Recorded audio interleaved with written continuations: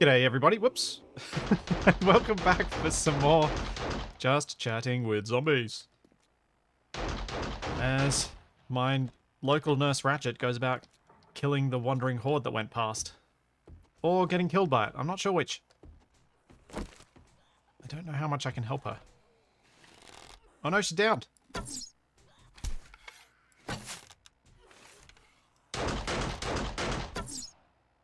Gotta try and help.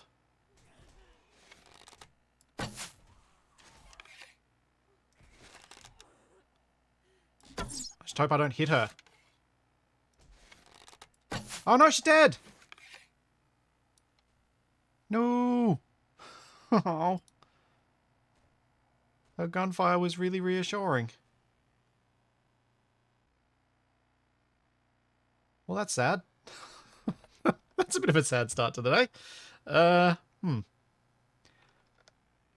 I can't remember what I was kind of focused on at the end last time. Do I even have any, much water or food or anything? Oh, yes. Yes. I was hoping to get, all the stuff to be able to make teas. Yeah, my sidekick's gone. Not good. Right, so... back to this. Let's filter these down.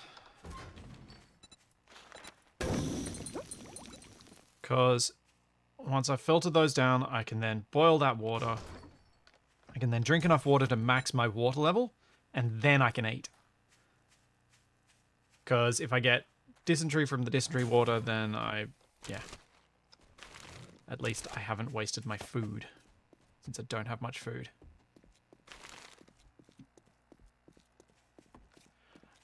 Tanning rack. Yes, I was trying to get a tanning rack, wasn't I?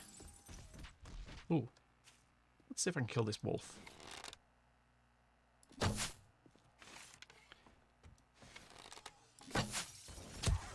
Oh, yeah.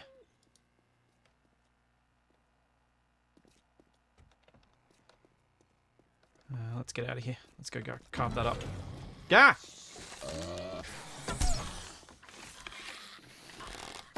Oh, missed.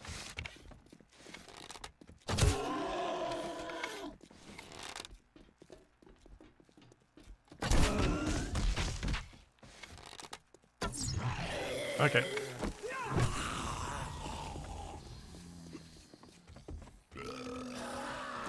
This is proving messy.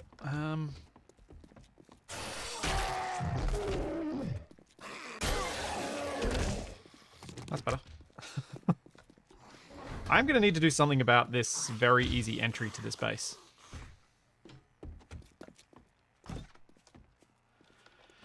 I think intact window downstairs is required. Not so much extra door.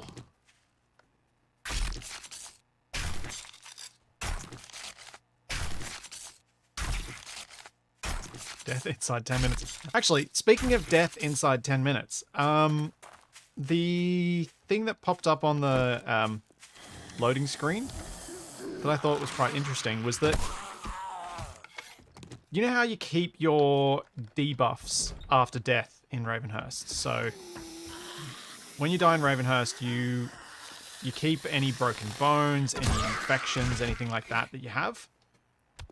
And the justification for that is that you don't actually die, as they call all of the things near death debuffs, not death debuffs. So the way they say it is the Crazy Jake clan is always watching you, and they actually carry you home a la Stardew Valley. So when you wake up, you've woken up from a near-death experience, and therefore that justifies why you still have all your wounds and whatnot. It's because you didn't actually die. Which I thought was interesting. It's all still very gamified, like it's gamified whether you wake up or whether you are respawned. But I guess because unlike Project Zomboid, where you actually have to have a new character, in this, it's the same character you wake up as, so maybe it is more in-game for us to be carried home and woken up.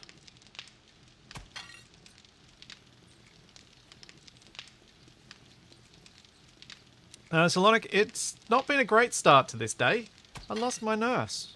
My nurse Ratchet died.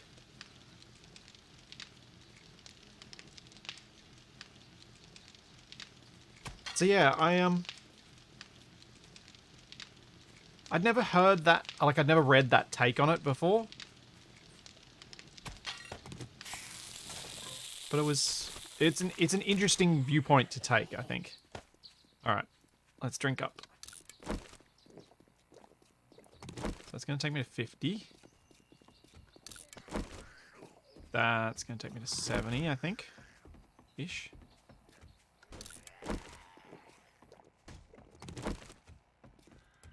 And I'm going to do one more.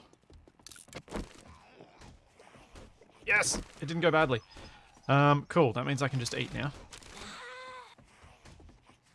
I don't have much in the way of food. No tin cans somewhere here? Yeah.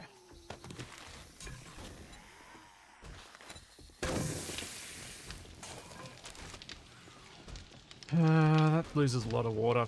Food. Let's eat the snowballs.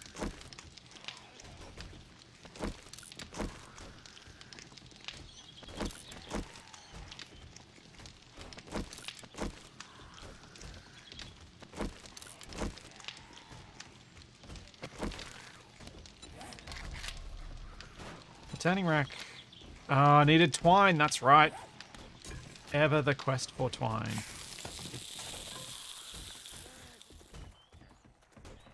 And I'll eat one of these.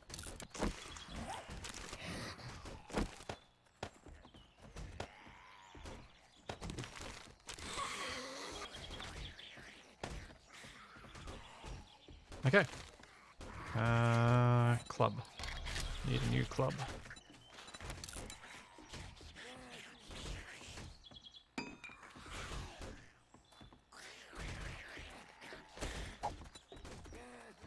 Ah, keep using Icarus controls.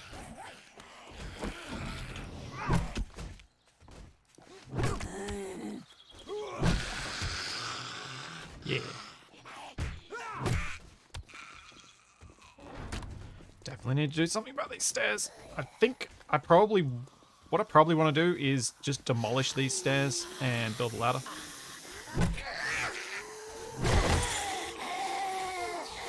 Stairs just make it too easy.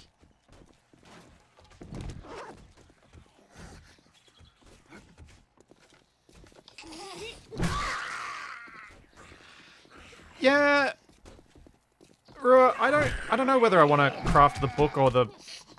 Oh, actually, you're right, because the book will have a quest for me to actually make the drying rack, won't it? And that way I won't have to make two of them.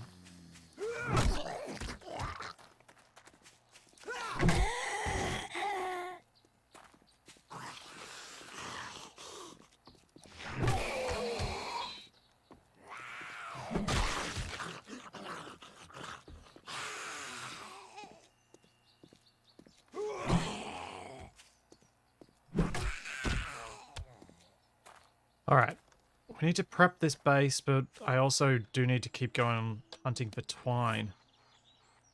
I don't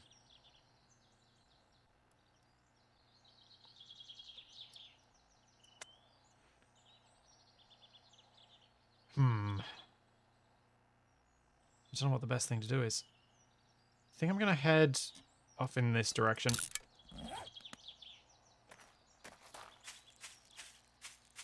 I've got a whole, like if I leave myself 2 full days to do prep, maybe by then I'll have enough stuff to, like maybe if I use today to do more looting, I might chance upon enough stuff to be more prepped, if that makes sense. One of the challenges with Ravenhurst is like, because it takes you so long to get the stuff you want for prep, you kind of have to do slightly dodgy prep for the Horde Night. Which is kind of what I like about it. One of the things I always struggle with in any game that I've played enough that I've gotten the hang of how the progression works, is creating a situation where I have to use suboptimal solutions for things.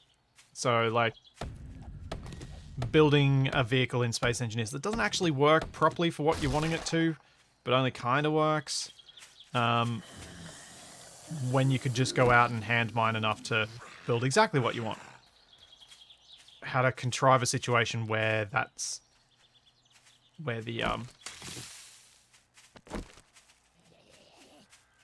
imperfect... Ow! How did you time that, you jerk? The imperfect build is still required. I should probably mine a few more of those rocks over the next couple of days too. And I think that's kind of like slowing you down before the Horde Night. Ooh, Molotovs. If I'm slowed down before the Horde Night, I'm more likely to have to build something that's not quite gonna work, because I won't be able to build enough spikes, I won't be able to build enough this, that, etc. Yeah, Kevin, exactly. The Dongoose. The Dongoose is an imperfect vehicle that I can work to improve on, and I can work to make better over time. That's something that I like to do in most games, is feel that sense of progression as you build better and better. But to be able to do that, you need to slow yourself down enough that you can't just build the best thing from the beginning.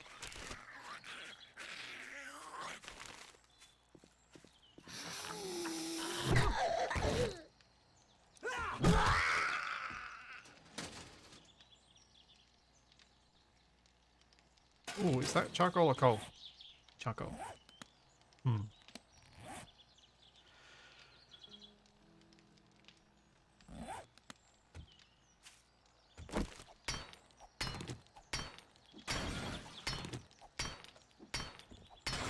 Yeah, so, like, I was thinking about this particular issue a lot whenever I think about this, I should say, whenever I play games like Transport Tycoon. Because I've played that game so much, I find that I end up kind of not building the imperfect rail lines that I then can work to improve over time. I just build exactly what I want right at the beginning because I know it's easy to get the money to. And that makes me a little bit sad. And that's another coffee maker that I should try and pick up.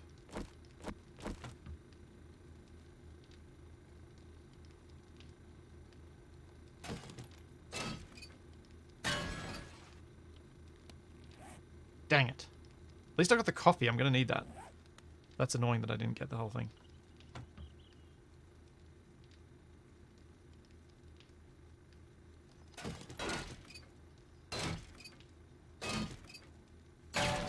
Got the microwave though. So I've got a microwave, I've got a toaster. Still can't get my coffee maker. I know I should be searching the house for twine, but as you've probably noticed, food and water are a little tight still, so I figured looting the kitchen makes sense as well.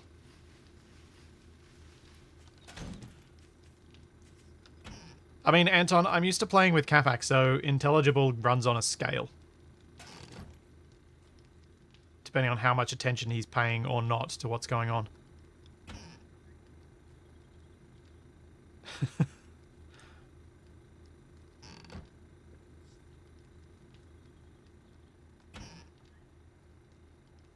I don't know. I figured calling this stream out for being predominantly about chatting and not so much about dying or hoarding or whatever else. Well, it's still going to be about hoarding. It's 7 days to die. But, you know. Seemed like a fun way to name it anyway. It's true. That's true, Kevin. The night air does talk. Just still something that I've said heaps of times. I don't feel it's necessary.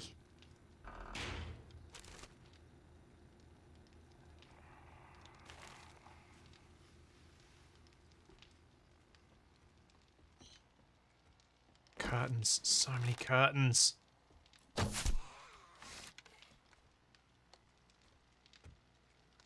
Give me all of your curtains and all of your twine.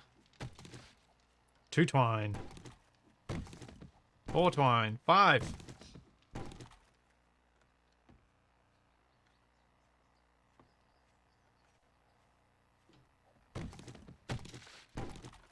Oh yeah, there's 8 twine.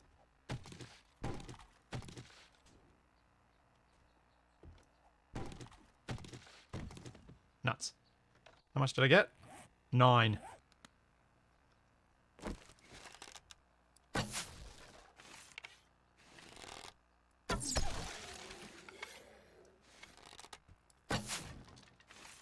That's not bad at all.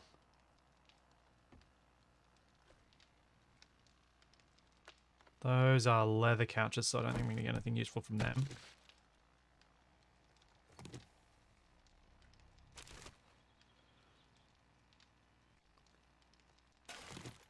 Oh yeah, coal in the fireplace.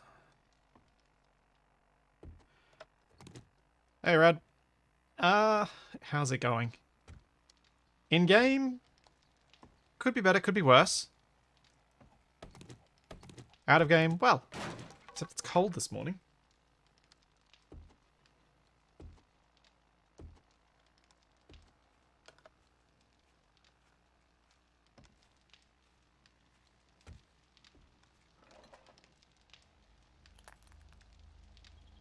Oh, more curtains. Yes.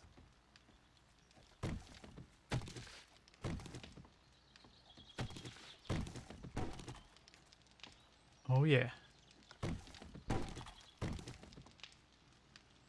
This was the best house for me to have looted. Oh my gosh.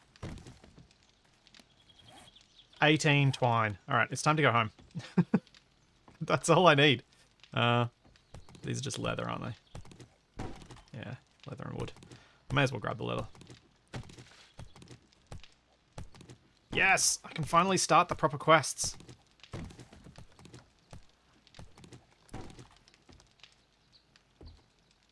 Can I wrench down the lanterns?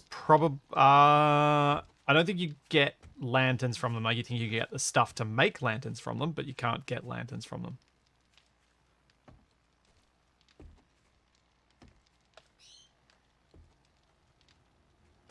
But I'm getting out of here because I've gotten a lot of good stuff and I'm really encumbered.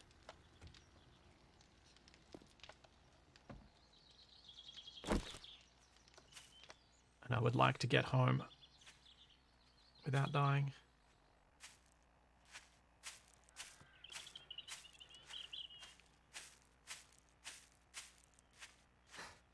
Stop tempting me with stuff that I don't really need right now when I've got the stuff I really need right now already on my person.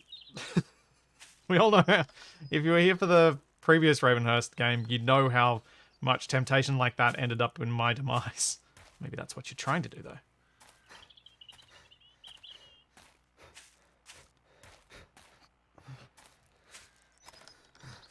I can go back in and loot the rest of it, but with 18 twine on me, I need to get that home. Not look at hidden floor panels.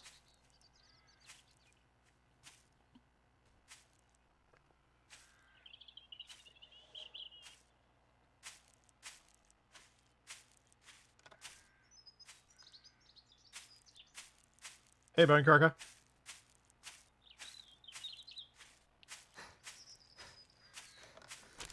I can get the drying rack, then I can dry the chrysanthemum and the goldenrod. I think there was some... Oh, I needed a prep, like a food prep table to make the bacon and eggs, didn't I? Alright, let's just get the quest logbook thing out of the way and see where it leads me. I do find some of the quest aspect of Ravenhurst a little too forcibly linear. It stops you from jumping ahead, or it discourages you from jumping ahead so much. And so, while it does help you actually be able to play the game at all, I think there's something to be said for trying. I don't think they can do it easily with 7 Days to Die, but a questing system that allows you to jump around and do what you want to do first, rather than what the questing system tells you to do first. Thanks so much, Dragnon. Yes. Overreaching when looting has never gone wrong for me. Nope. Nope. Nor has temptation by a medical container. I'm sure it'll never go wrong for me again either. I mean, look at me. I'm 32 encumbered. That's silly in and of itself. I've already overreached.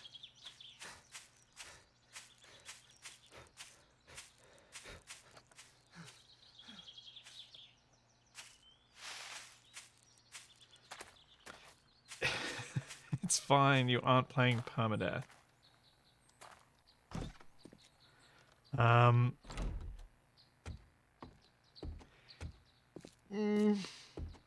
Ravenhurst, even without a permadeath, still feels like dying is a bad move. And considerably problematic. Alright. What's my quest? My quest is creating a journal. Which I'm assuming is crafted on this. Survival journal. I need paper. Which I have somewhere in one of these.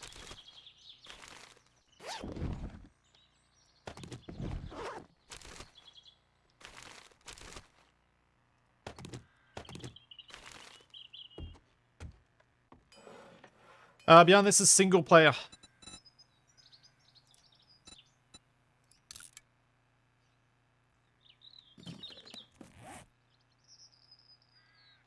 I don't tend to play games like this on servers unless I'm playing with people. There's just not much of a benefit. And the potential for getting griefed is way too high in a game like this. Because 7 Days to Die has a lot of multiplayer hacks that are still possible. So you really only want to be playing with people who you know and who you can trust.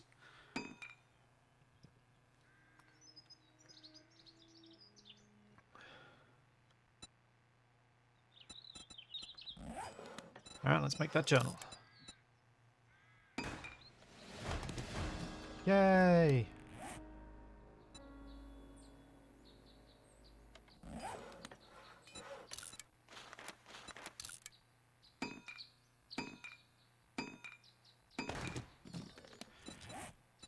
Alright, what do my quests say now?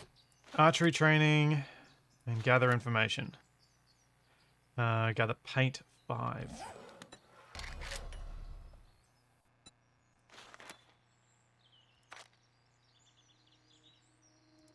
Chrysanthemum and murky water. Hmm. Have I picked up some paint already though? I feel like there was something I've discovered during the last playthrough that I've forgotten regarding paint and easy ways to get hold of it without having to craft it. But I'm clearly misremembering something.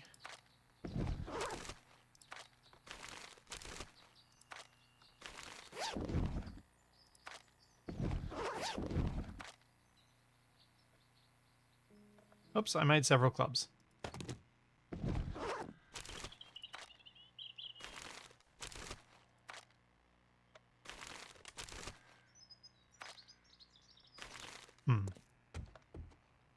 Oh, scrapping dye. Yeah, that's it. That was the one, Kevin. You're right. I don't have... It was taking dyes out of various bits and pieces and scrapping them. That's the thing.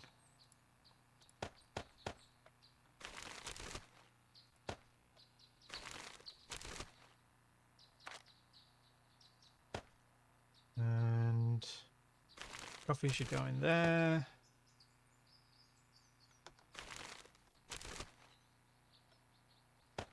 That can go there.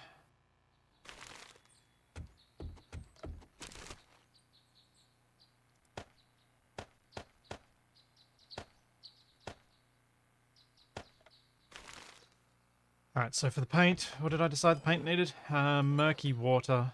I gotta go I gotta go get some water then. That looks to be the closest location. Off we go. I'm not gonna jump off the top.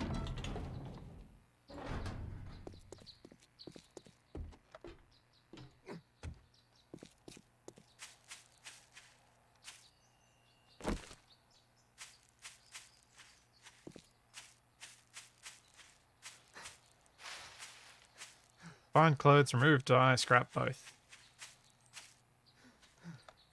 Yes, I've already been into the toilets downstairs. I am also realizing I probably shouldn't run off just now because my axe and bow are almost broken.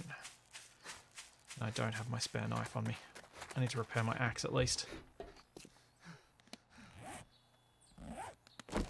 Slash make a new one.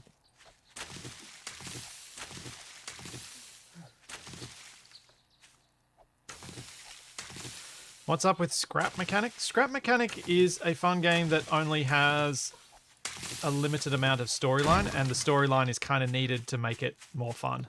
So, Capac and I think we've both got interest in playing it some more, but not until it's got more stuff to do.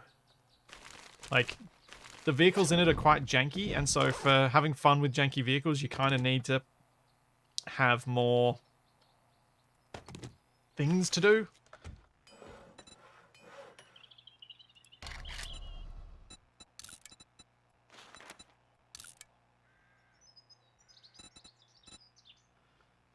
Stick.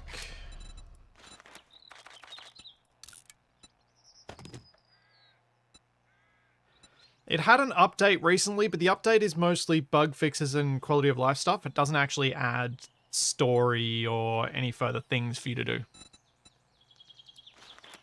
NPC action stop. Huh. Okay, it looks like the NPC stuff is going to be a bit fun to figure out. What do I need for the handle? Primitive handle. Just need those sticks to be made. The game Tin Can. I haven't heard of Tin Can.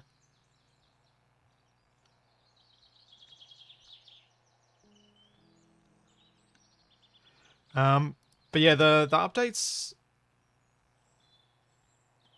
to Scrap Mechanic seem to be slower than the cadence that I'm used to from other games. Like, I'm used to the cadence from things like this and Space Engineers, where it was a lot faster.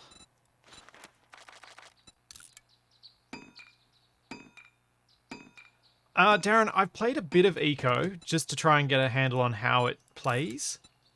Eco's an interesting one. I would love to come up with a way that I think I could play Eco and have it be interesting for people to watch.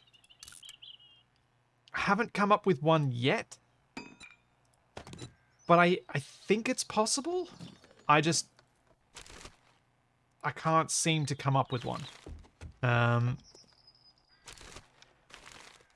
Because I know the politics side of things in Eco is the big part of it. So how to make politics interesting, and I feel like the prequels in Star Wars kind of proved that it's not. Politics is not interesting. So yeah, how to do that, I'm not sure. I guess like a big part of it would be making the people involved in the politics people you care about. But I'm still not sure how to do that. Tin Can looks like a more realistic and less comical breathage. Breathage? Still don't know how that one's supposed to be pronounced. I kind of liked the quirkiness of breathage.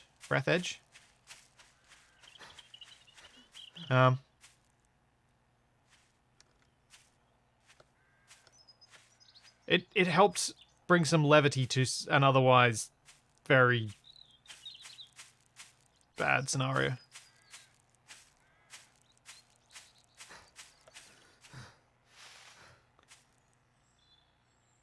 7 days to die added a handy drone to Alpha 20.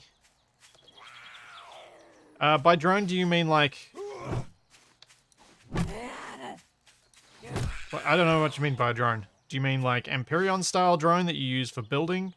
Or do you mean like carries a little bomblet and you fly it into a group of zombies and it explodes?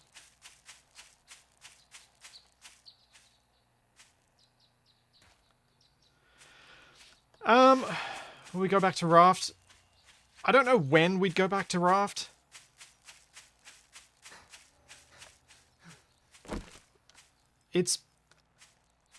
I had fun, but there are other games that I'd probably put higher on the list than Raft at this stage.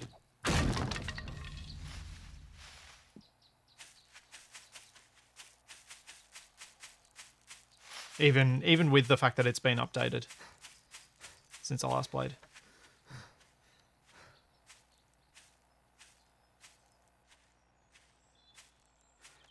Now, do I go into this house and loot it? No, I go get water first.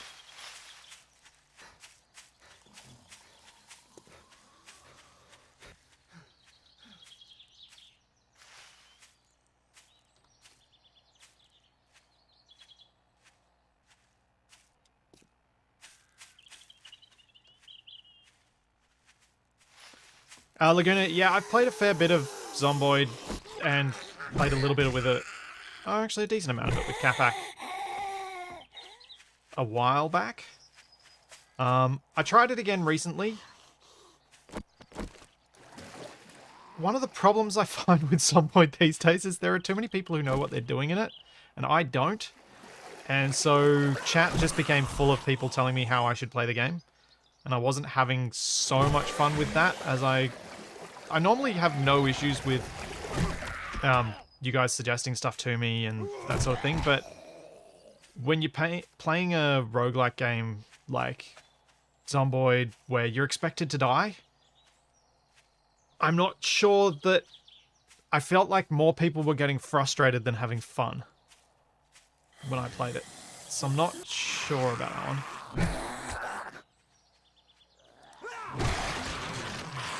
I definitely feel like if I was going to play Zomboid again, I would have to play with Capac, not solo.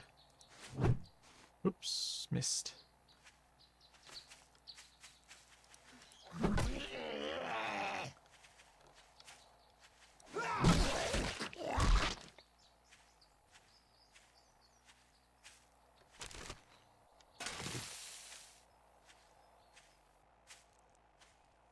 Let's go back inside.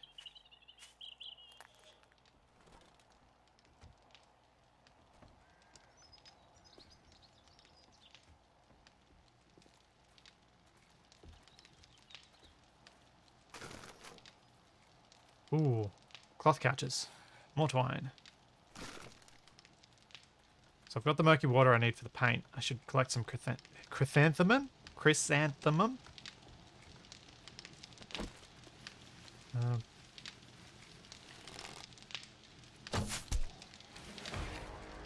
Yay, leveled up. Mushrooms.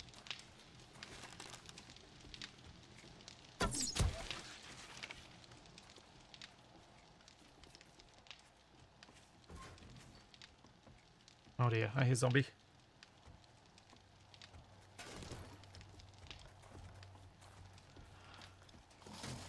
I found Zomboid's crafting mechanic a bit limiting.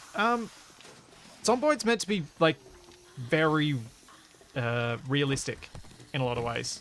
And it does that, it does achieve that, and it achieves it much better, I think, because it's a... Oh. Jeez. And out I go. That is too many zombies awake downstairs and upstairs. And too much chance of me getting surrounded. Why was I getting wet? Why am I getting wet? What? Why is my... Oh, it is raining. I just couldn't see the drops.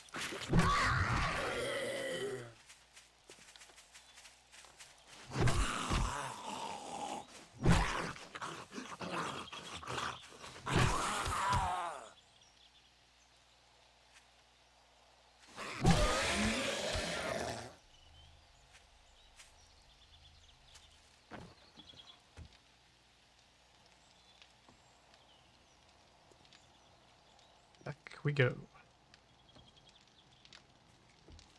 I'll break... hopefully we'll remember to break down that chem station on the way back out.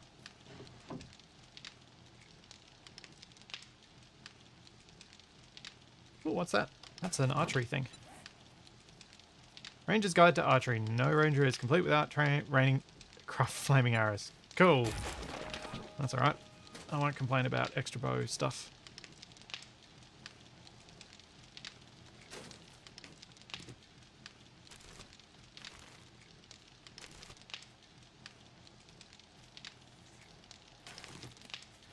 Don't want.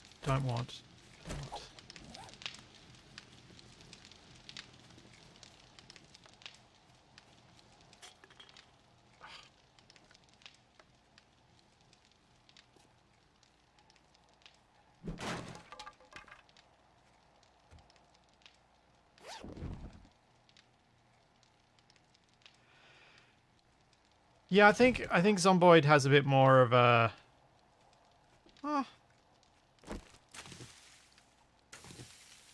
Zomboid's...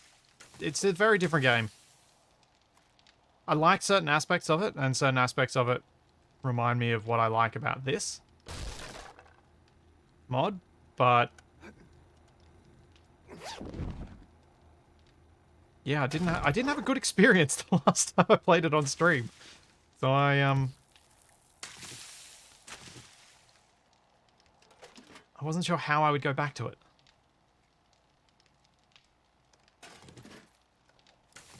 Because I definitely enjoyed playing it when I've played it offline. But that was in older versions, and the combat's changed a lot.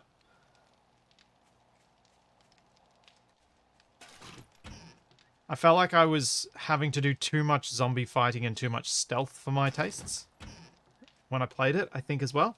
I like to do a lot more building and crafting and construction. And if the game forces me to do too much fighting, I kind of lose a bit of that enjoyment.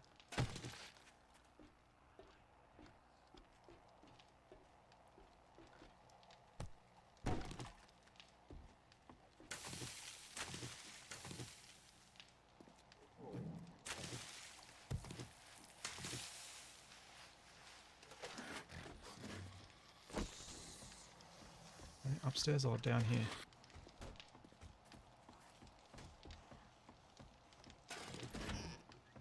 I think they're upstairs.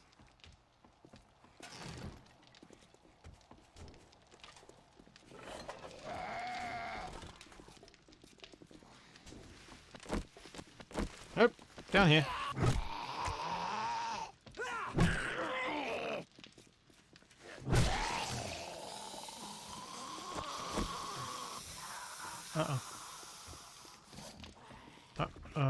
This is not where I want to be when zombies are coming downstairs. Loot. Oh, more encumbered. It's not good.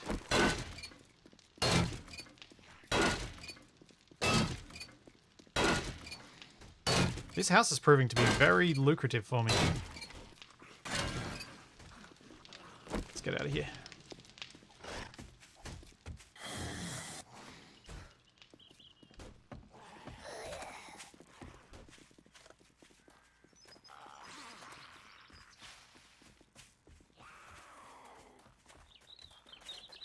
Yeah, Laguna, I think that's kind of where I've got to go with Zomboid is spend a bit of time figuring out how to get the settings so that I can balance the game the way that I would like to play, rather than just playing with the default, because the default was just, if you don't stealth, you die.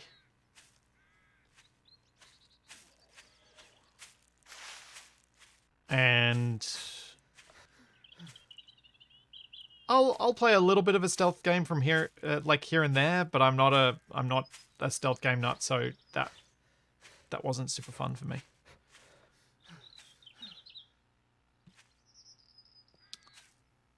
So Tex, in 7 Days to Die, there's a whole map of what was here before. And that was just one of the houses in the town.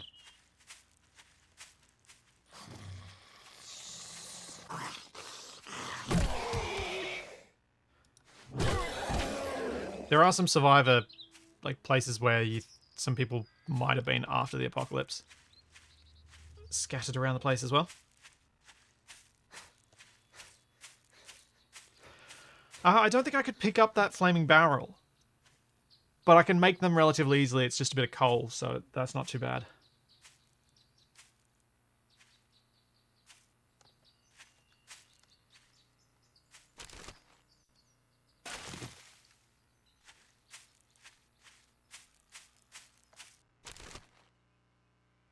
Yeah, Marcus, I'm not sure what, like, I mean, I think it has a fairly active modding community, Zomboid, so maybe there'll be stuff that I could use to help set it up the way I want, but it's finding the time to learn those things as well as anything else. Alright, after this loot trip, I'm going to go out and get chrysanthemum so I can make the paint, so we can try and get this quest progressed.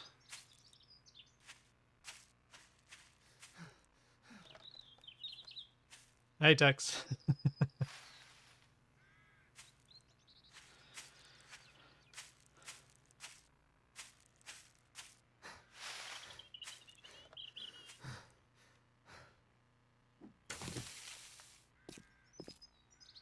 I've always been a morning person, so getting up early for these streams is...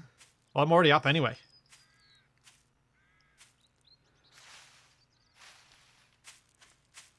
It's pretty common for me to be awake from about 6:30.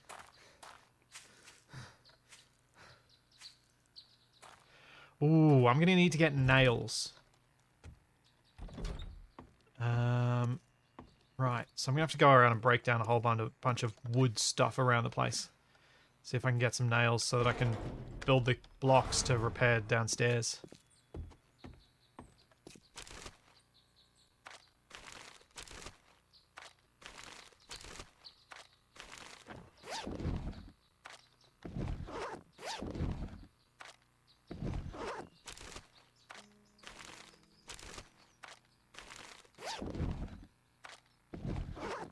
Man, I love knowing that that button's there now. Saves a lot of time with this. Especially when you've got the stupid number of loot bags.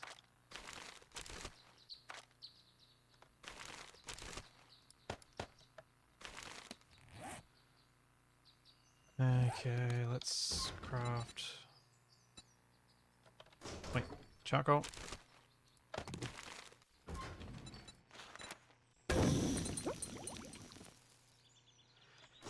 The murky water. Pop those cans away. Recog. Don't need recog. Don't need that shovel either.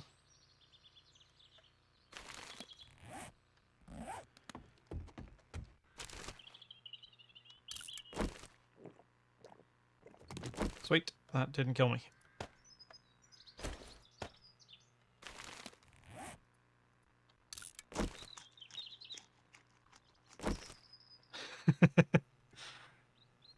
Yeah, I know. Non-morning people always complain about me being a morning person.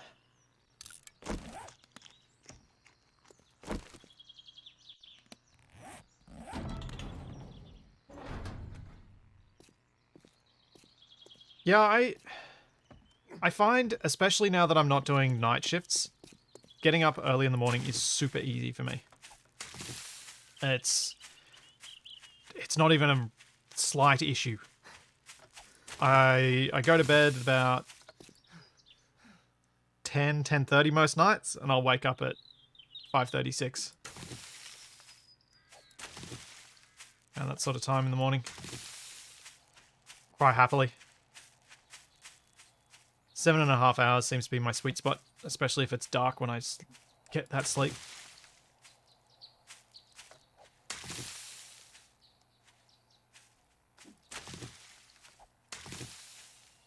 I am going to need to get that farming skill up so that I can get twice the stuff from each of these plants as one of my earlier skills.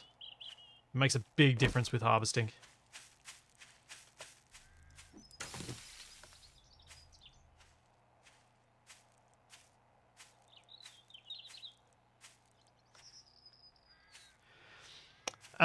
Reverend Trickster, there's no zombie proof in 7 Days to Die. It's slightly more zombie resistant in Ravenhurst. The vanilla game, there's no zombie proof. They've made building your own base a tragic, like just almost pointless in a lot of cases.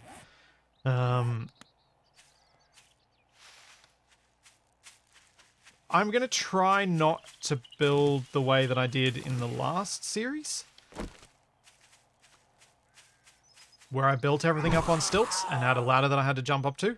That's still probably going to be my entryway design for a while, but I'd like to eventually have a doorway that the zombies are funneled toward, because then I can put all my traps there and I can put turrets there and I can do stuff like that and have a bit of fun. I've increased block strength versus zombies so that building a base is a bit more feasible. I can't remember what I'd set that to last time, but I'd also increased the strength last time because I didn't want it to be super easy for the zombies to smash what was taking me a long time to build. That's enough. Wait. It was 5 chrysanthemum per paint, wasn't it? I think. No, it's 1 each. Okay, that's enough. I've got enough paint.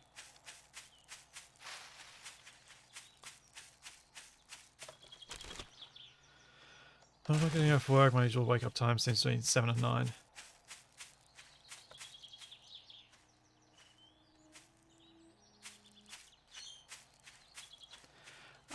Underground bases... underground bases mean there's a lot of time with me staring at a wall, hitting it with a pickaxe. Plus, zombies can dig straight down. So underground bases have their limitations.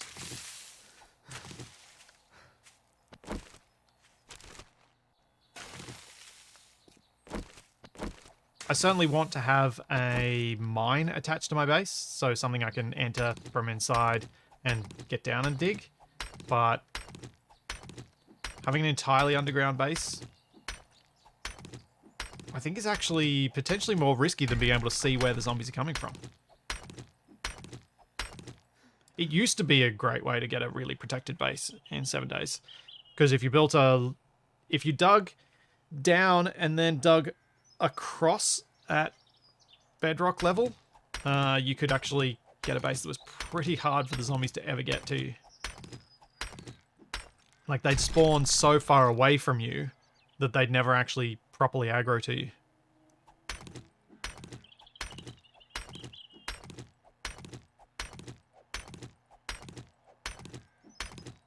I did that once on a server I was playing on with a few friends. And it meant that I didn't actually have to protect my base with anything. Even on the Horde nights. Everything spawned on the surface, and because it was before zombies could dig down, I was just perfectly safe because my entryway was like 400 meters away. This, as in the surface entry.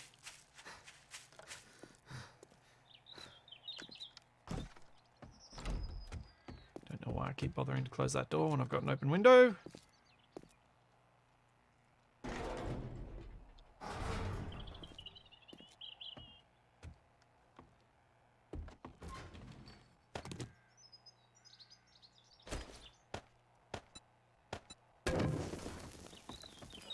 Okay, let's make paint. Over here.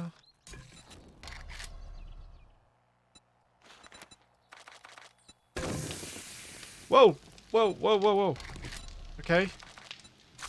Apparently you get 100 paint. I only needed one of these. Let's not make 500 paint just yet. Pre-industrial style fortifications work pretty well. if you've got the game set up right.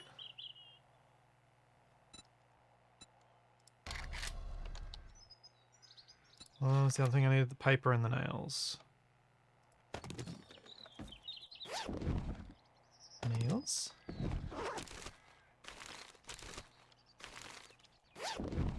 Paper.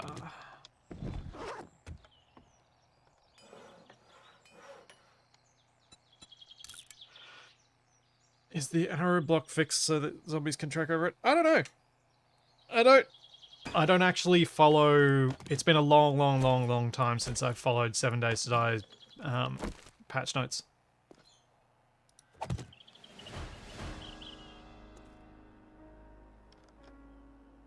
Alright, what do we need for these things?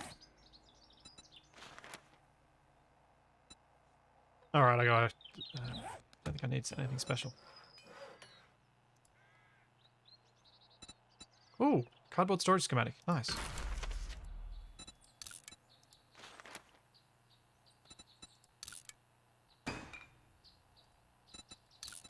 Advanced survival chapter. Clay soil, farming, seed pack, insects.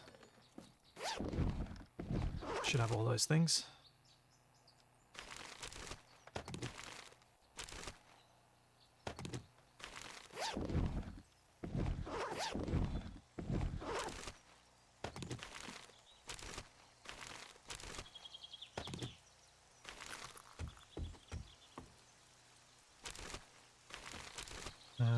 What was the other thing I needed? Bugs.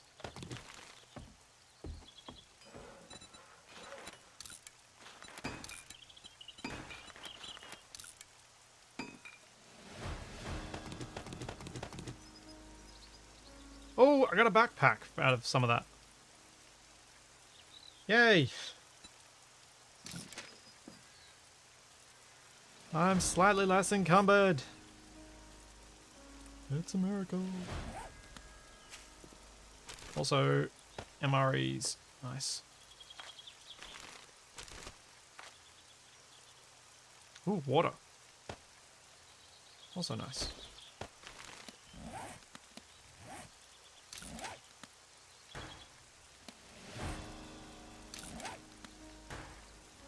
I mean, actually, my criticism about the way that the quests work earlier isn't entirely... It's less valid than I remembered at the time, because you do have the 4 different paths here. Which is obviously their attempt to make things a bit more varied.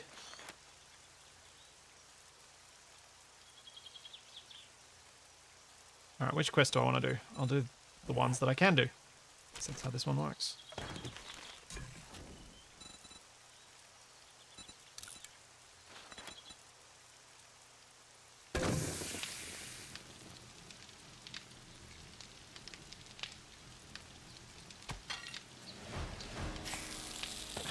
Yeah, Marcus.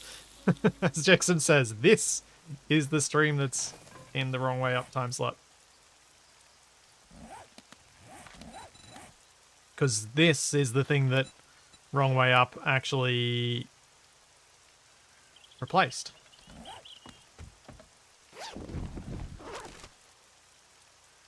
Because this came first.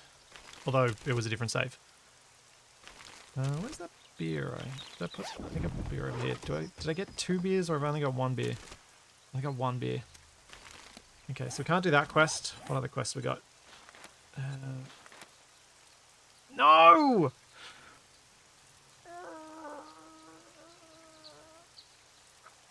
Poop. Please don't tell me I have to actually craft the survival campfire. Please let me just pick the one up that I've got. Let's actually set that to be my active quest.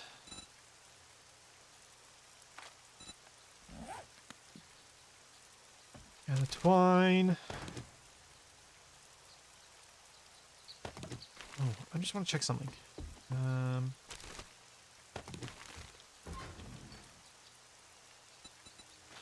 Okay, it does seem to have to actually be coal, not charcoal.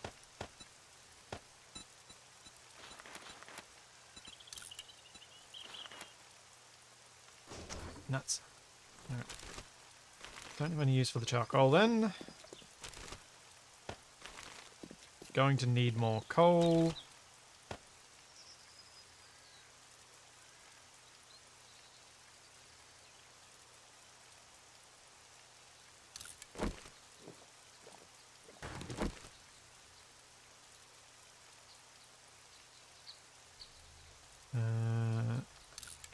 No, I got dysentery.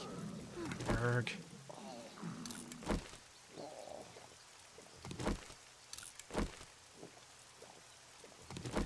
This is why you need so much more water early game. Oh, it happened again. Okay, I'm starving. I have to eat something.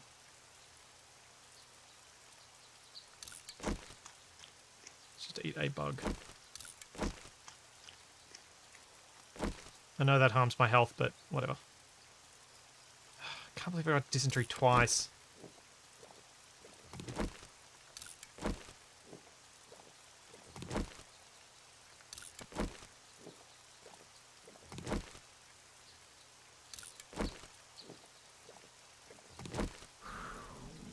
Okay, hopefully that's good. Now let's eat the bugs.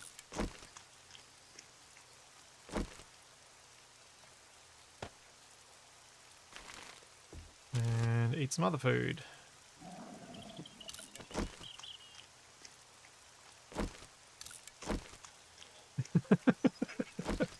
Double dysentery. Dysentery to electric poogaloo. Wow, Jax. That was pretty good. Gross, but still pretty good. Sure, let's eat some Cheez-Its.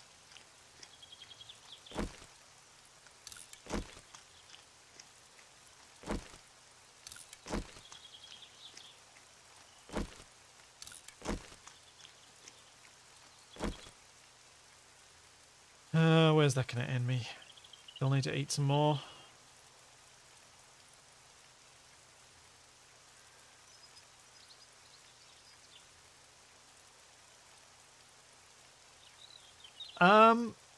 I don't think Capac's gonna join. I did talk to him about it, but I don't think so.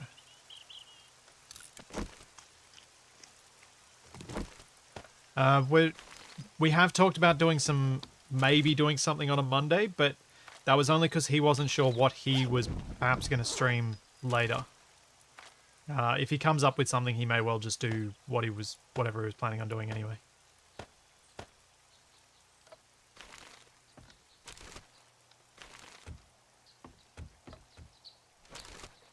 Yeah, still uncertain as to what our definite plans are around this stuff.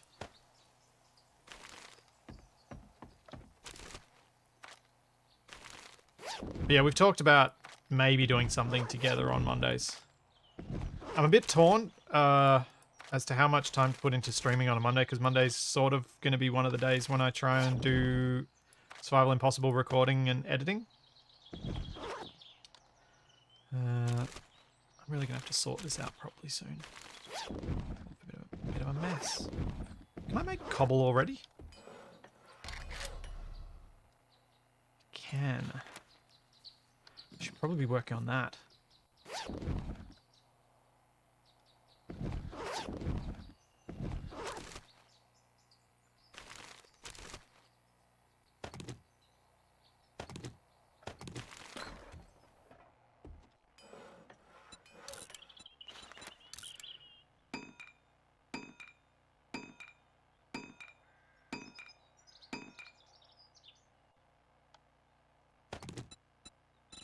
Sticks.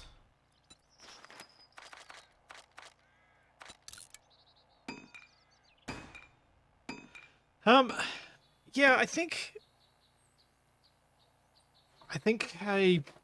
there's some things I'd like to do with 7 Days to Die.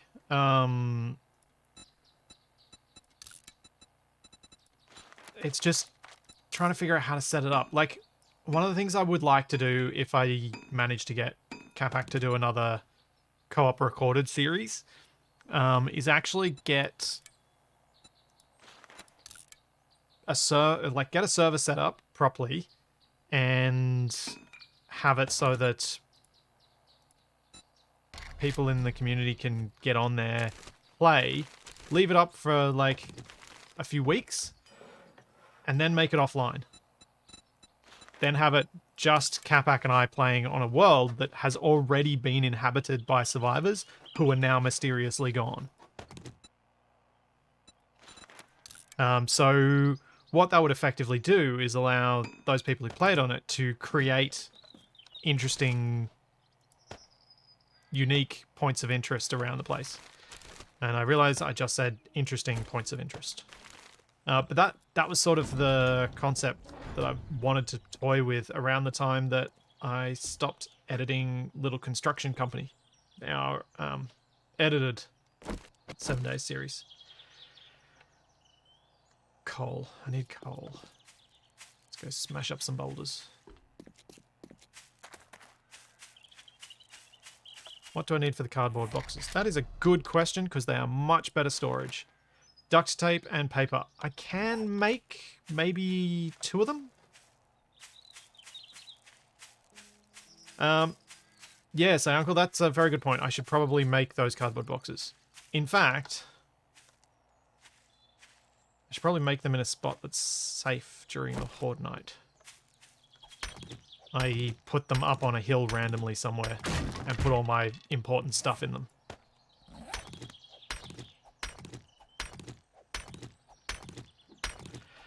It's true, it's points of whose interest, Tex.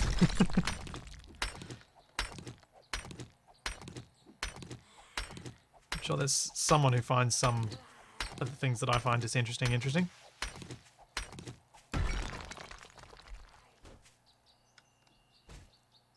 Apparently, that lady doesn't like trees. Or didn't like trees. Or now that she's a zombie, she can't figure out how to hug them.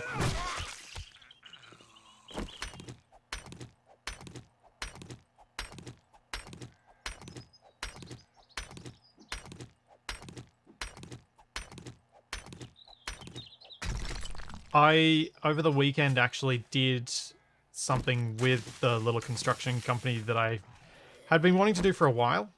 For those of you not familiar, Capac and I, on our shared channel, for a long time were doing co-op 7 Days to Die, recorded, edited, and then in the last series that we did, Nab and DE joined us.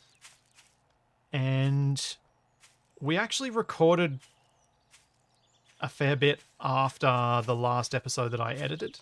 But I kind of ran out of time for editing it. I think at the time I stopped, it was early COVID lockdowns here. And work was pretty busy and exhausting, and I had to cut some corners somewhere, and that was the thing that I cut. But I'm going back and I'm editing the stuff that's there to give some resolution to that series. Because I'd like to try and revive that channel a little bit if I can.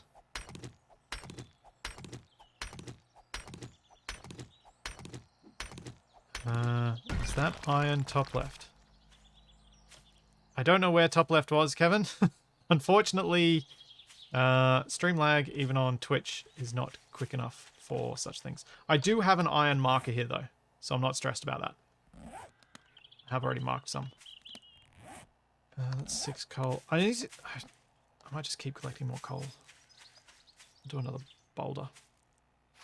Find one.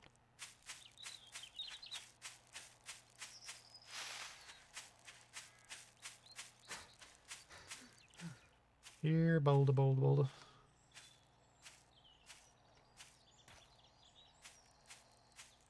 El Grito, I don't have a specific plan for the duration of these streams. It's kind of just what I feel like at the time. But typically I'll go through, say, 3 in-game days, which with the timescale I've got set is about 4.5 hours. 4.5 hours.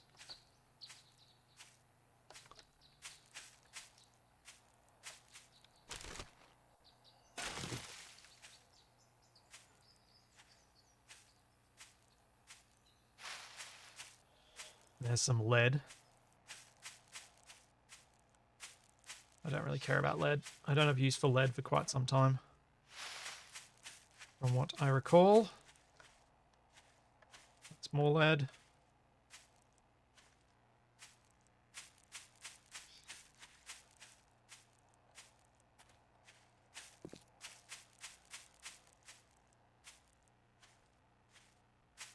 Kevin, there's a compass up the top of the screen. It's always up there.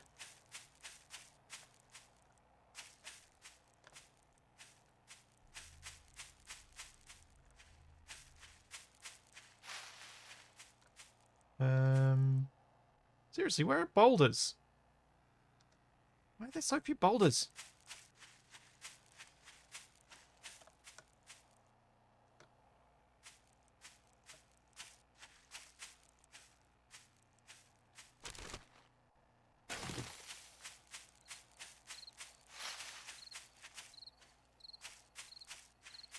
Oh, chicken.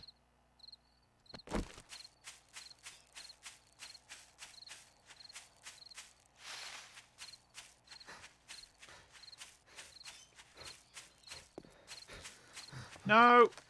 Straight stamina.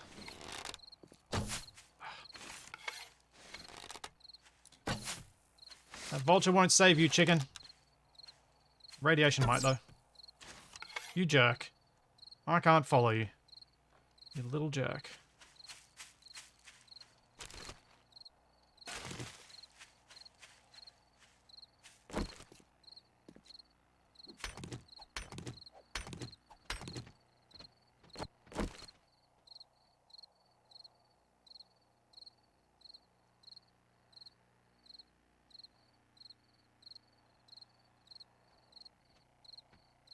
Come on, vulture. Come on, come down so I can shoot you. I don't trust my aim with this pipe pistol.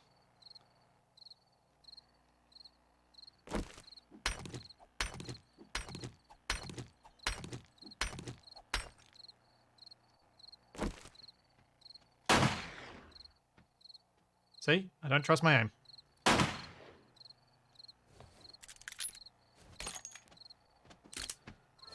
Whoa, that's closer.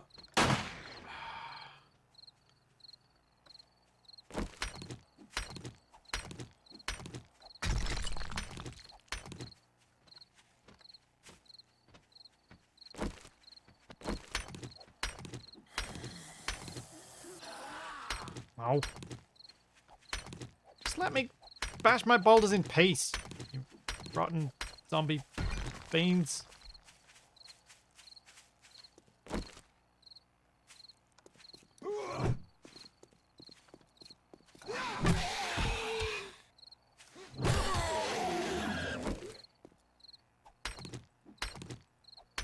How much coal have I gotten? 8.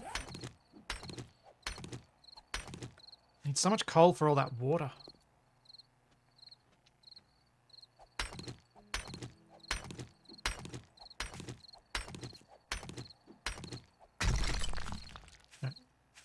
Head home.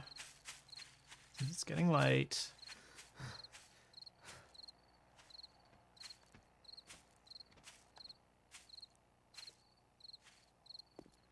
The vultures are so annoying with the way that they can detect when you're looking at them, and so they go further away. So you have to kind of sucker them in and hope they don't sucky punch you in the process.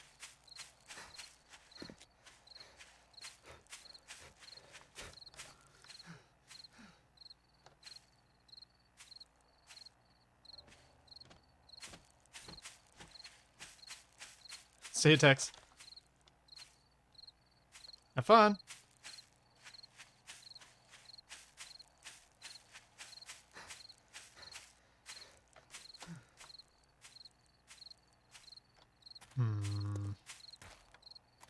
Are they still following me? I think they give up a bit more easily than they used to.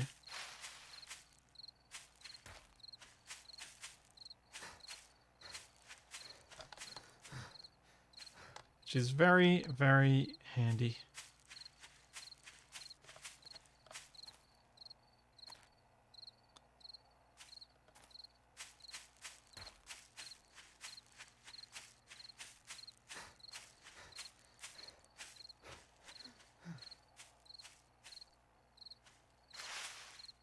There's another boulder. Work that one till this pickaxe breaks.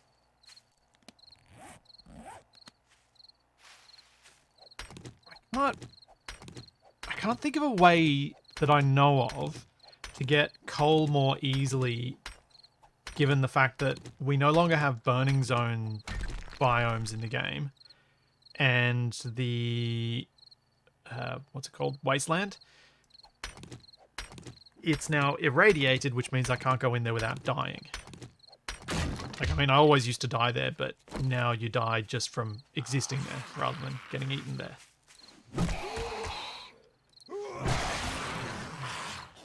I just don't know of anywhere else that has coal easily accessible. Maybe the snow area does. Actually, that could be it.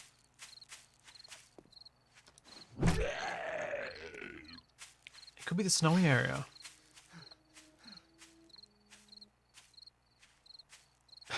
Yeah, you need a rad suit to go into the wasteland, which means the wasteland is off limits probably for a long time.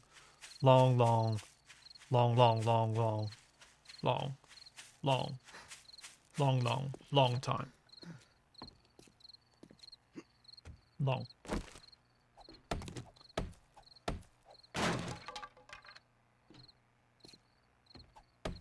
Like, I suspect it's not going to be a thing I can go to anytime soon. Yeah, I'm a bit sad they got rid of the burning zone too.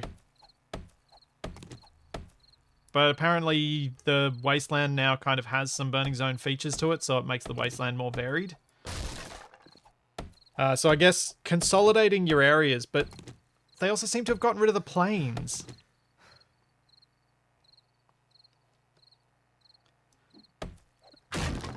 Like the plains zone. So, I don't know. I feel like if they're consolidating them down so the map generation can be a bit more consistent yet still interesting by having burning zone and wasteland together, having plains and forest together, and making them interact with each other in more interesting ways, great. But just getting rid of the biome altogether seems a bit sad.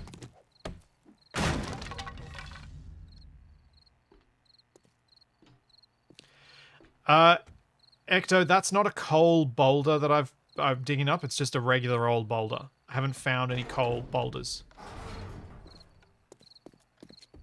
So I'd have to find an actual coal one to chase it down. I've finally found iron and whatchamacallit? Lead.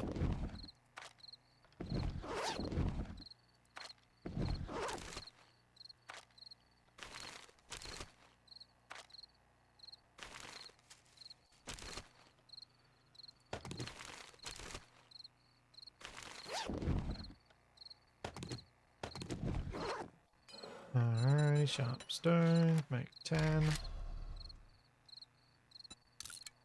I'm wondering whether the snowy area is where I would find the coal boulders to go under. Because if it is, then that's a good option for me to go toward.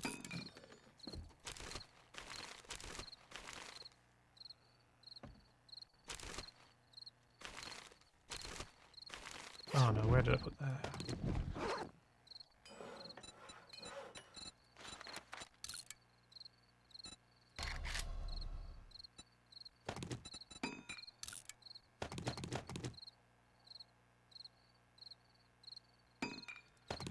Yeah, I haven't seen any of those buildings either.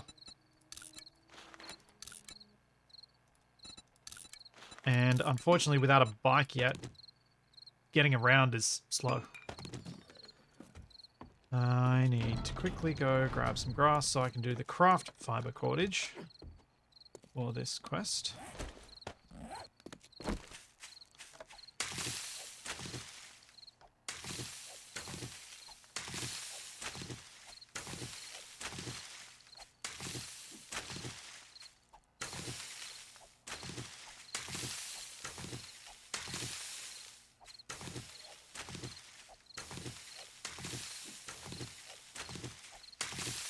And then I'll keep breaking down those pews. See if I can get enough nails to build up my walls a bit.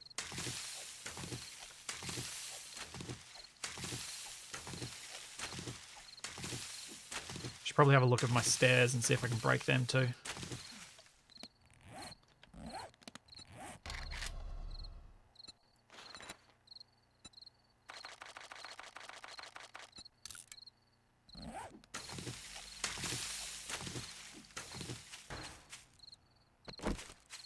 Ah, good. It's gather survival campfire. So if I put down my claim block, I can pick up my campfire and put it back down and we're good. Oh no, I've already broken all the pews. No. Oh, I'm going to have to break cabinets. I always forget that that's a thing I need to do.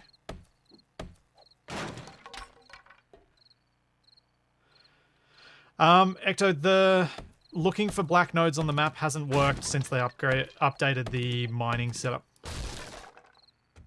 I tried that last stream and it did not work.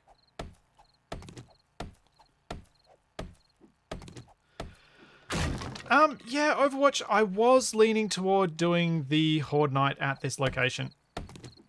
I've been still debating it as to the merits of doing the Horde Night at my normal base versus doing it at my at some special Horde Night base.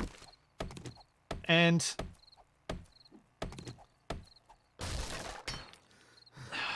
I still don't know which one really feels best.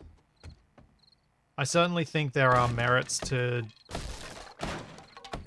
both arguments. Like, so doing the Horde Night at my own base, my regular base, means that there's the extra fear, there's the extra stress, there's the extra fun and challenge of building it up and making sure that it actually survives it. Doing it at a separate base means that I don't have the pain, potentially, of losing all my valuable loot because it gets destroyed during the Horde Night. I'm not... But then the downside of that is I have to prep a different base, which means I have to go find one, clear it, prep it, move stuff over there, and then the Horde Night is just a bit different. And I did that last time and it was still fun, but I think I'm leaning toward doing the Horde Nights at my one base and just having one base for everything.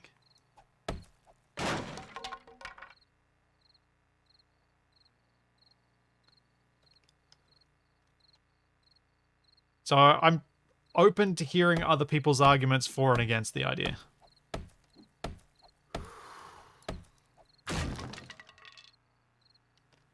Because I'm torn.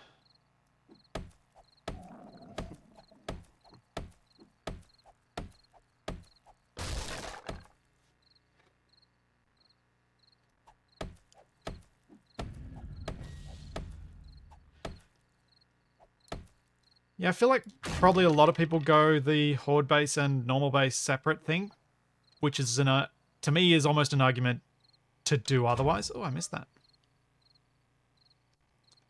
And do them together because it's not what's normally done.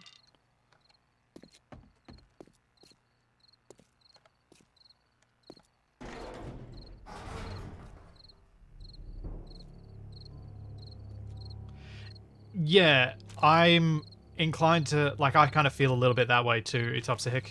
It's a bit metagamey to have a separate Horde Night because then it's kind of like knowing that's when you're going to be attacked.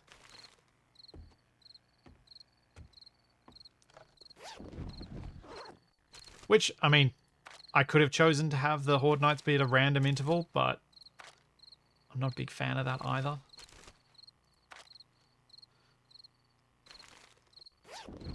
I should keep these steroids on me when I next go looting.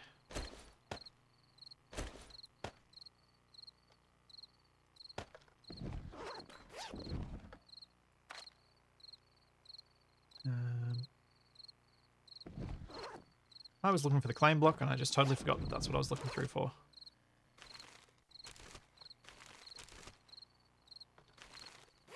37 forged iron already. Nice. There we are.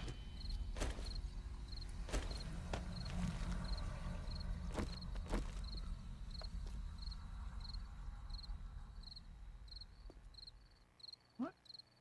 Why does it not show up for ages and then it shows up?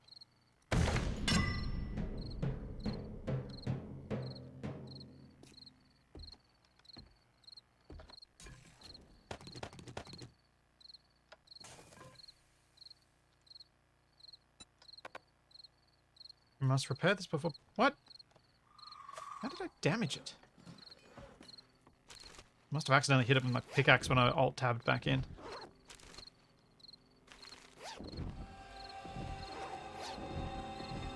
I will make cardboard storage in a sec. This is bad. So bad.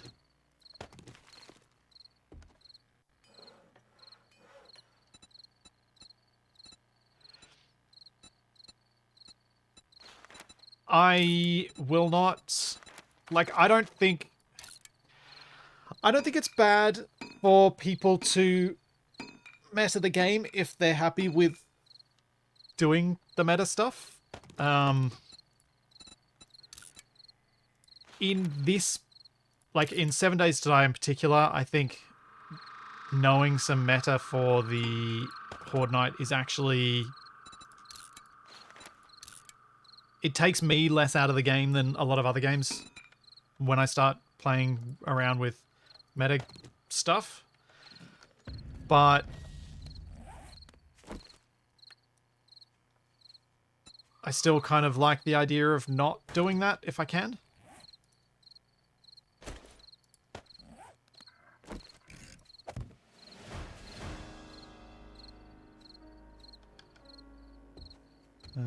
Do I have any schematics? I don't think I do. So we need a different quest. Which is the next quest we're going to do? Make a farm table. Tanning rack. Let's do this one. Which I should have enough to do. So I've got an animal hide somewhere, which I think I put maybe in the food one? No. This one? Yes.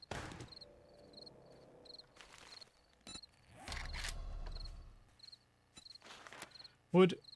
Okay, I just need to find my twine. Yeah, exactly, Overwatch. It's not good or bad. It's just how do you want to play. Although I think there are some games that people... I've heard some people complain about certain games and how they play, and you hear them talking about what they've done in that game, and you realize that one of the reasons they're not having fun is because they're not playing it as a game. I mean, because they're playing it solely as numbers that they can mess around with, and they've taken themselves out of the joy of the actual experience. And I think that's more likely to be true in a role-playing game. Like, if you spend all your time min-maxing in a role-playing game, there's a risk that you'll actually miss the fun parts of it.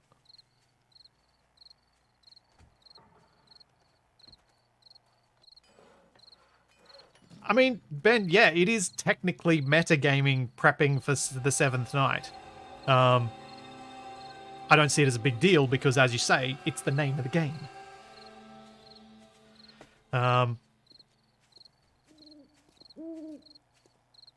Yeah, playing it as if it were a competition instead of playing for the sake of having fun, I think can take people's fun away. Yeah, bypassing the challenge and getting bored when they have nothing left to do. That sort of thing, I think, is... It's unfortunate that it's kind of the way a lot of people play, and then are sad when the playing that way has ruined the experience for themselves. And and the reason I'm aware of this is I've done it to myself before as well. Like, I've 100% ruined my own experiences by metagaming.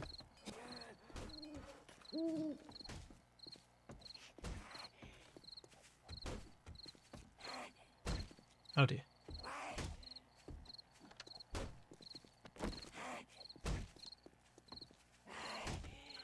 I don't know what's being broken. I wish I still had my nurse.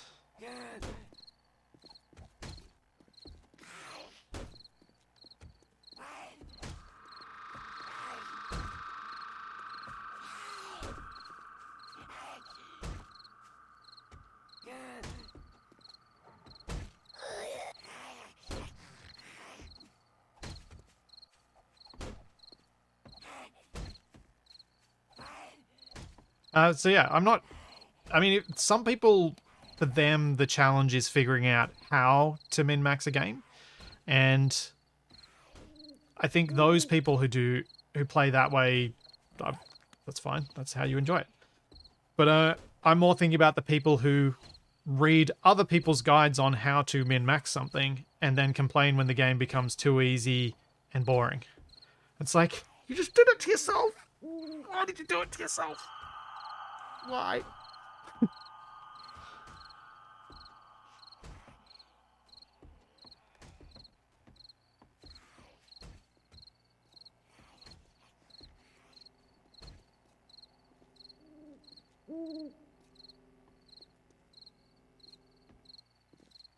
Margaret, the way the Horde works in 7 Days to Die these days is slightly different to how it used to work. When the game, for the first, 6 years of the game existing, something like that, the Horde would come on the 7th night like clockwork. Then they introduced a randomized timer to it, so you can... Default is still 7 days, but you can make it so that it comes anywhere between a certain time frame or just completely random. So it could happen every night. It could not happen for 15 nights. You just don't know. Any night could be a Horde night. And I can see that style of play being quite fun in a multiplayer environment. So everyone knows they've got to be ready any night because it could happen. Solo play, I think that would just, for me, take too much out of it. So yeah. Min-maxing is the term used for trying to minimize every negative thing and max every positive thing. I think it probably started in RPG style gaming where you are trying to design your character and level up in a specific way to maximize your experience points, maximize everything else so that you can get through a path as quickly as possible. It's sort of like speed running. It's a bit speed running-esque, but not just associated with speed running. You're optimizing a build. I don't know that I'd agree with optimizing playing. Dried jerky. And I need to craft leather. And where are my leather strips? So I think I can make leather from leather strips.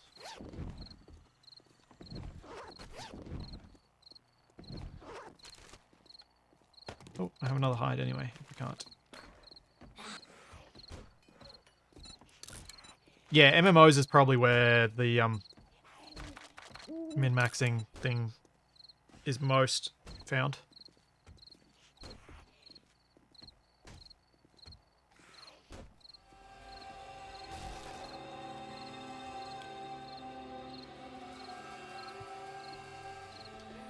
Don't you typically always min-max when you always max bow plus arrow skills?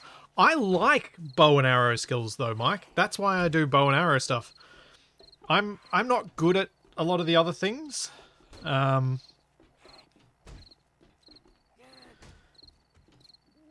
So I don't do it to min-max. I do it because it's what I enjoy. Like, I actually enjoy playing with a bow and fighting with a bow.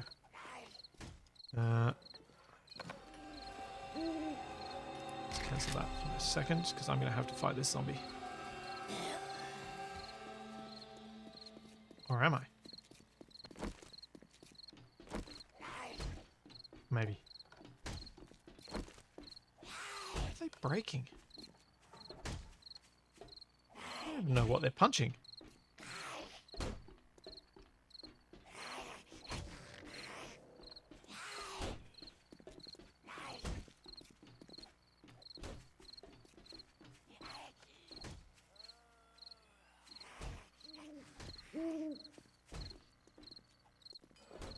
Yeah, I should make the cardboard storage. Where's my paper? 2 duct tape.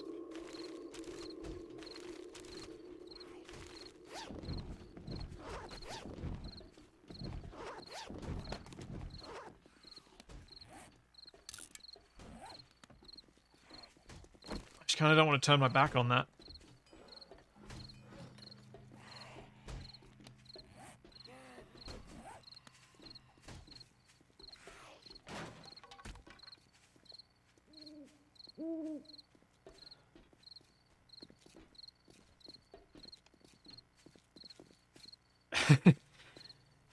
Yeah, Kevin, it's I like being a ranged, a sniper style character. Like if I think of where I first became properly obsessed with sniper combat, was probably the original Deus Ex.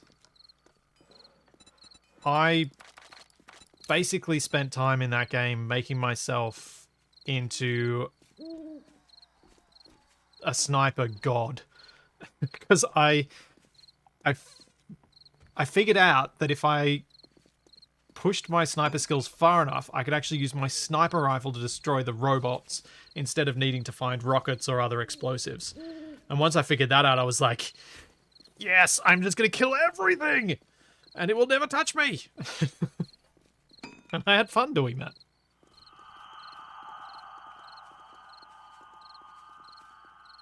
I don't have much. I'm not worried about the cash for cash thing. You get heaps anyway.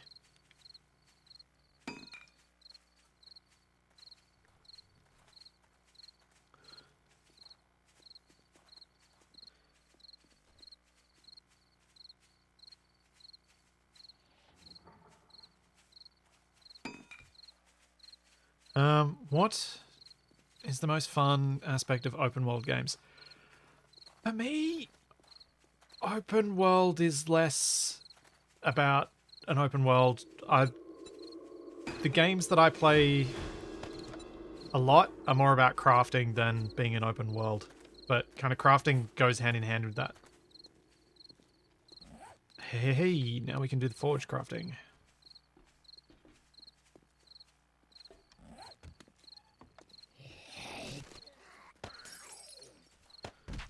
Oh, man.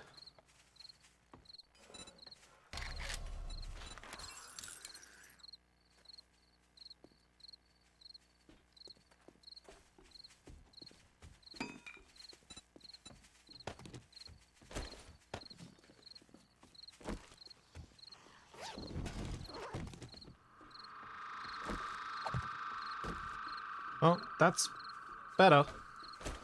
It's better than the alternative storage. It's still not gonna take everything, but I'll at least have fewer things to search through to find all the bits and pieces now.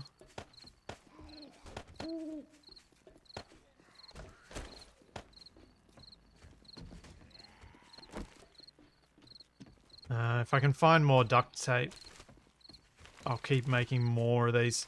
I kind of want to keep that glue though. And once I've got, like, say 4 cardboard storage, I think I'll leave it at that. It's just the duct tape does get a bit expensive.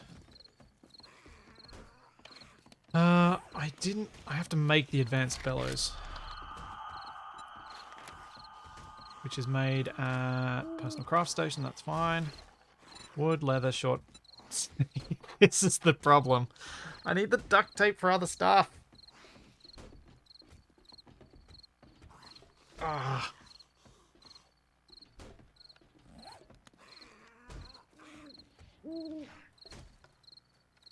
Dang it.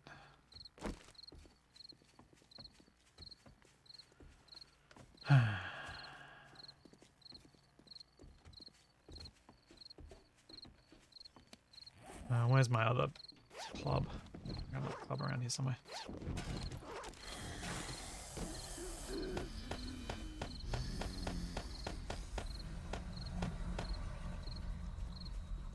I don't know how to best store this stuff.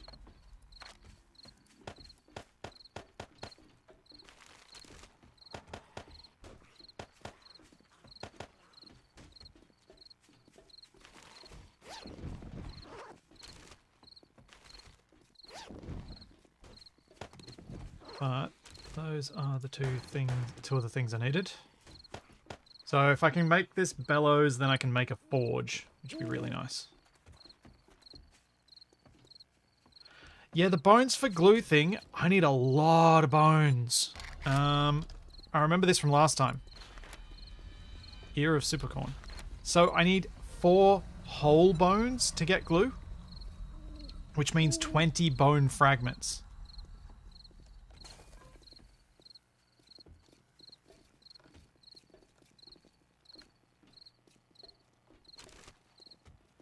I have 6. So I don't have anywhere near enough bones to make glue either. I should probably... Oh, hang on. What does this require to repair? Duct tape. Oh! I should do that. Alright, let's do it. That. Make duct tape.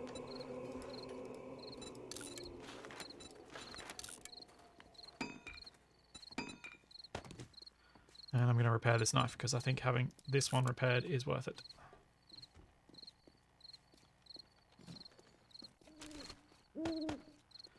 So yeah, repairing for... sorry, not repairing. Duct tape and making the storage, it's a tough choice between that and doing other things because there are other things that might be a better use of my glue. And duct tape.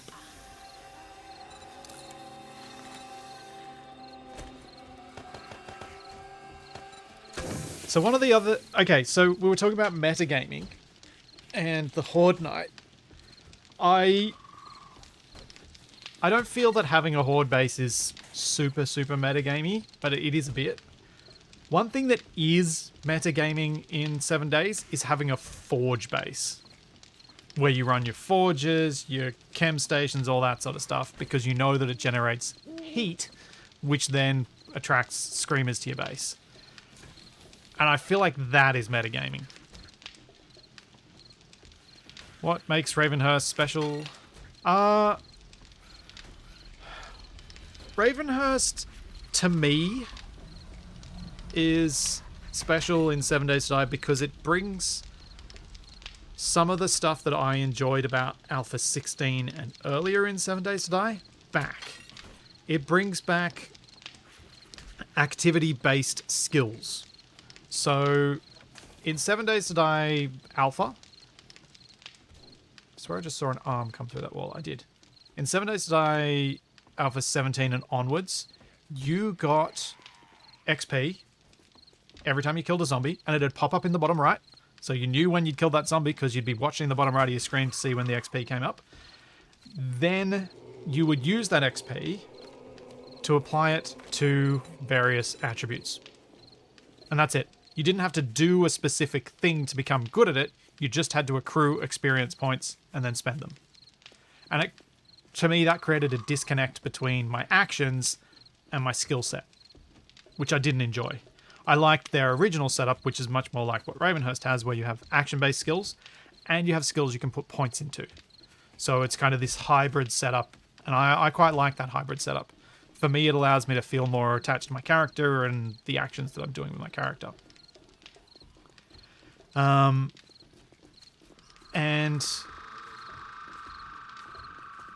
that was one of the changes that Alpha 17 brought about that Ravenhurst reverses. The other thing that Ravenhurst does that I like, but I understand a lot of people would hate, is it extends the process of developing and becoming a survival god. It can be quite quick to progress through the tech, or at least it could be. I haven't played Alpha 20 vanilla because I just can't be bothered. I didn't enjoy 19, 18, or 17, so I just don't see the point. As everything seems to be changing away from what I enjoy. The thing... Oh, I've already lost my point. The longer tech tree kind of makes me feel like I'm struggling against the world for longer. I feel small in the world for longer. And I quite like that because, like what I was talking about earlier, I like the feeling that I have to make suboptimal choices because it's the only choice that's available to me at the moment. And I need to do the best with what I've got. Rather than being able to know that I can survive with this one, like, say, my thought about getting, where is it? Living off the land. I could ignore this if I didn't need much stuff for ages, or if I knew it wasn't going to take me long to get up to a higher level. I could ignore getting the double yields.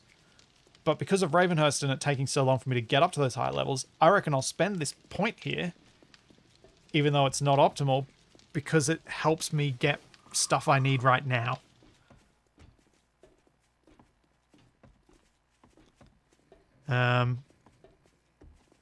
So I'm going to do that.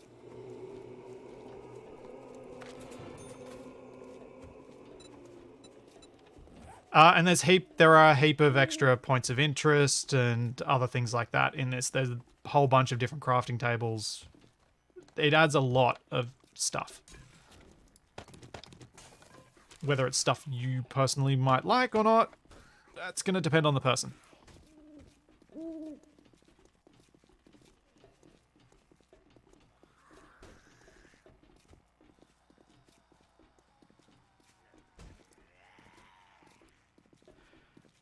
Now, that doesn't stop me from getting dysentery. And the dysentery seems to be broken because it's instant. I'm just instantly losing my food and water, whereas previously I would get the dysentery, I'd then have the goldenrod, and then I'd keep drinking.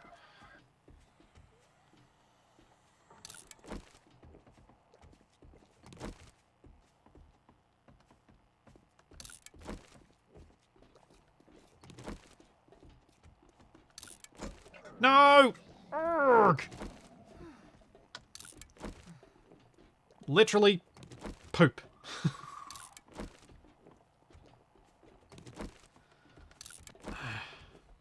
This is going to be my constant battle. So that's going to take me up to... I still need to do one more. Okay, there we go. Alright. That's dealt with. Let's eat.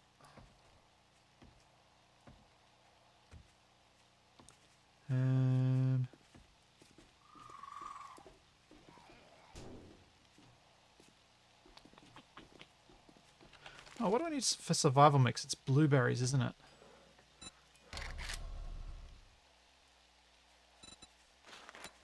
Oak seed, pine. So it's, yeah, it's the 2 blueberries. That was always the hard bit about that.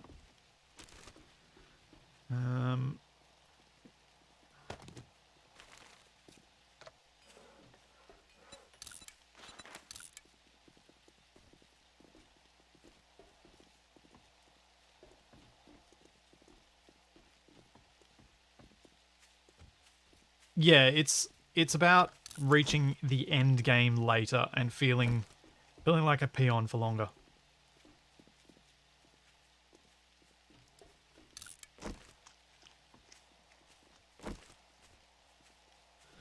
And I do like to play games for longer than I possibly should.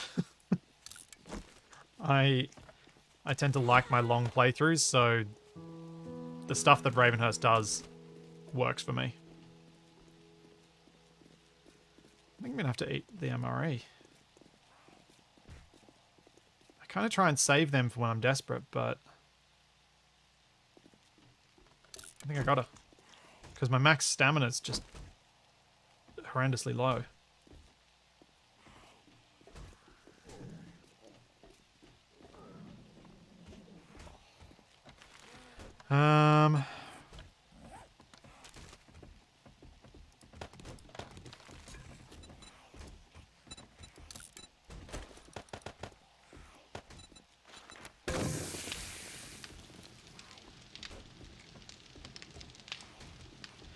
Are the zombies actually scary with these settings? Yes. How many times did I die in the last stream? I think it was twice. Sorry, how many near-death experiences did I have in the last stream? I think I had 2. Yes, the zombies are scary. Mostly at night. During the day, you can be, if you're sensible, you can usually survive. Okay. Oh, hello.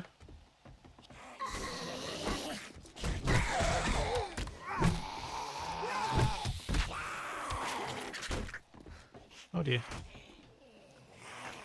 Ah! Don't you crawl through that hole? I didn't know you could do that. Ow, missed.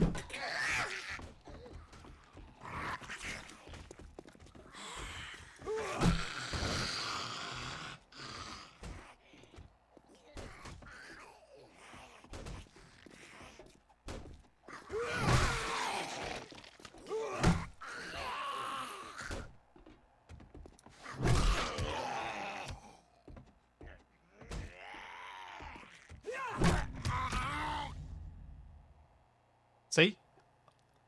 Getting skill points and stuff because of doing things.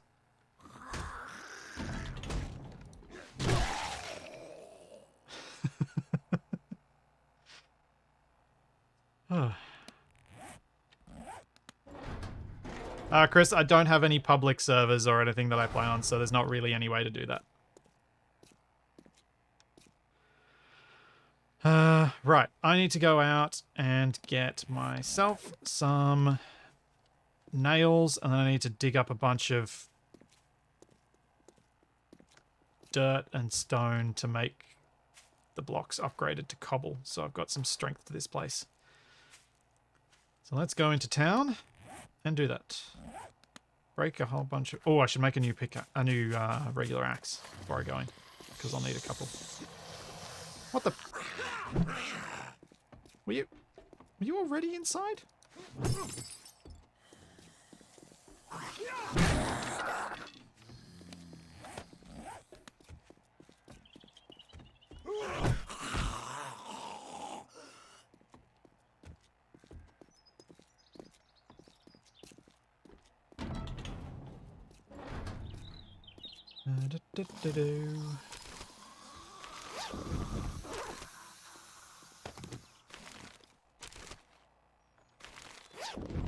So I'm not going to worry about I'm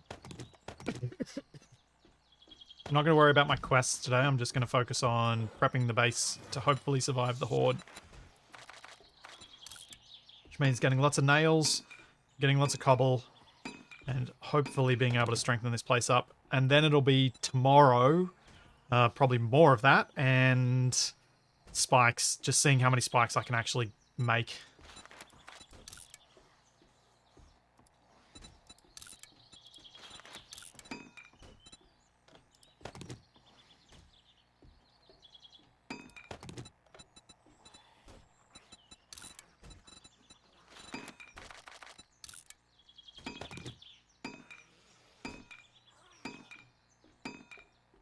I don't have many nails, Kevin, so I need a lot more nails than that to make all the things.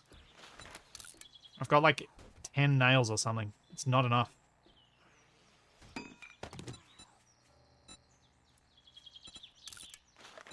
Nowhere near enough. Yeah, I've watched exactly. Basically anything made of wood you can, by chance, get nails from.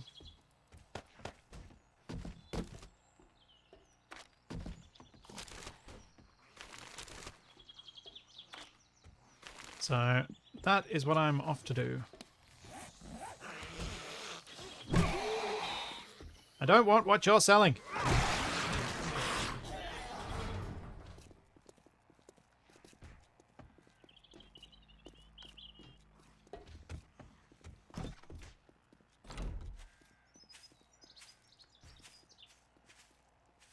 Alright, off we go.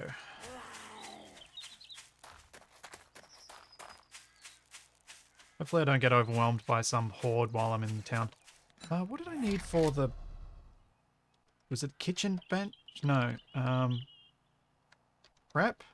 Food prep table. Forged iron, screws, wood, scrap polymers. Okay. I do have enough forged iron. Because I want that so I can get food that gives me wellness so I can get my health back. Yep, wood frames require nails. Nails are needed for everything. Conveniently, once I get a forge, I can make heaps of them from the iron I collect from mining, so they become a lot less of an issue then. But until then, yeah. It's all about going around, going all smashy smashy.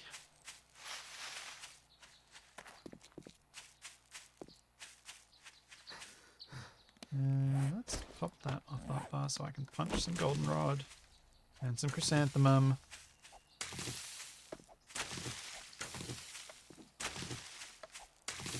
Because if I see a regular old house, I'm going to try and go into the kitchen. And that's all I'm going to go for, because if I can get the coffee machine, I can stop getting dysentery every time I drink, because I can use chrysanthemum tea and drink that instead.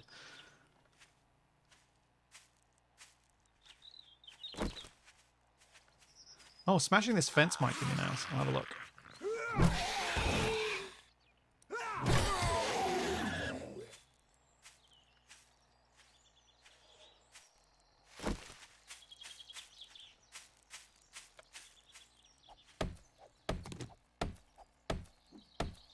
See if I can get lucky and get some nails from this. You seem to get more nails from furniture. I don't know if that's actually the case. Yeah, this... No. That seemed low enough probability that there's no point doing it.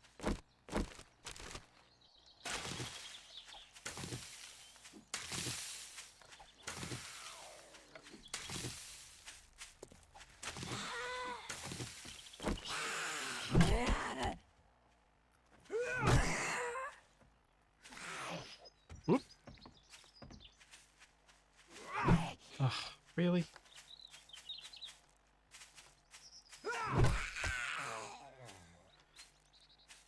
You know what, let's check out this house. It's on the edge of town. Which makes it a little bit easier to clear the zombies around it. You never know, I might get more twine and other bits and pieces that I need.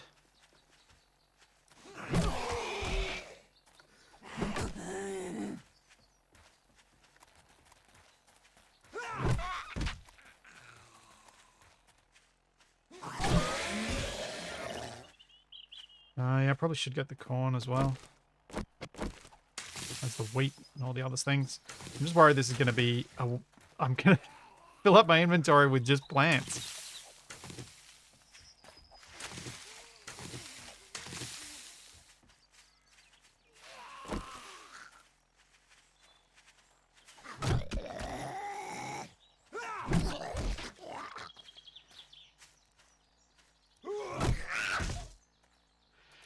Yeah, I don't know. I've never gotten super corn. I don't know where it comes from.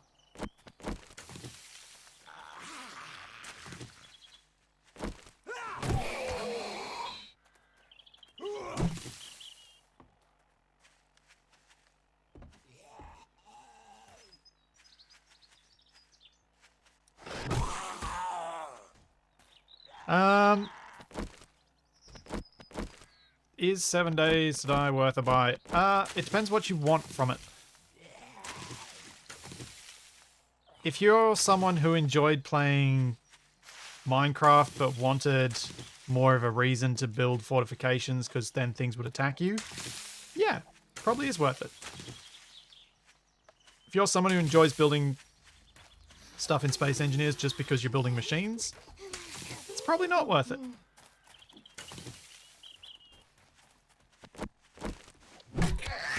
But I always liked the idea of having a base in Minecraft that was actually needed.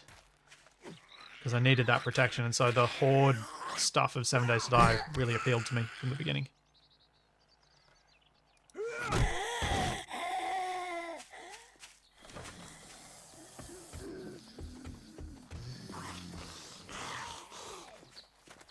So many zombies! Oops, missed.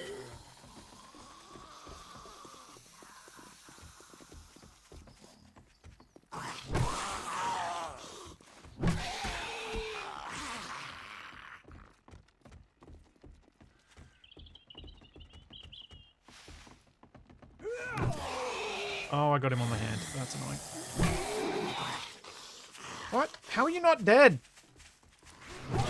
There we go. Okay, I think I'm about to be overwhelmed here. I don't think I'm going to get into this house.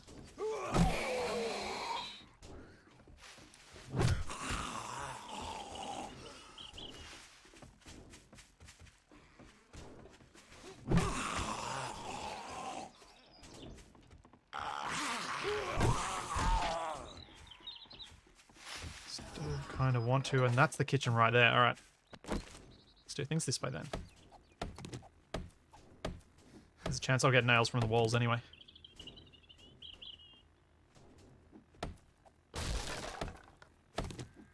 No, don't give me a corn maze.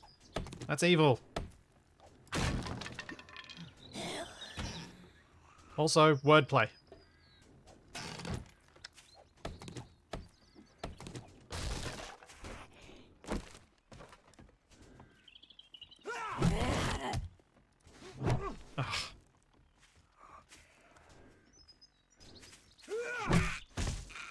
Oh, can anyone tell me for certain? I think it's Ravenhurst that does it, that makes it so that the zombies get each other's animations, like how that zombie just then was walking like the fat lady. Yes, I got a coffee maker! Haha! No more dysentery for me!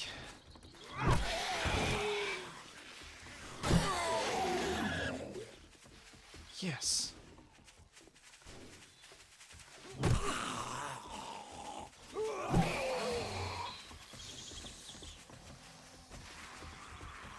Okay, I think I gotta leave.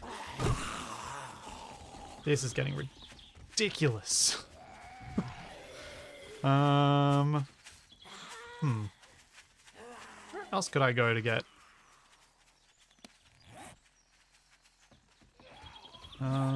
Let's head north.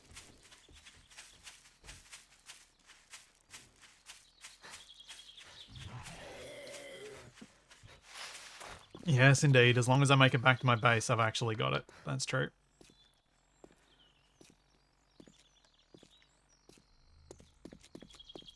It'll be good after... That's a regular stone.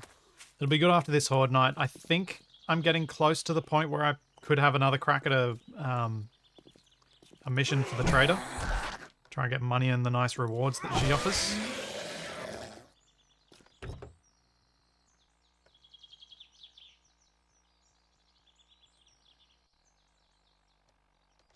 Ooh, duct tape. Nice.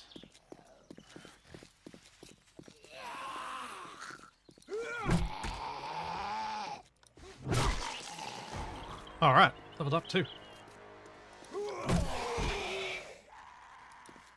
Uh-oh. I don't want to forget and go in before I've got my stamina back.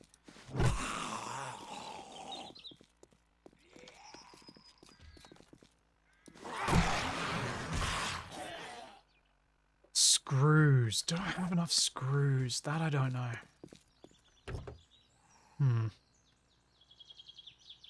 Yeah, slightly better stone axe. I should get up to that skill in not too long. Anyway, being able to make stone axes of a level 100. Oh no, that's 200. Yeah, that's alright. I'll still probably forget and break it before I actually replace it or repair it.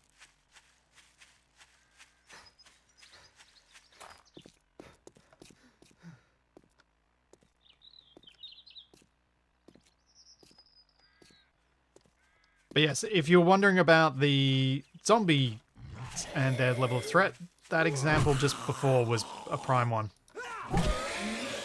Once it got to that level of zombies, there was no way I was going to have enough stamina to get through that fight without getting overwhelmed. I was going to die.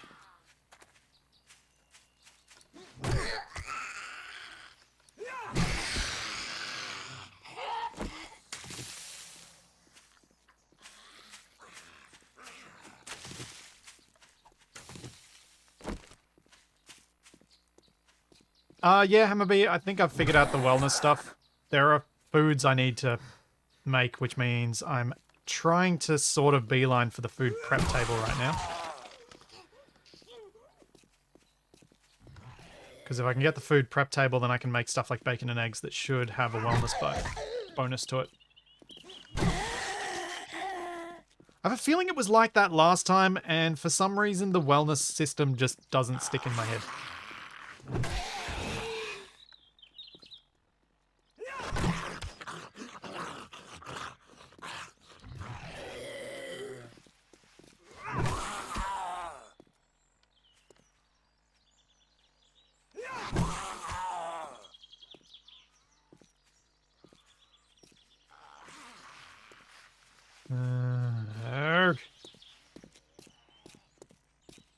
Oh, the Fates Motel.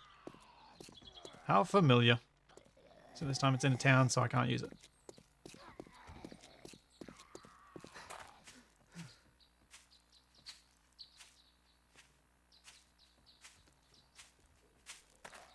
Yeah, I think that's a good way to put it. Overwatch. One-on-one the zombies, not a challenge. But the zombies quickly turn that fight from 1-on-1 to 1-on-2, 1-on-3, 1-on-4, 1-on-7, 1-on-12, and at that point you're dead. If you don't have an automatic rifle. That is a chicken. Am I likely to be able to get that chicken? I'd like to get that chicken.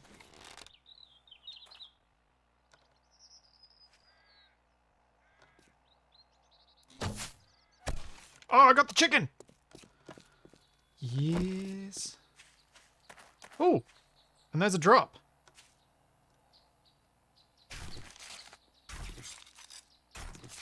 Oh, I got a hen this time. To go with my pair of roosters. I'm going to mark where that drop is.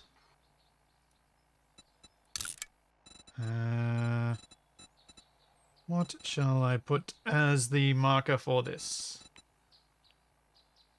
Yeah, let's use that.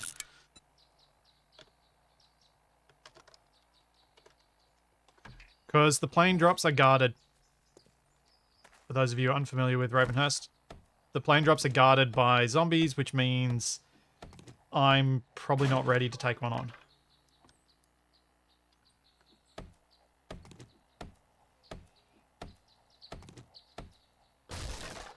Oh yeah, mini bike is a long way off. Long way off.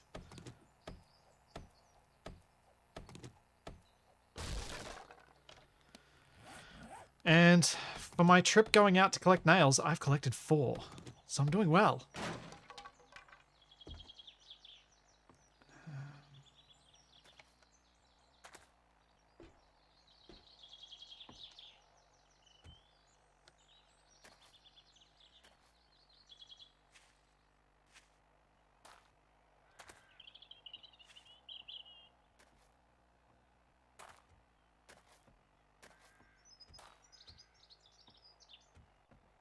It depends. It's game stage based, Brinjar.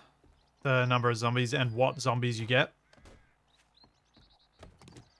Higher your game stage, the more zombies you get. And tougher.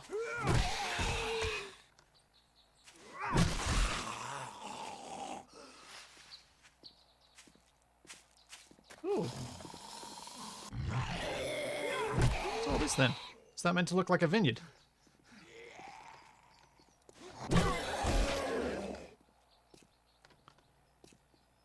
Yeah, the dog kennel doesn't always mean that there's a dog. But it does mean I'm usually a bit more vigilant for it. Alright, what we got? These rows. We We got a jiggly belly man.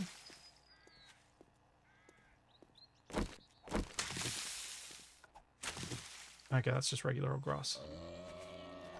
Strawberries. More blueberries, good. Lettuce.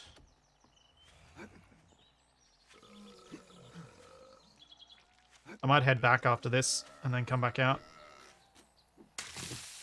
Take these foods back home.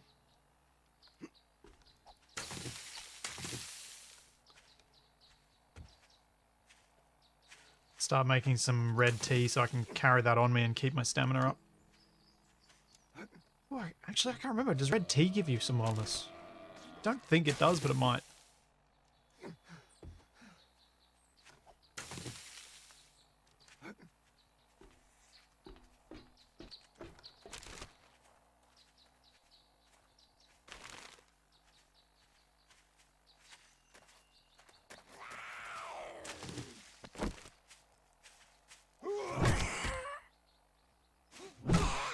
Also, I forgot to fill up my glass jars. You dead, or are you just dead? You're dead.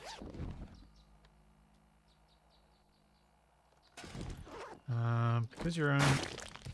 Nope, that didn't give me any bones.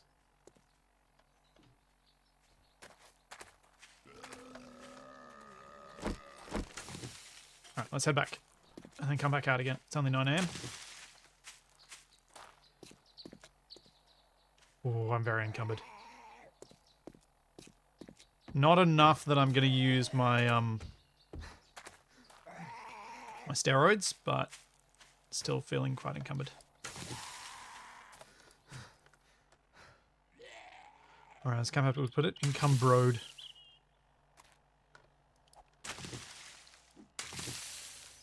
It feels slightly ludicrous having so many farms in this town, because it was so hard to find all of these plants in previous versions, and now it's like, oh, they're everywhere.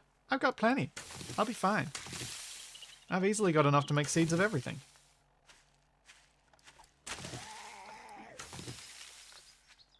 Yeah, I hear you, crawler. You keep trying to catch me. Good luck.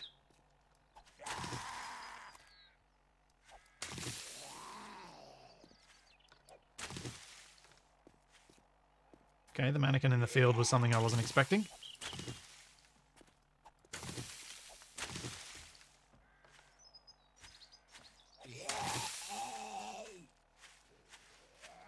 Oh, this is where I always do myself in. I really do need those nails for the Horde Night, and yet I'm around here collecting plants. What am I doing?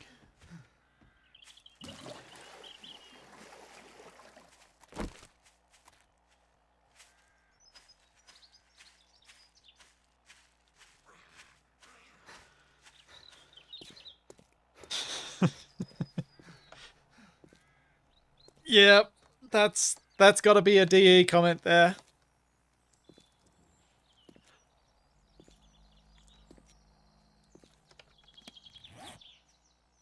Well, it's a decent little haul of random food assortment.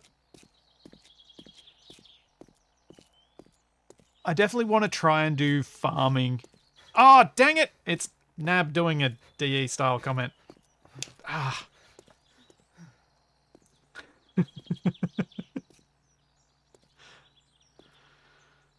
One day I'll eventually be able to pick which one of you it is based on just what you write. Today is not that day.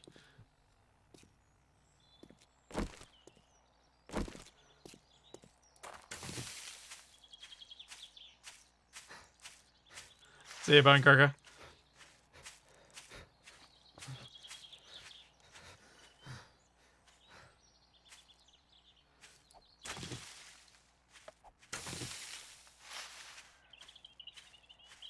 Suppose it wasn't. There weren't enough puns for it to be a DE comment, were there?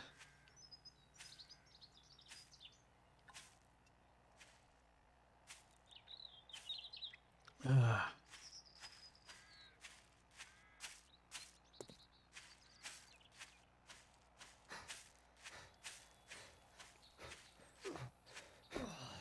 You do pun a bit, but DE... It feels like the puns just fall out.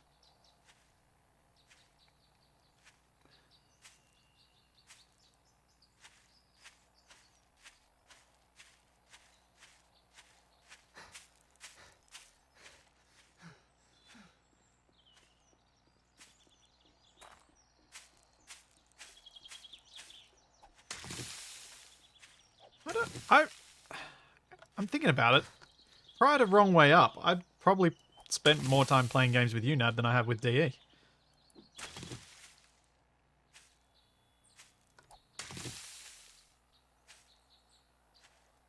Because of Icarus.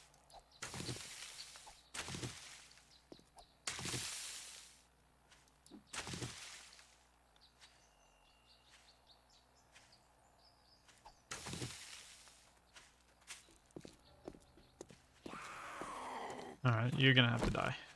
You're too much in my way.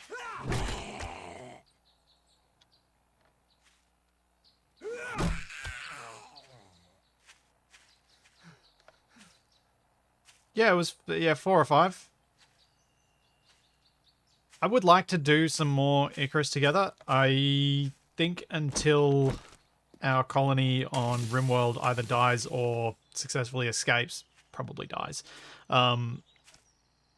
It's going to be a challenge finding a slot where we could all play together again, but I would like to.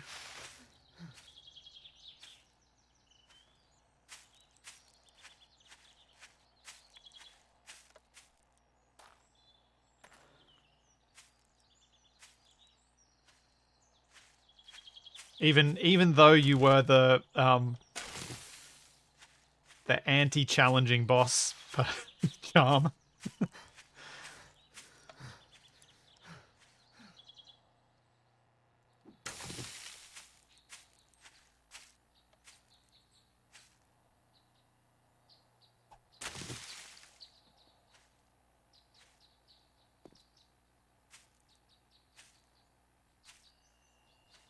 Yeah, Kevin. I lost a lot of pawns last stream, but Capac still lost more.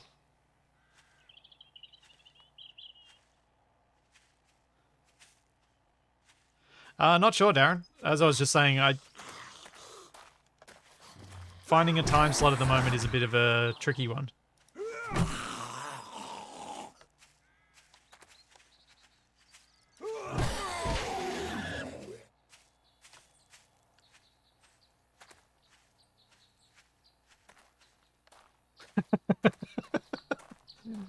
I would enjoy playing again, but it's not a rush for me. I played Icarus with D and some of our moderators last evening, and guess who made the polar bears disappear? Of course you did, Nab. Of course you did.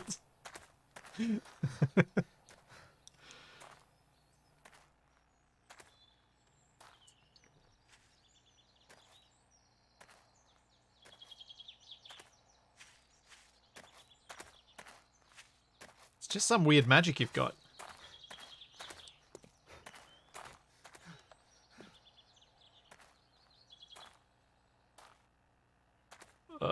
So slow. Do I have any? Did I pick up? No.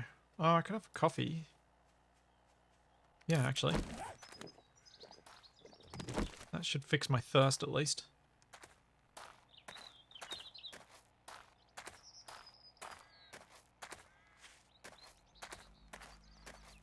It's not the best superpower. Yeah, what superpower is? Any balanced superpower has issues.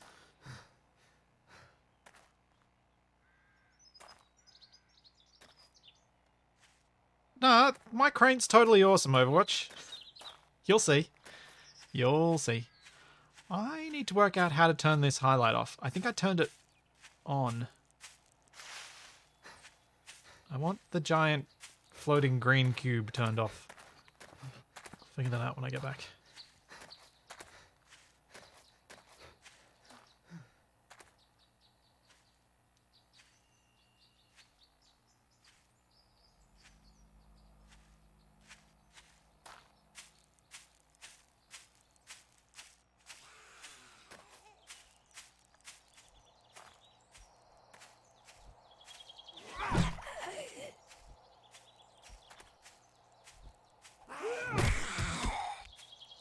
What the?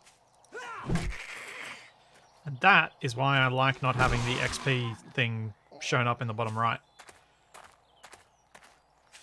Because in the vanilla game, I would have known that that zombie was getting back up. I think you can turn off that XP locator, the marker thing, but it really should just be off by default. It's silly. The green box is not the POI box, it is my claim box. I wonder if I click this, does it turn off? Yes, it does. There we go. Thought I'd turned it on by accident.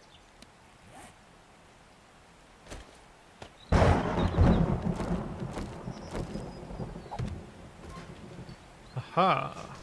Now let's make some dried chrysanthemum.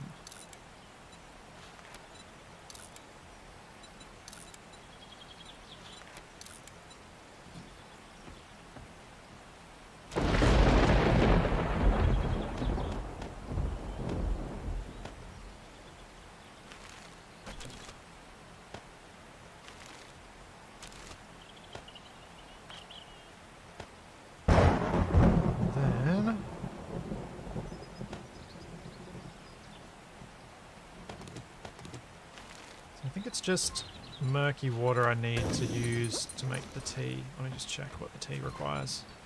Red tea. Boiled water. Ah. Okay, I do need to clean up the water a bit more.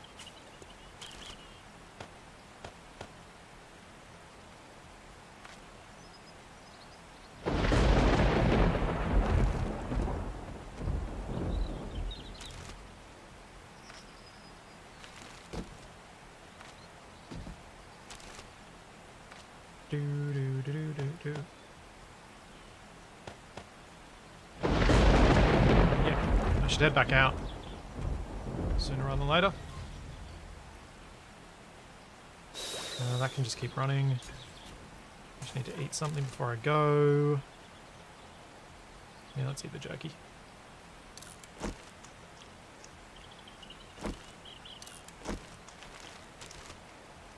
That. A little bit of dried chrysanthemum, so let's make some tea. Yay! This is one of the biggest kind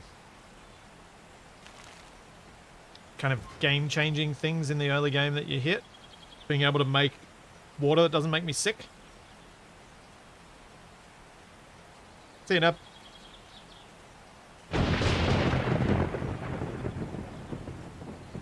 Find wood stairs and railings. Yeah, that's right. They also give good stuff, don't they? They tend to have nails.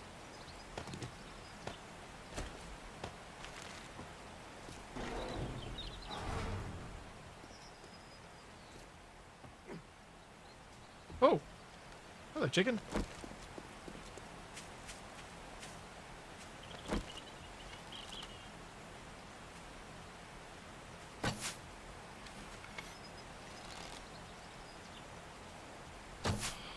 Well, that's not what I meant to do. Dang it.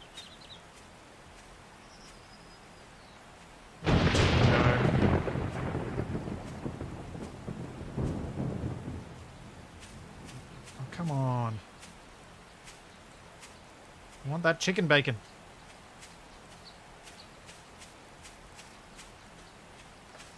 Okay, I've lost the chicken. No, I haven't lost the chicken.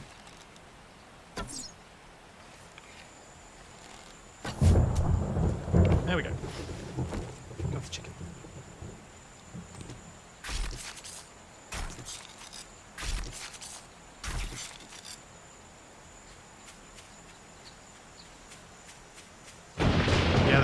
The coffee maker is such a big help early game.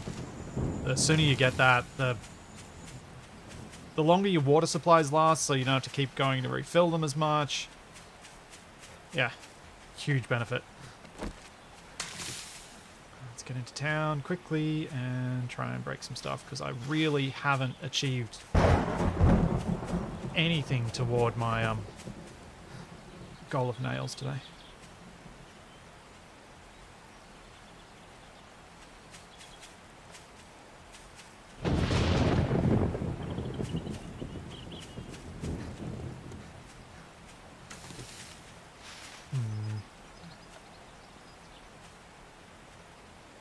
Morning, Martin. That's not ideal.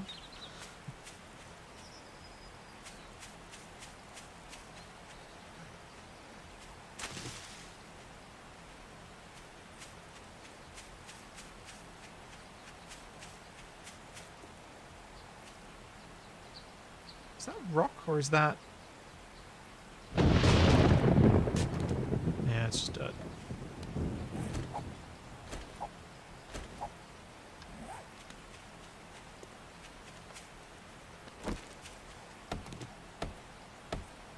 I keep getting excited by these patches of dirt amongst the grass because I think they look like coal. They're not quite. I do remember that coal looks different, but it's just been so long since I've seen it that I've slightly forgotten exactly what it looks like. That's just broken boulder. Teas do give wellness. Oh. Oh yeah, they do. I'm up to 78. Sweet. Yes. I'm gonna get my health back.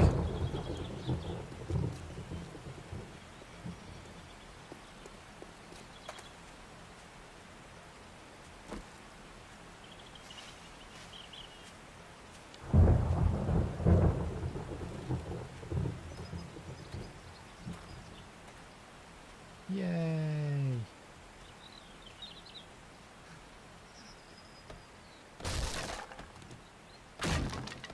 Give me the nail from your front door.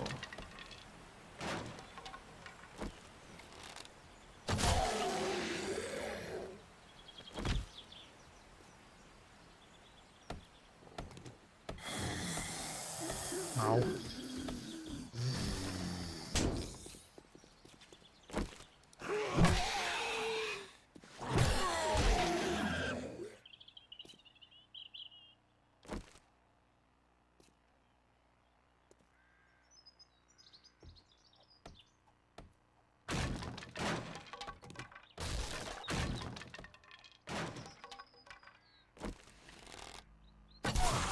Oh, that was lucky.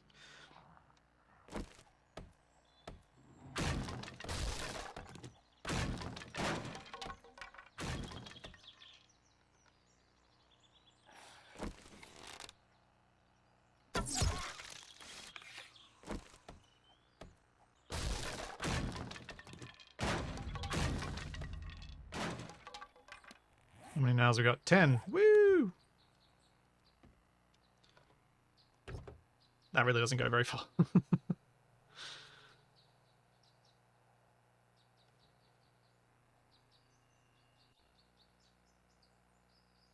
Oh, that's right. Yeah, you can't keep drinking tea, like stacking tea on tea on tea. You have to wait for it to wear off and then drink the next one.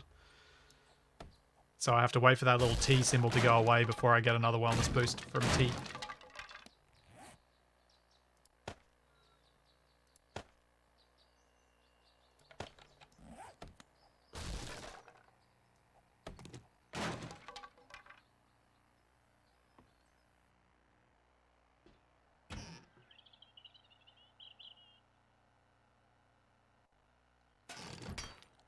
Who keeps Cheez-Its in the bathroom? That's, odd.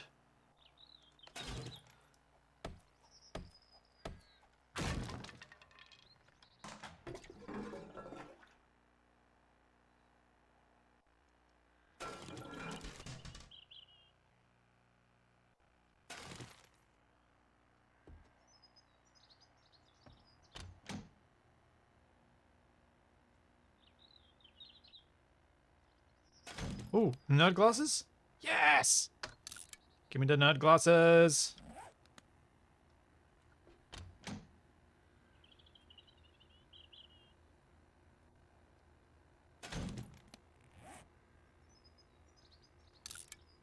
Oh no, I'll keep my armor.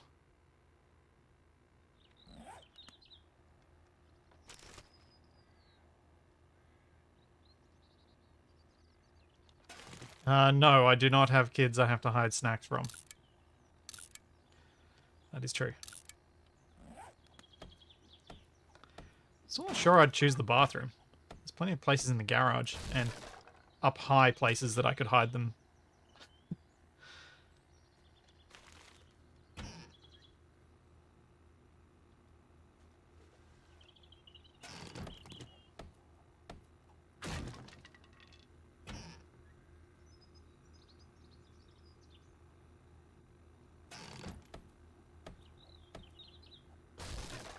Am I getting... I'm getting the occasional nail from this, but not much. 1 to 14. Yeah, I might need to find better things to target. These cupboards aren't great.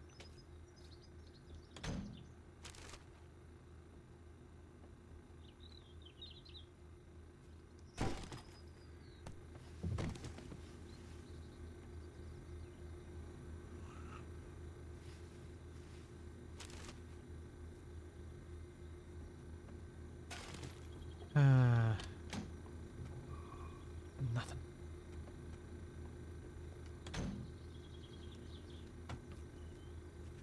It's almost like the game was listening to me then when I opened the fridge straight after saying nothing.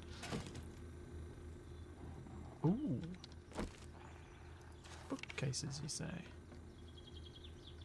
Zombie lying down over there. I can't quite get an angle on.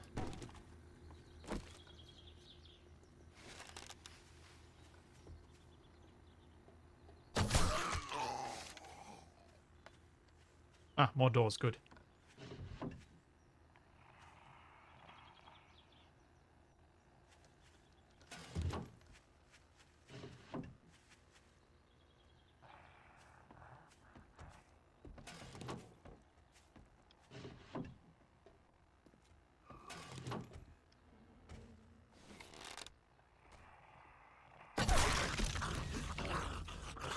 Gotta smash up all these couches.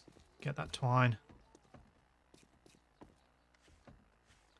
Then I should probably head home because I'm getting very encumbered. Uh-oh, I missed. Dang it. Yeah, let's use the steroids. Okay, we've got 10 minutes to finish the looting and get out of here.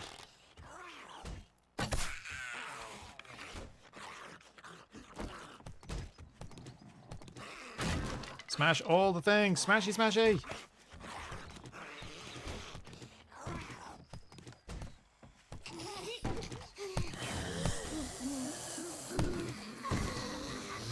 So many zombies around. This is not good.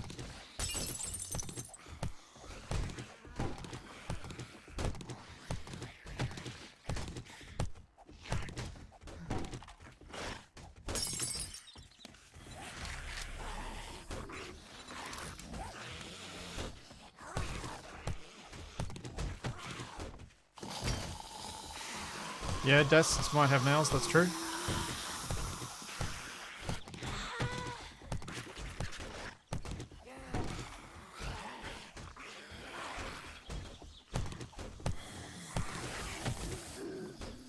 Got so dark with the storm coming over.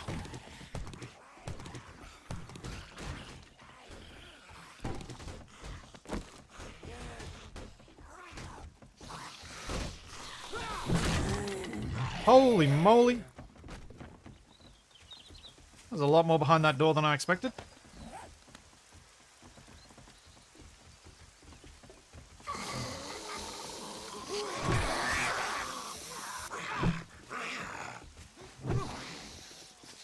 Come on. I can take you all on. Also, I should move that bow off my hotbar. Switch to that one.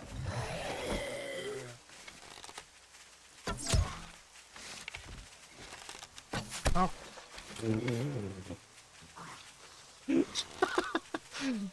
Both shots that missed hit the same lady in the face. Wow. Come on. There we go.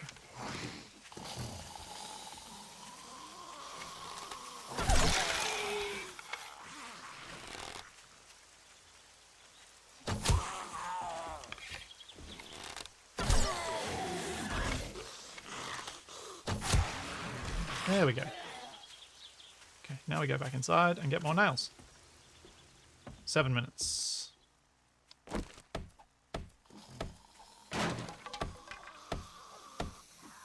Nuts. Desk. Yep, there's a couple of nails.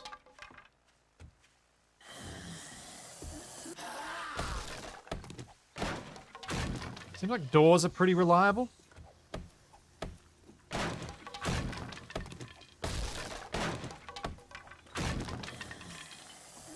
The nightstand back at the bar gave me some. Yep, there we go.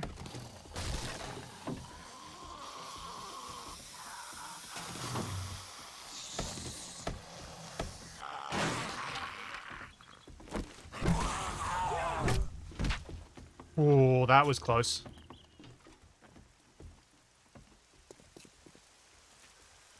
How many nails were collected? 23. Takes so long. These stairs might have some. Nope, they're concrete. What about this table? Oh yeah.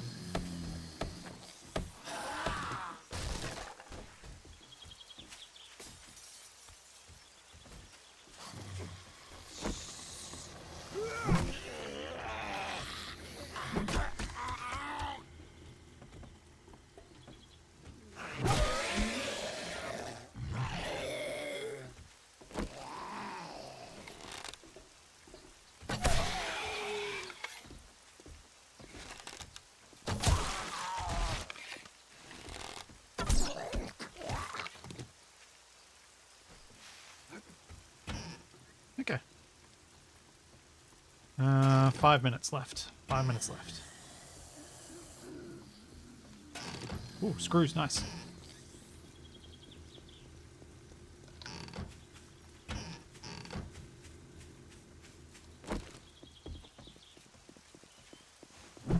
Hey, I'm behind you. Nope.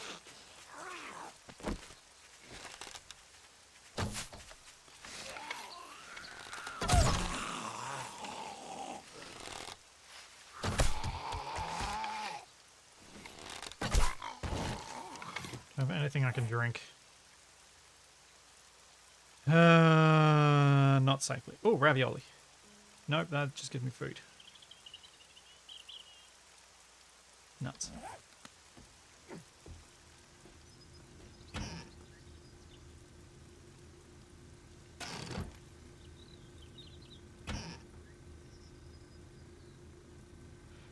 Oh, there we go. That's... Let's chance it. Oh, good. That didn't give me dysentery straight away. That would have been really annoying. Yeah, it is really dark. It's not late, though. It's only 3 o'clock in the afternoon. But it is very dark. I'm just trying to max my bonus from the steroids I used, which is why I'm still here looting.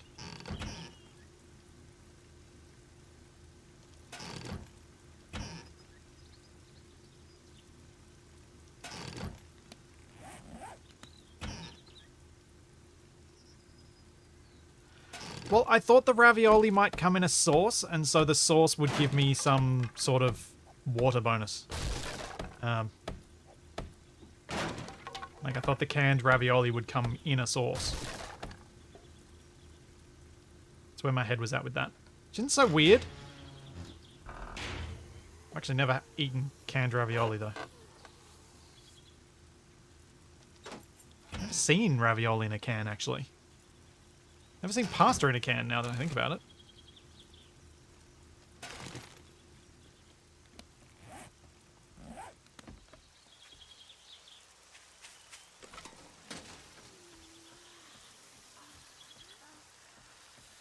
Yay, actual coal. More from it? Nope.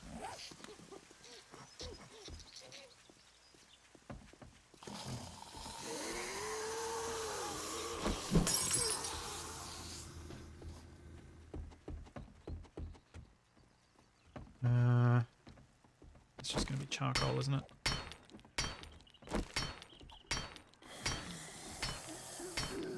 Let's see, though. I may as well try.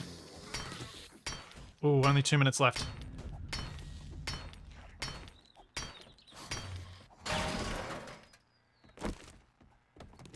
Oh no, it's real coal. Sweet. Goodbye, lady. Oh, no.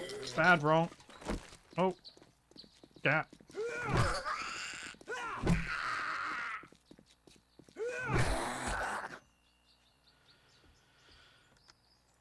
Oh yeah, SPC spaghetti. I don't, but it's not pasta though, is it? Really?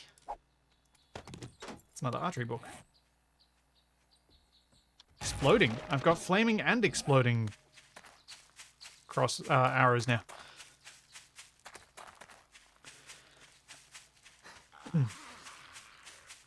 It's a good point. I have eaten SPC spaghetti a lot. I just don't even think of it as pasta. Because it's so not like pasta. It's good at what it is, but I just don't think of it as pasta.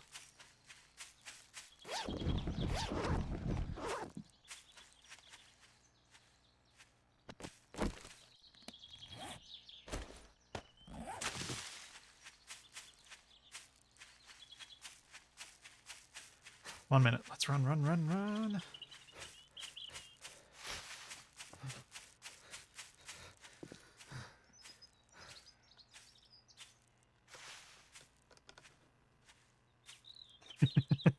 Yeah, Tommaso. I imagine many an Italian nonna would roll over in her grave at the thought of ravioli in a can.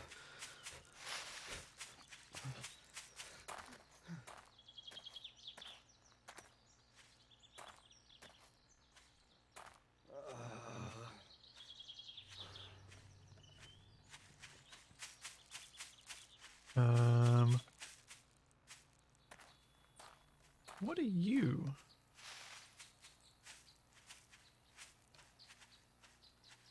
Hey, buddy. I can't interact with you.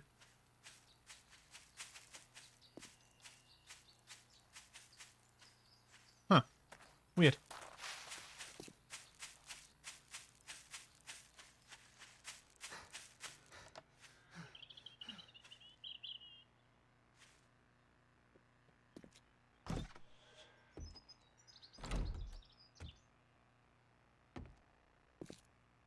I got the impression that maybe I...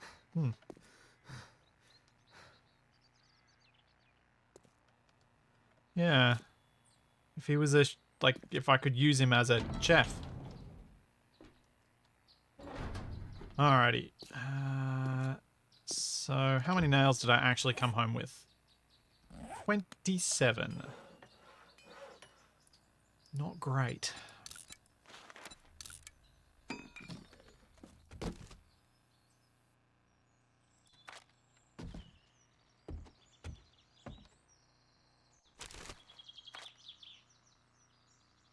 Alright, what are these books I've got? Sure, I'll take bar brawling, even though I'm not likely to use it. Fried mushrooms.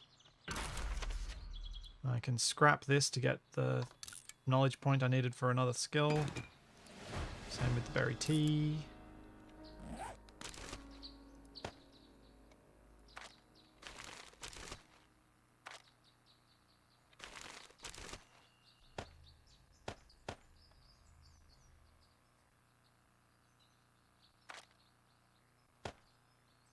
And...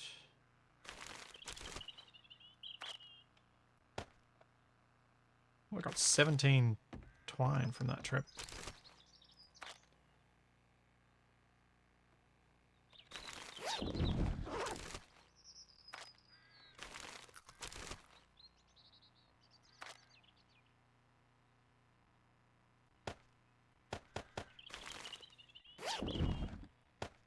I'm so going to have to do some offline sorting of all of this stuff. Because the chances of me choosing to do it during a stream are pretty low.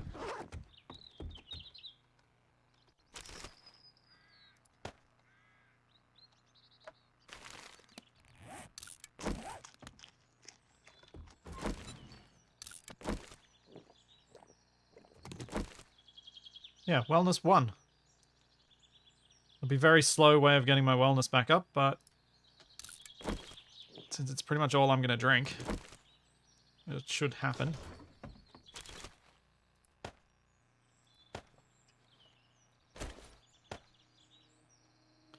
Now, I had a primitive repair kit around here somewhere. I don't know where I left it. There we go.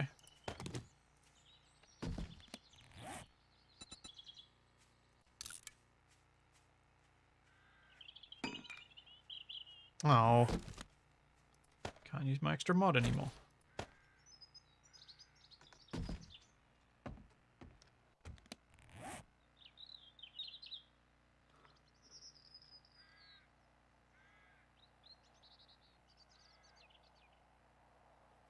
Oh, yeah, I've seen the canned hamburgers before. I saw them on one of the cooking channels I watch. Yeah. Not sure I'm down with that. Canned bread in general. Preserved bread in general, even. Bread just doesn't preserve very well that way. I feel like it loses most of what makes it enjoyable.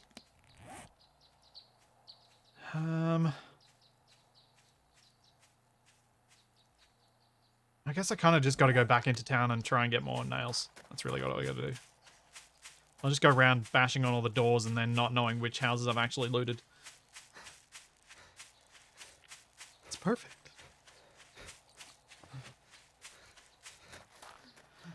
Yes, TFE, I still watch YouTube. I watch a fair bit of cooking stuff. The only gaming stuff I think I still watch is highly edited content. I don't have time to watch anything else.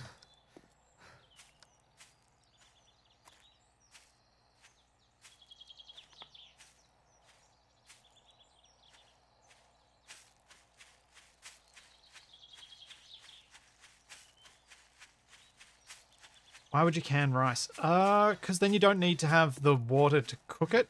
So if you wanted to, say, go camping and have rice with a meal, having canned rice could be quite useful because then it's preserved, cooked, and safe in that cooked state. Because cooked rice does not last very long before it starts growing nasties. That would be my thinking.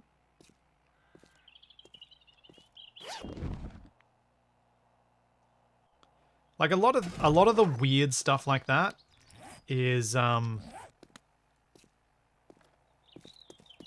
guess for people who go camping more than anything else.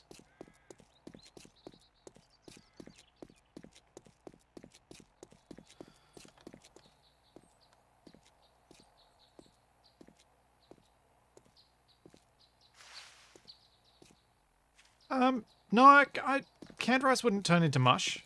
If the canned rice is already cooked and cooked properly, then the rice grains will be individual grains that have just absorbed as much water as they can, and then you put it in the can and there's no extra water in there. So it won't turn into any sort of mush beyond what mush it might have already been. I think. I'm just thinking about those pre-cooked packs of rice that you just throw in the microwave for 40 seconds and then they're ready. I imagine it'd be prepared similarly to those, just in a can instead of in plastic.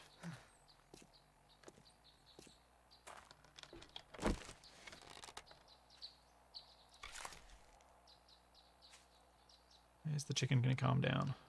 Let me get close enough. Nope.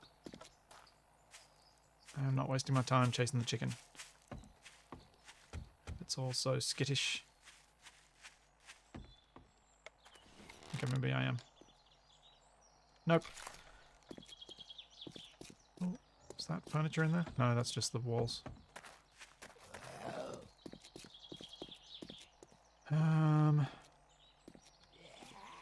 Bates Motel did have a bunch of furniture in each room, so we could probably have a poke at it. Oh, also all the railings on the Haunted Mansion. Yeah.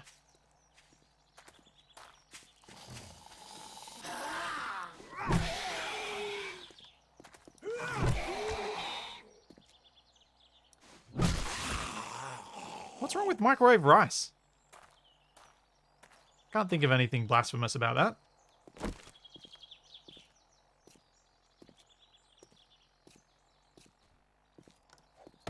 Maybe I'm just not being creative enough.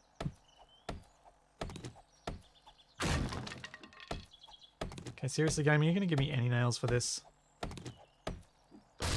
No. No, you are not. Wow. Well, that sucks. Alright, go for furniture then.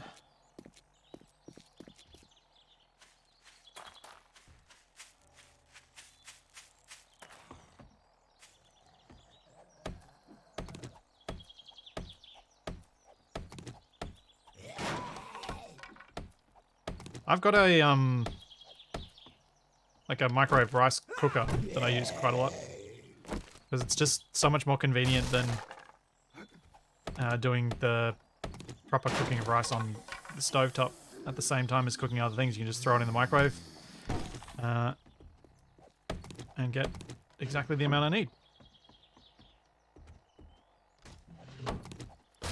But yeah, I've also used the pre-packaged quick to microwave rice as well. It honestly, I can't tell the difference.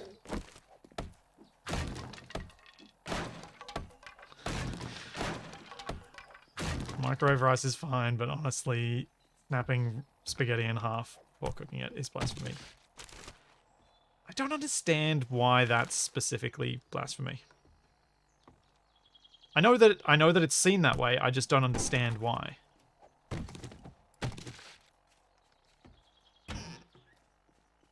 Like, what does it change other than the ability to twirl the spaghetti? I'm not saying that saying it's blasphemy is wrong, I'm just genuinely not understanding it.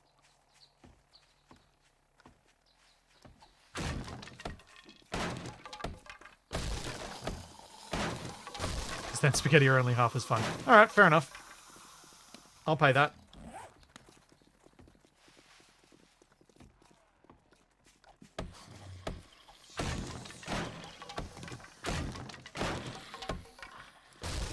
I always double take at this picture, because man does that picture look like a guy I used to work with. Looks so much like him. Ah! Missed.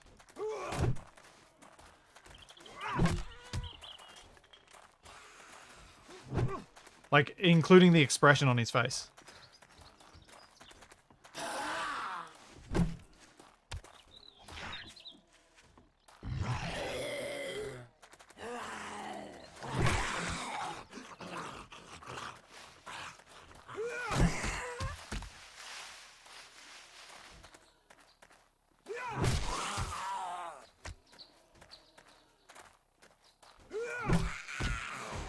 Ooh, 4 skill points. Nice.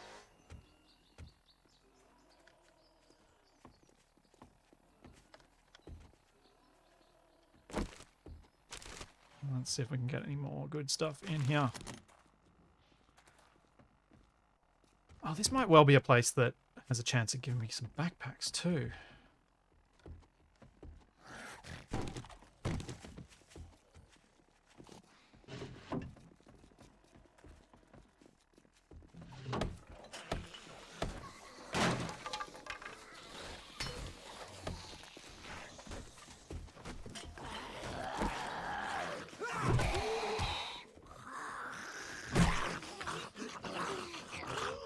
Oh, no, don't fight her next to... Ow! I was about to say, don't fight her next to the vending machine, because I'll electrocute myself with my big swings when I damage it. And then I got bushwhacked.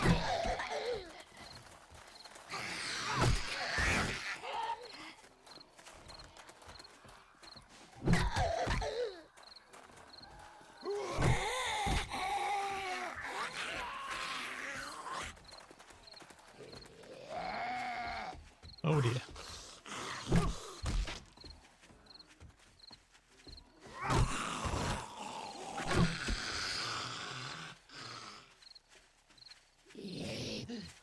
$7 p.m. Don't have too much longer I can stay out. I need those nails. Oh no, they electrocute themselves when they hit the machine, don't they? I'm pretty sure they do.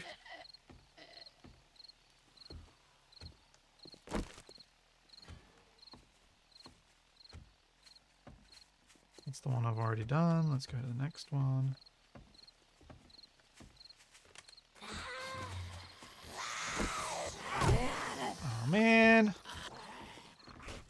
be able to do this looting if you guys keep coming at me. It's not fair.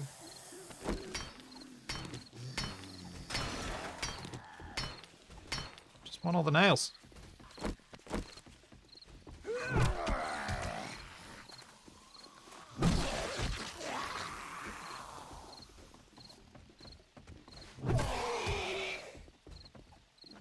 Ow!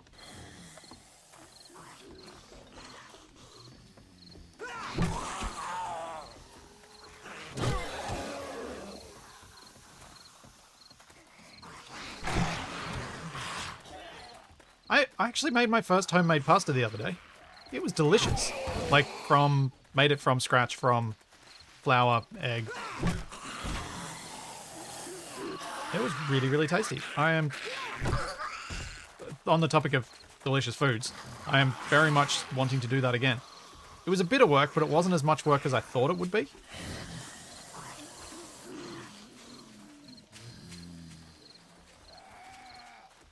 Man, was it good.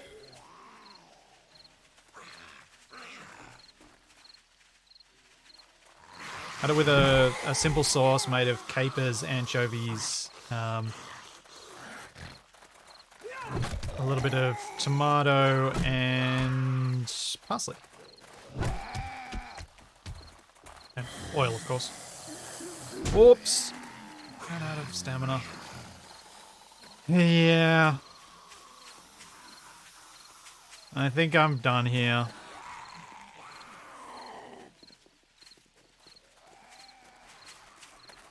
I'm not going to be able to fight my way through. Holy moly, all that.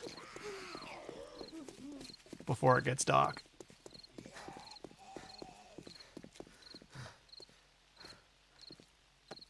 What are capers? They're a tiny little fruit of something. That are usually stored, preserved in salt or in, I think vinegar? The ones I typically use are the ones that are salt preserved, so they're little salty balls of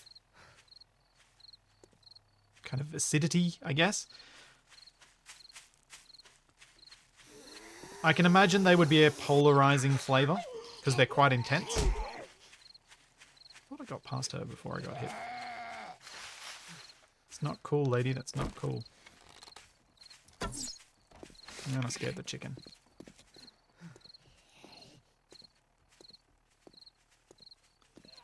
Oh, are they flower buds? Yeah, I've never actually looked into... Oh, that didn't look friendly. That thing on the ground. I've never actually looked into what capers were. But they go very well with oily fish like salmon. That sort of thing. Anchovies and salty capers. How do you not dehydrate? Well, you rinse the capers. I mean, yeah, they're still salty after that, but you rinse them.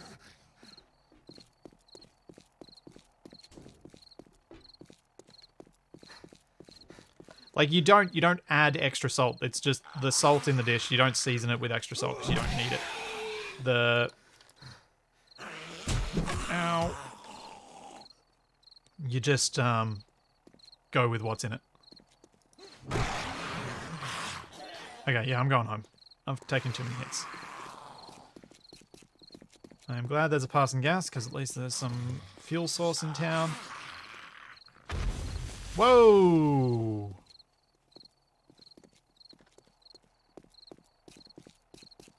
That's a legless zombie.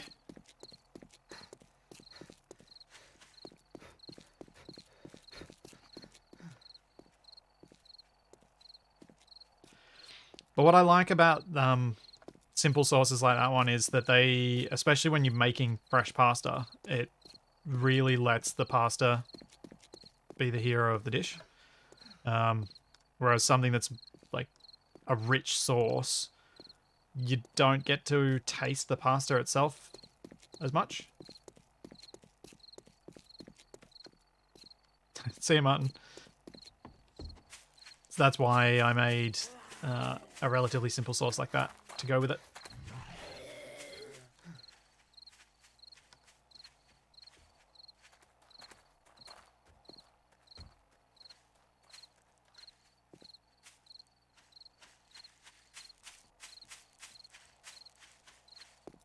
Oh, and it is Horde Night tomorrow. Let's see how many cubes of things I can make.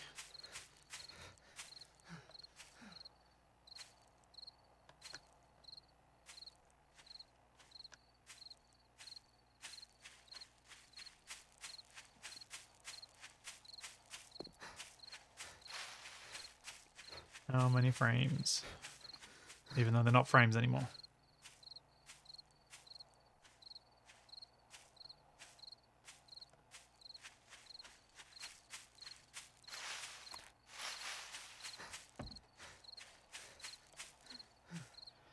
This new wellness system really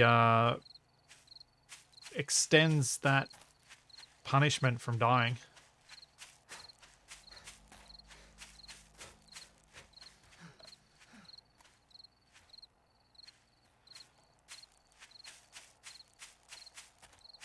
Yeah, I'll go through all my storage and find all the nails and things. This bar is not a good first base because it's got so many windows.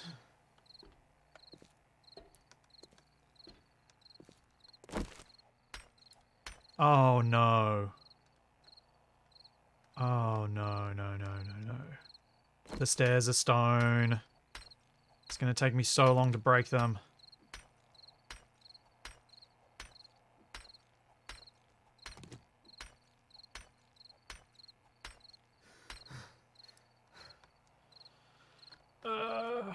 But I need to break them.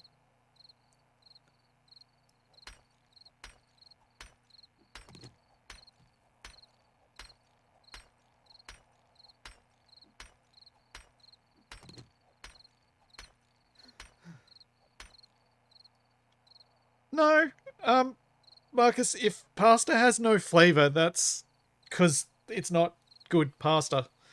Good pasta has flavor, just like a good pizza dough has flavor. Even if it's a fairly simple flavor, it has it.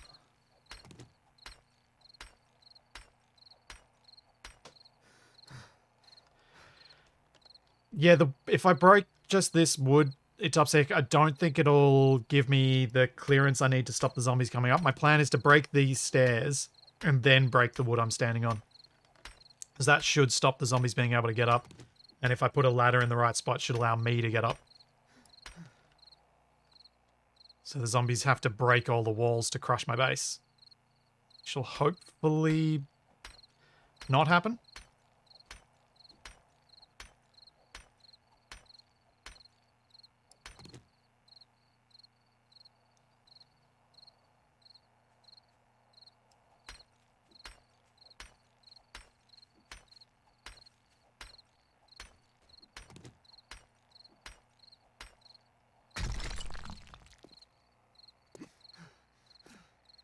That at least will make some of the zombies have a bit more of a tough time getting up. Let's go find all the nails.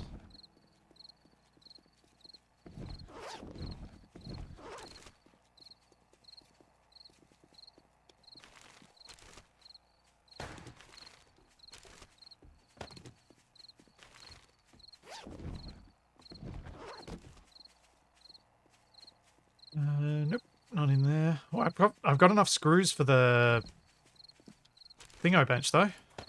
I think.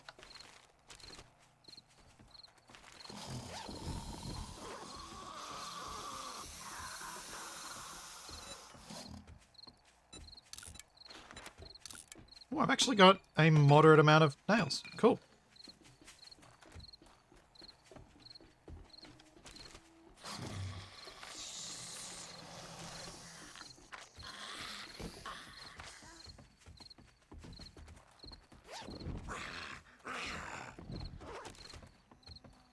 Want the wood.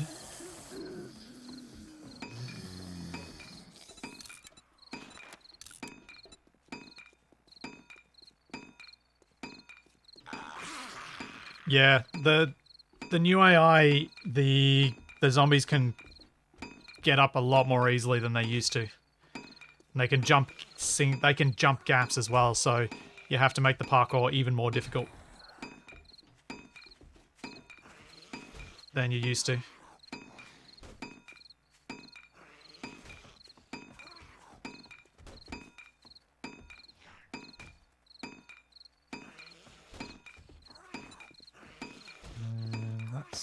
Good start. Alright. Oh, they're fighting the chef out there. But he doesn't have a gun. 27 of them. That's out of wood.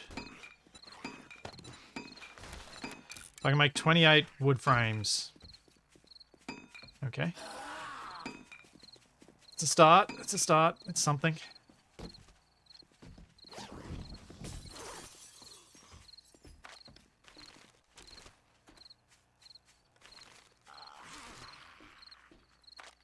$34 twine. Not bad.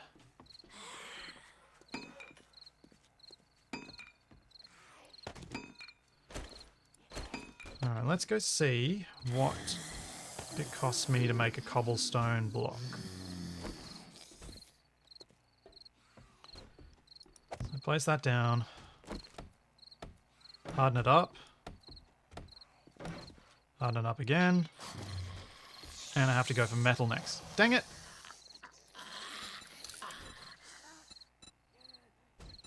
How do I make cobblestone now? Do I have to go metal then cobble? Can I not beeline straight for cobble anymore?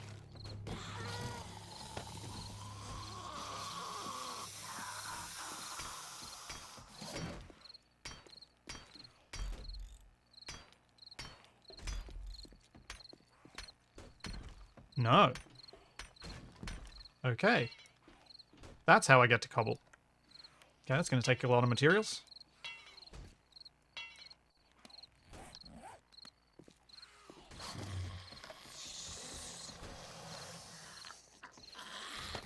I need to get more wood. I'll be back in just a sec. I need to take a quick bio break. That one.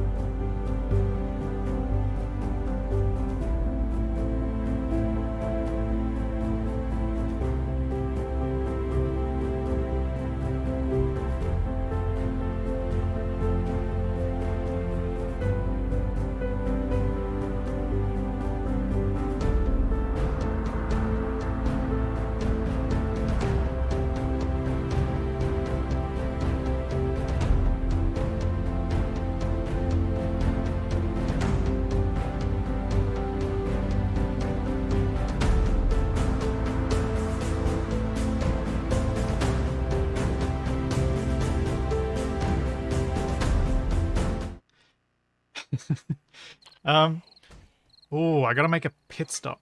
That's not a bad one. I picked up the bio break thing from Wasted. I'll blame him for using that term for it.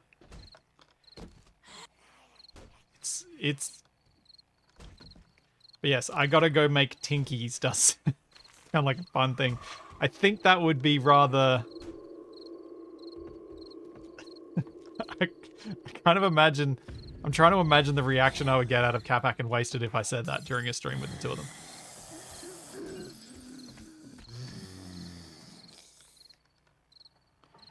I feel like that could be amusing. Alright, have I collected enough for the rep table? So I think it'd be worth it. Forged iron, screws, and wood.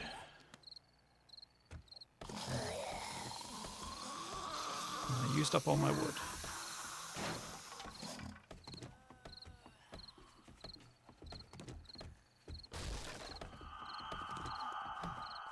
How much wood do I need? 50.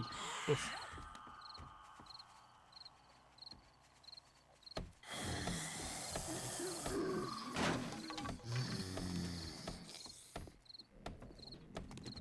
great way to stop a meeting. Yeah, I can imagine saying that during a meeting would also get people's attention. Would certainly be a way to make people go, what? What?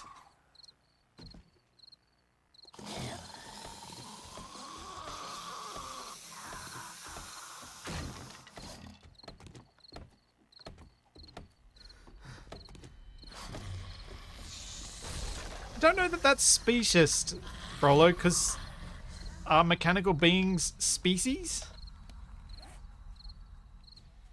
To be a species of something, don't you have to be organic? I would have thought.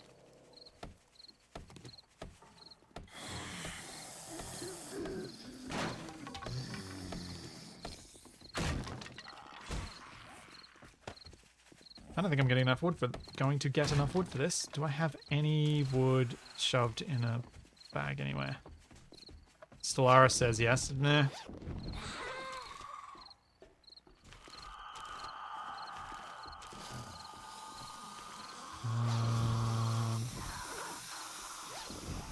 See, I can't scrap these.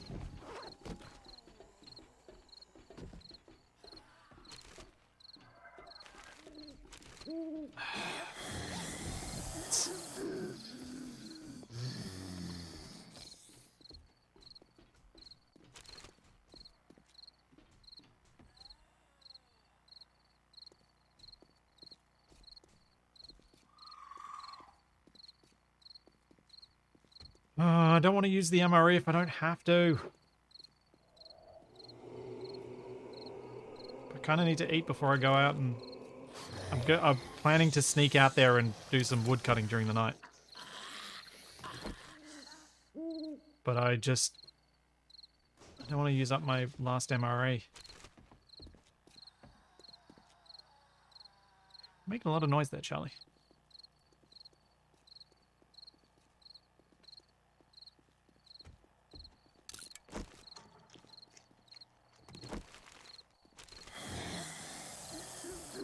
Now let's eat the ramen. Is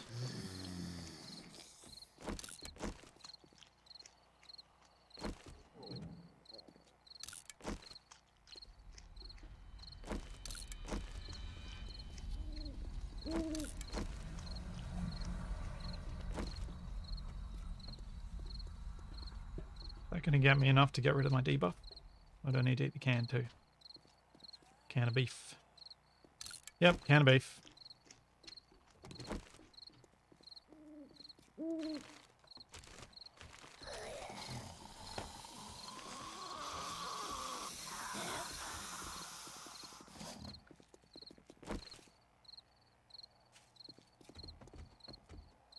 Hear all the zombies, but I don't know how close or far away they are.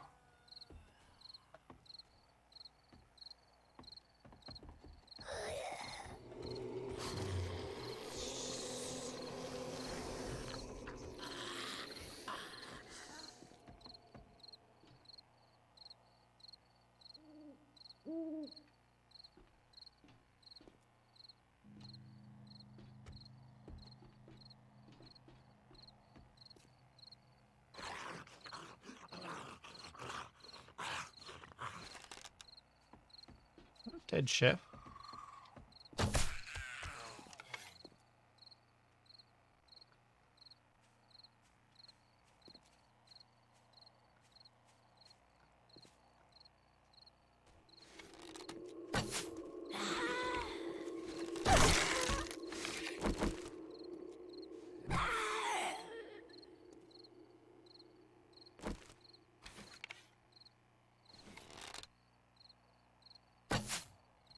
Missed.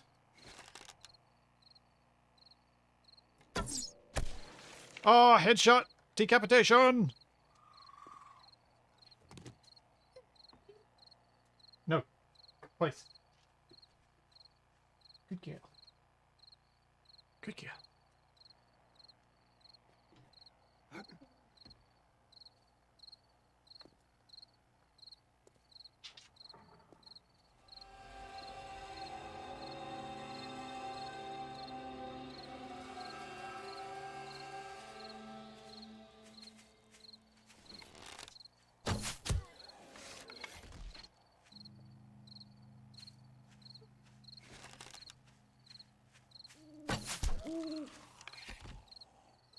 Okay.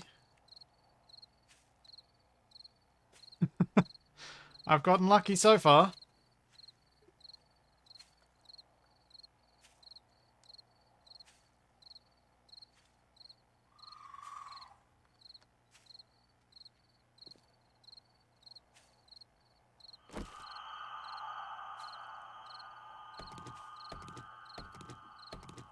I reckon one tree will probably get me the amount of wood I need.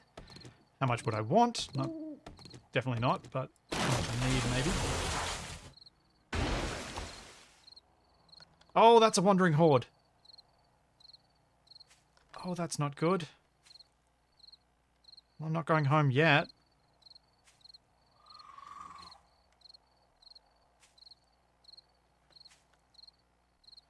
In fact, in some ways that might be good.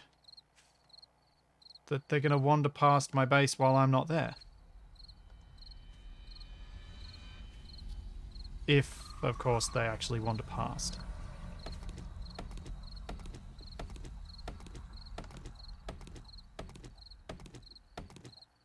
And don't hang around.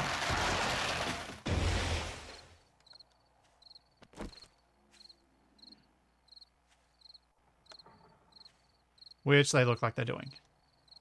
Because of course they are. Ah!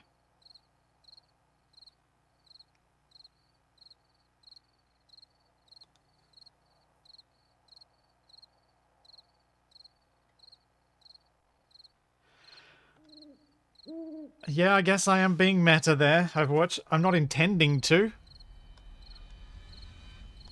But it is kind of lucky for you to not be in your base when you see a whole horde of zombies walking past it. And it wasn't intentional for me to do it. It was serendipity.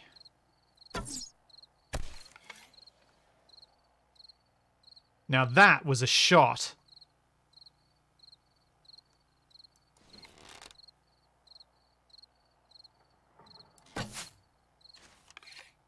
That was not.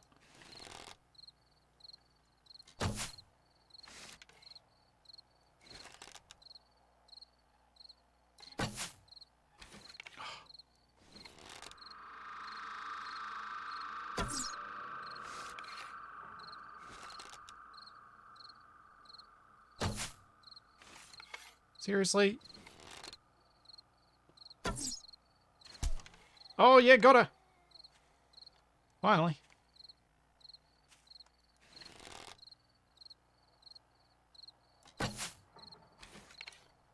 Oh, he's going to be a lot harder to hit.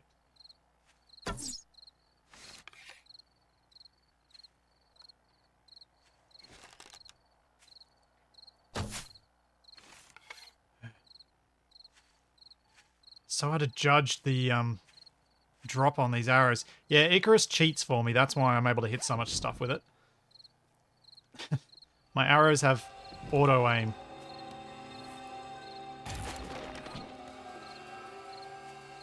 In this, I actually have to figure it out. Plus, there's random deviations as well, which can make my aiming even worse.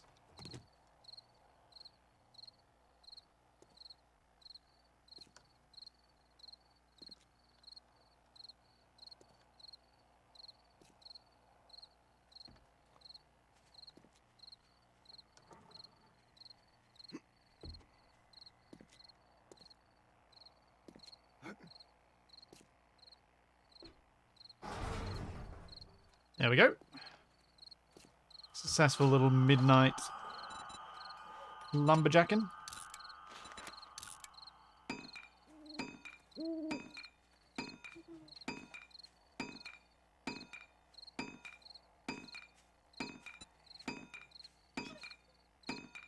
Hey, Overwatch, if I was in a zombie apocalypse and I saw a whole bunch of zombies running past my base, I'm not going to rush back to my base. I'm going to stay where I am, apparently not detected, and stay away. I think that's just good sense. I don't think that's being meta. Crap. So we need the forged iron, the screws, and the scrap polymers. Okay. Not in that one.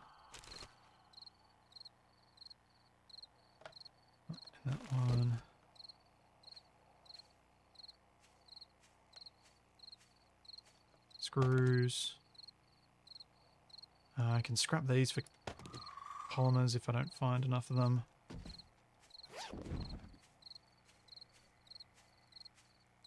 You right there, Charlie? Coughing up a furball.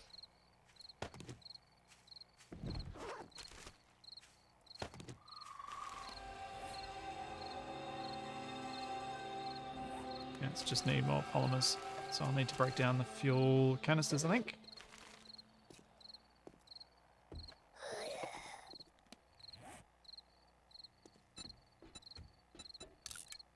Wait, can I not scrap those? Do they not scrap the plastics anymore? Oh, what?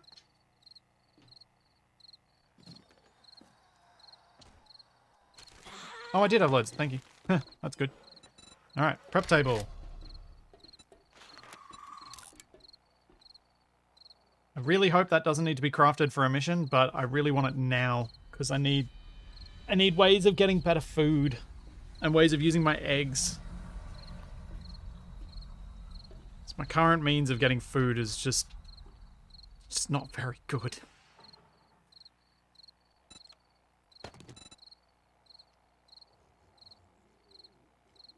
Those are full fuel canisters.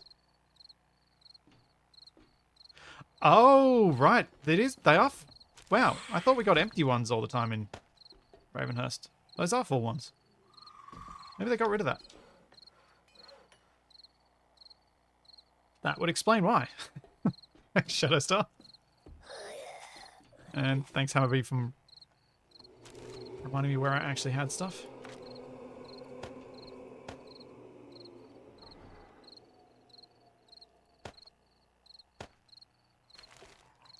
Doo-doo-doo. Yeah, so the food prep thing should also help me get wellness because it'll allow me to make foods that give me wellness. So that's the other reason to go for it and try and get myself that early.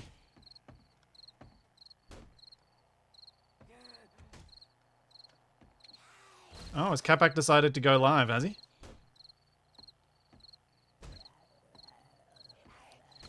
Chronicles of Riddick.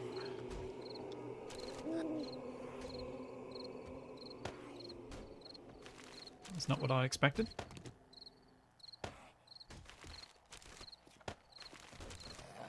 But yes, Capac did say Capac had apparently planned on streaming last week, but in typical Capac style, did not follow through with his plans.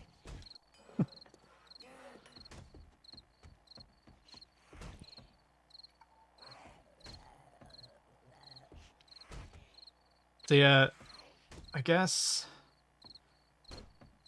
we'll see what we can get with this food prep table.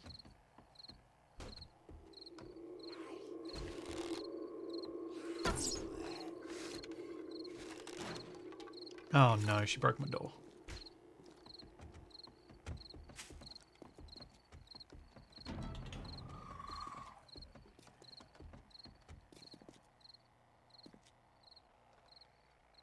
It's only the one zombie I should be able to fight her and not die. Maybe. But it's never just the one.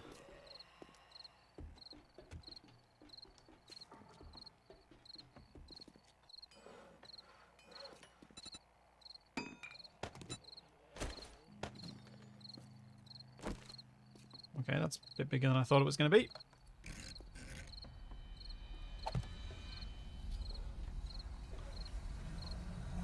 I need a knife in it.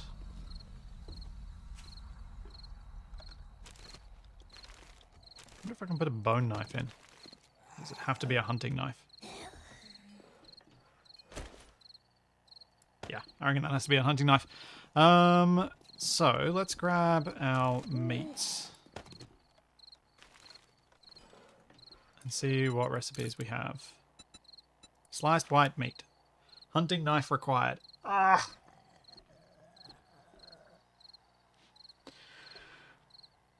I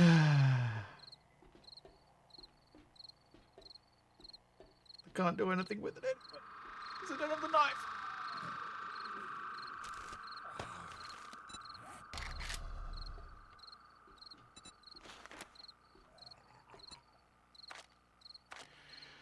Unlock with bladed weapons. Unlock with hunting knife schematic. Bladed weapon crafting.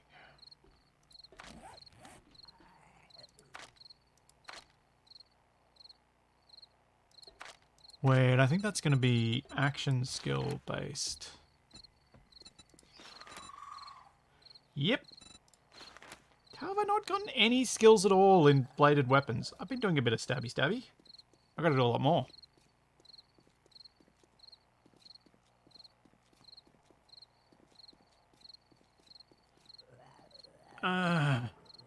So I'm going to have to get my bladed weapons skill up to level 20 so that then I can get... No. Alright, well, that was a stupid thing to beeline toward. Let's get this intellect stuff done because I want to get... Basically, I want to get advanced engineer. I want that blacksmith forge. And it took me so long last time to get up that far.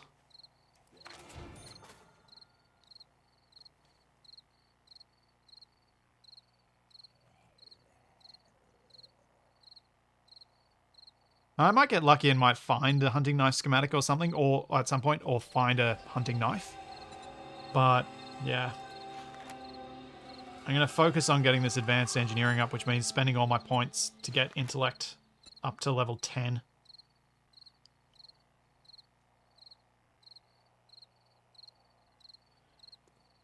And I think... Yeah. If I wear the nerd glasses, I think I can unlock Advanced Engineering 5 by getting the level 9 to level 10 bit with the nerd glasses. So I need another 2, 4, 7 skill points. Yeah, I might find one to buy at the trader, or I might get one at the whatchamacallit? Brain. See you, Fred. I might get one as a mission reward before I get to that point. Alright, what were the other quests I can do then? I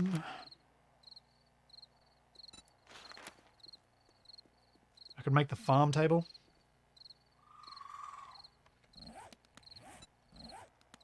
If I've actually still got enough iron left, which I might not, because I used it to... Oh, no, I do. Yeah, let's make that the quest for the moment. Make a farm table. Gather screws. Where did I put the screws down?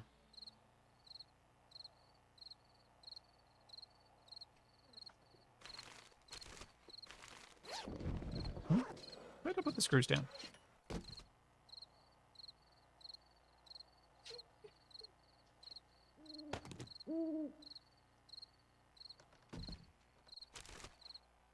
Do do do do do. Do do do. Nope. Nope.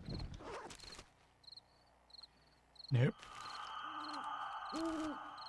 Nope. Nope. What?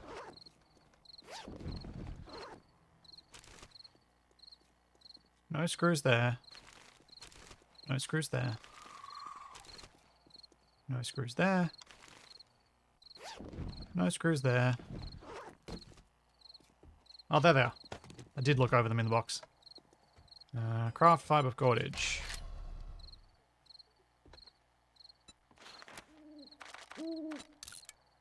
There we go.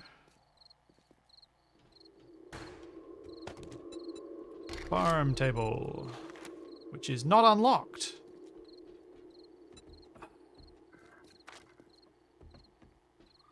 And has to be making it a workbench anyway. Can't do that one. Can't do the catching more insects because I don't have enough beer. Can't craft a forge because I need 5 duct tape for the bellows.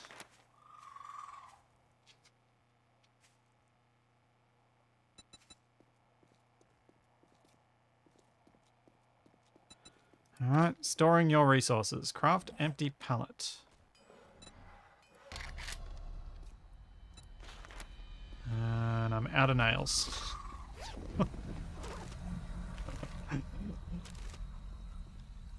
I can't do any of my quests. Well, delightful. Can I make spikes at least?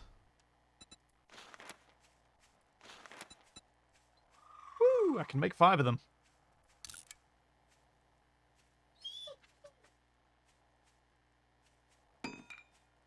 This making noise thing is not going to make me let you out.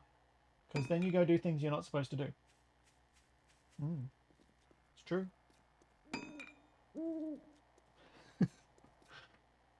It's just staring at me. Charlie is a good girl most of the time. But she can be naughty because she's still a puppy. She's not even a year old yet.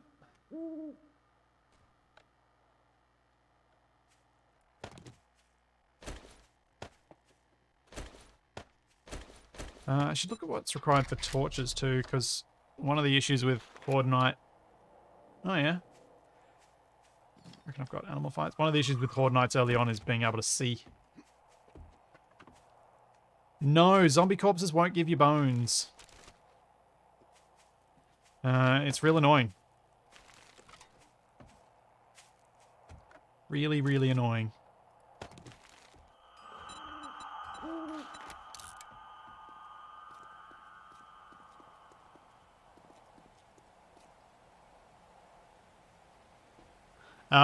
No, I don't think I'm going to worry about trying to get beer at this point. The only things I'm going to try and focus on for this is now it's Horde Night, which means trying to block up those windows.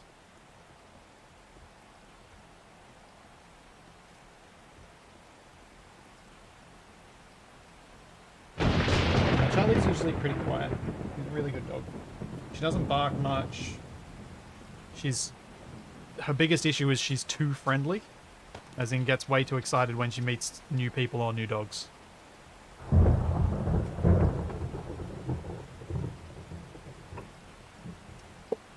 Yeah, Rebecca, the issue with getting no bones from zombie corpses is actually a vanilla issue, because they stopped you from being able to loot zombies, which means, you know, they don't leave stuff lying around.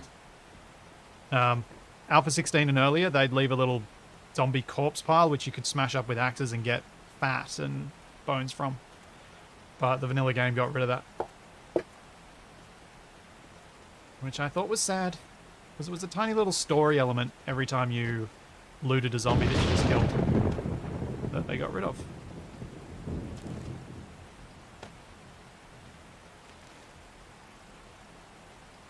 And morning, so it is time for me to go get wood.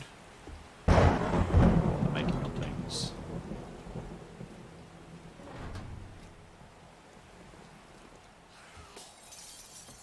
Oh, hello.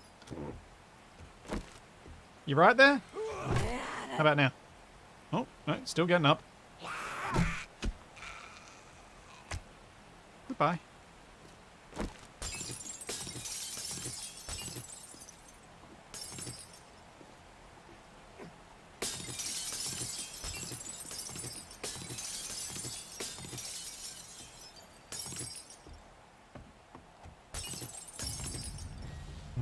That's, I think, all the windows I need to get rid of.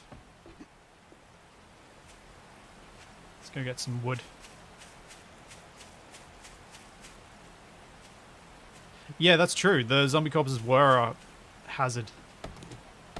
Because you had to... They would kind of act as a bit of a sludge pile that slowed how quickly you could move around.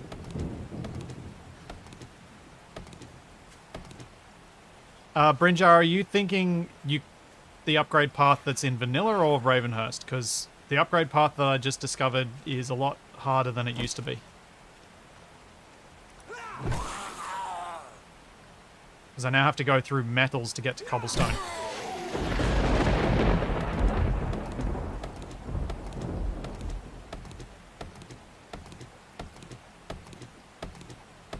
I'm not sure how I can skip that bit.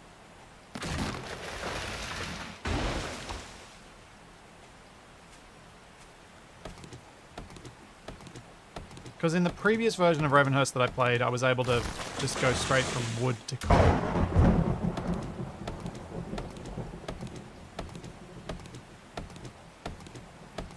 But not in this version.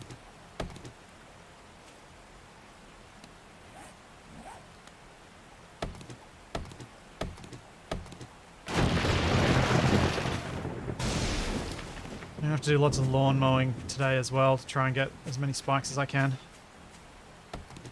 Hopefully my game stage is low enough that the Horde Knight's not going to be too terrifying. But I think it's going to be rough.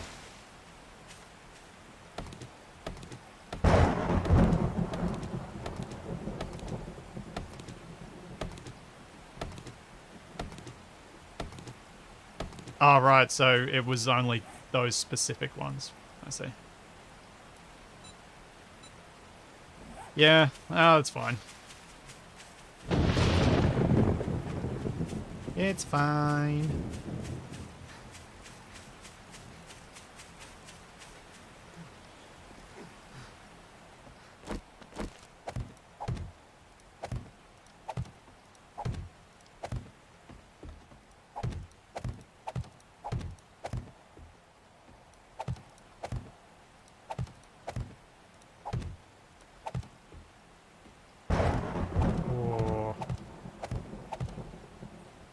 Still need more nails.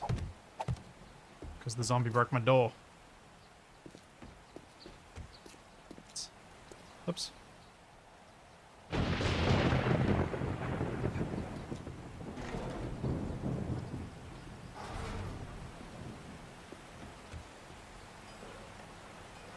Yeah, it makes it dark in there, that's true. That's true. It is quite dark in there now.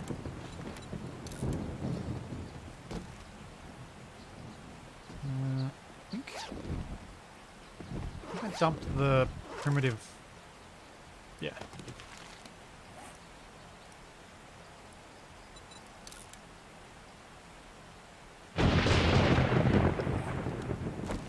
Let's go get some more wood, because we're going to need more anyway.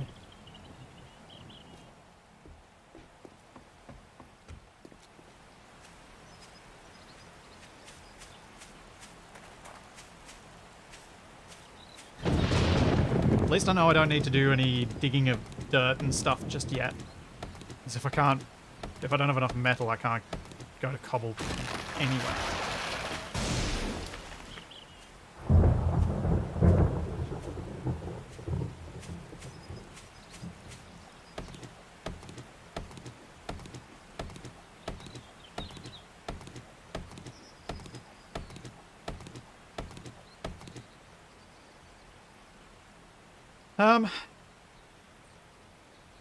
Yeah, I could put 2 solid blocks in the door instead of an actual door. The downside I see of that is not being able to pick where the zombies go to. So if I put a door down, I know they're going to go for the door. And so I could put more spikes around the door, which is, you know, what you would do if you had a base. Because I'm not going to have enough spikes to go all the way around. Whereas if I don't put a door down, they could attack the spots without any spikes, and so it doesn't do anything. Rebecca, it's not always needing metal for cobble. I think once I get further along, I can make things that go straight to cobble rather than having to go through the full upgrade cycle. I think.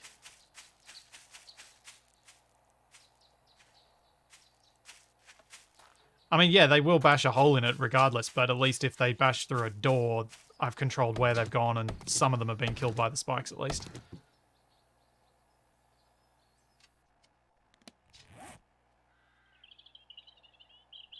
Yeah, it's true. I could leave it open and just put tons of spikes inside.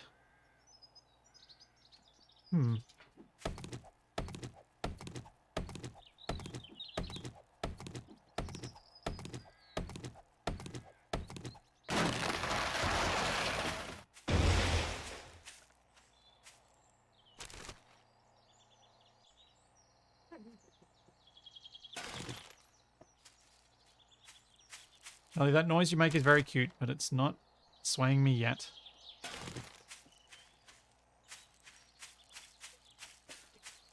think someone might have delivered something. But I'll let her out.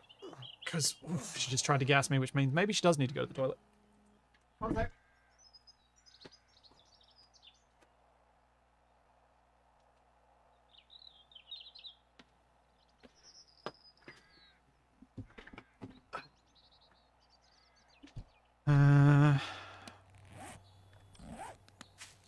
Got a few more trees, and then I'll start bashing some grass.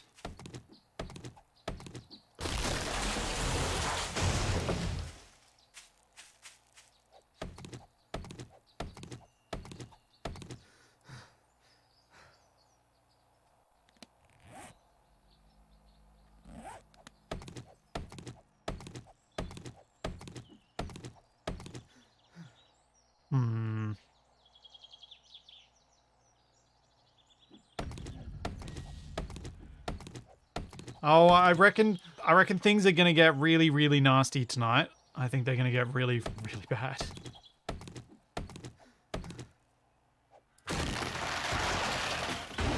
I do not feel good about how much prep I've done for this fortnight, but week 1, the amount of prep you can do is pretty limited anyway.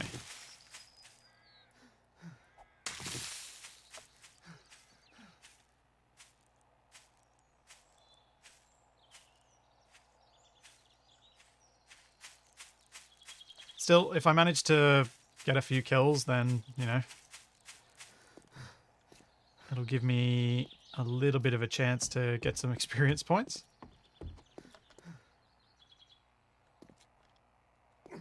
Oh, missed.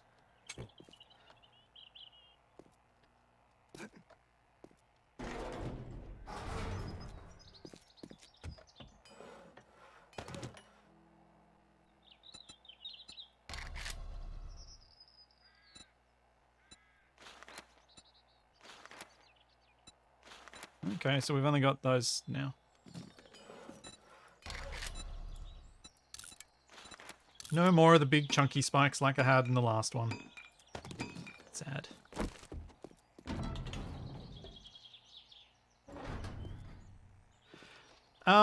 If I lose this base, I lose all of the things that I've accumulated here, which would be a bit of a disaster. Steve, this is planned as a bit of a series, but in the sense that, yeah, that it's not intended as a one-off.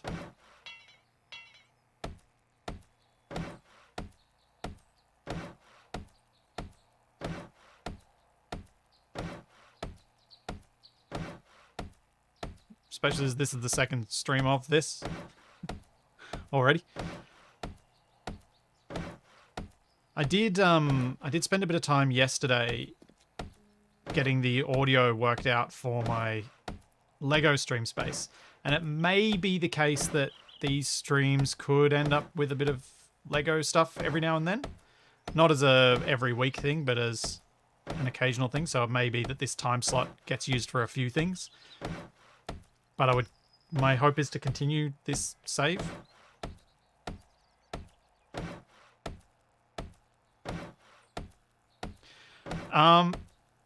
I don't think I can pick up the door, Grey Knight. So the heavy doors has to stay where it is. I'm pretty sure that hasn't changed. Doors once placed are there forever. Unless you break them.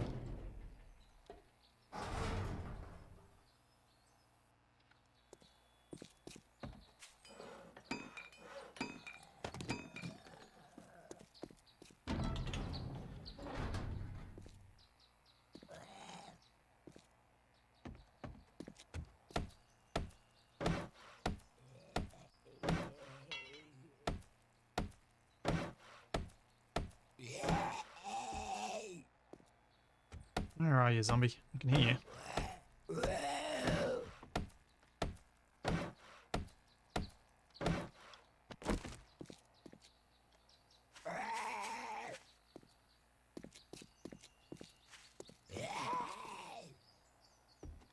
What the?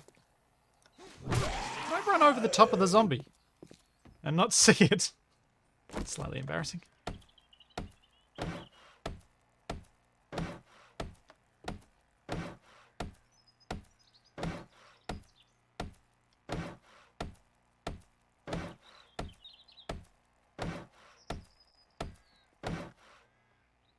And that's as much as I can do those without getting iron and whatnot.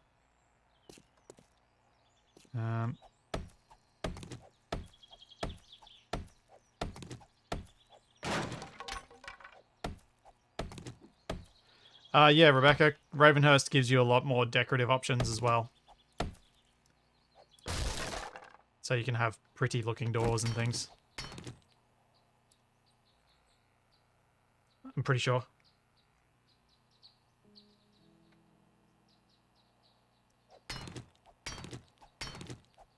I think I made some of the nicer doors in the last series. Ravenhurst adds quite a lot of decorative stuff to the crafting side of things, which I like, obviously. But I didn't take enough of an advantage of when I played this before. I want to do a bit more decorative work, which I think will be helped by the fact that I'm trying to stick to a single base. I'm not sure if zombies will be able to jump across that or not.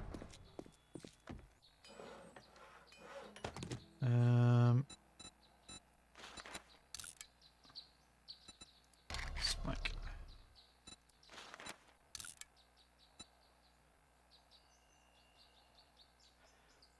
Because, yeah, I think... I was thinking about it. I've been talking recently a fair bit more about the idea of playing The Sims and joking about that side of things. And I think I could probably get my hit of that by just setting... What am I doing? Setting Ravenhurst up to be played the right way. Make myself my pretty house in Zombie Apocalypse. Oops, I didn't mean to read that. I should have scrubbed it. Oh.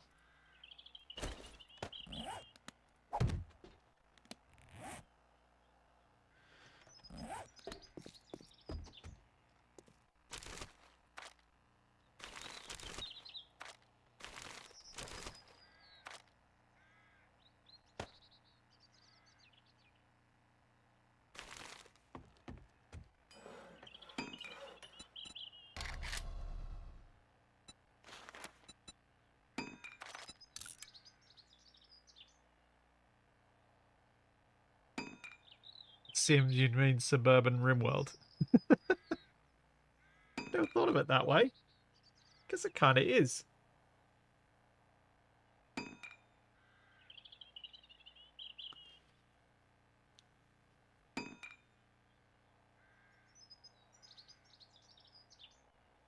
Yeah, Sims does have the downside of being a very expensive game to get into with the DLCs. Very expensive.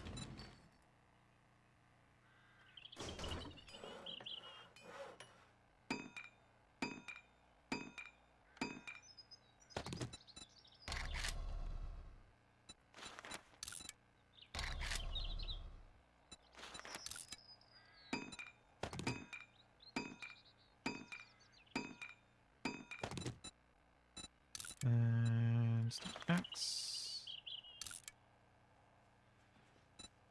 There's almost no point repairing a 130 quality thing, because it will not repair to a higher quality than the one that I can make fresh. Let's go cut down some more trees. Oh, I have some nails for some reason. And that block I destroyed.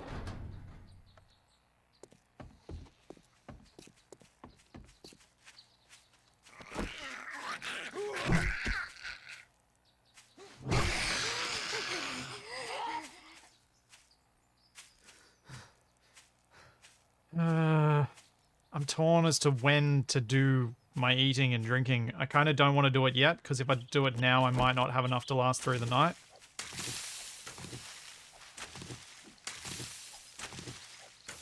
So I don't think I've got enough food to not have the debuffs. So basically, my theory of when I should eat and drink is based on I can handle having the debuffs now, but I can't during the Horde Night. So I'll deal with the debuffs now, then eat enough to just get just above, and then during the Horde Night, hopefully not drop below and have the debuffs.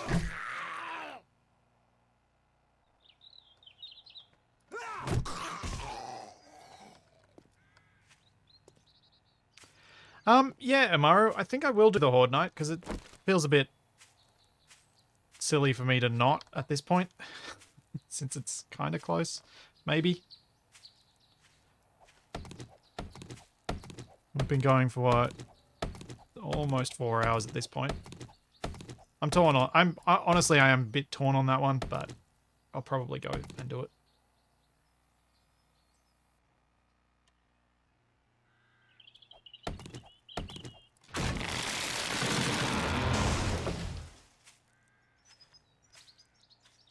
Yeah, Demon Wax, I don't think anyone would, any reasonable person would argue with you that EA are a terrible company with terrible approaches to monetizing their games.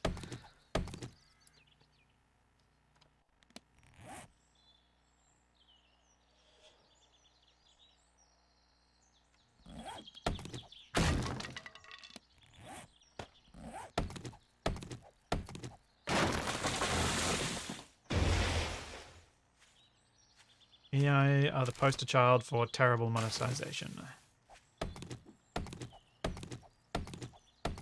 Verging on evil.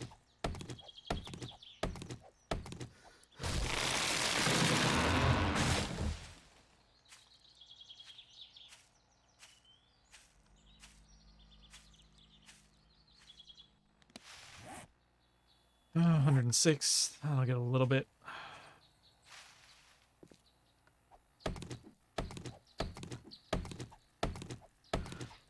You say that, TFE, but you would have seen my comment about having to turn down a sponsorship for No Man's Sky the other day. I couldn't see a way that I could possibly stream a game that I've been that I've disliked that much without it seeming very, very wrong. Oh, Hammerby, that's a tough one. Who do I prefer, EA or Apple?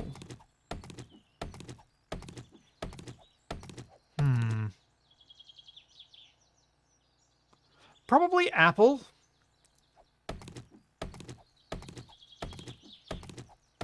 Maybe? I guess because the stuff they do that's nasty is nasty to other companies, not directly to me.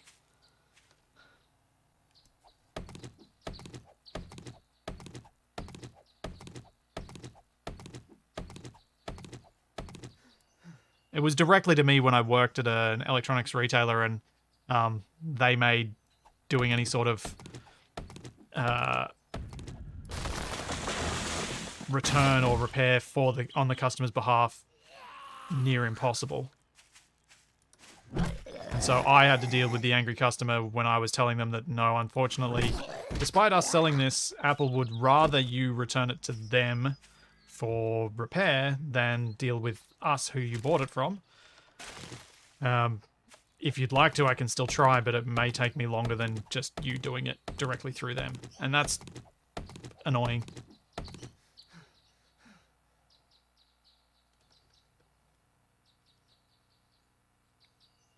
But yeah, the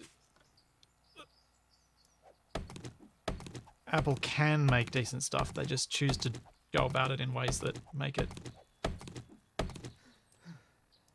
They choose to be the standard evil big company. They just choose to do it in a non-standard way.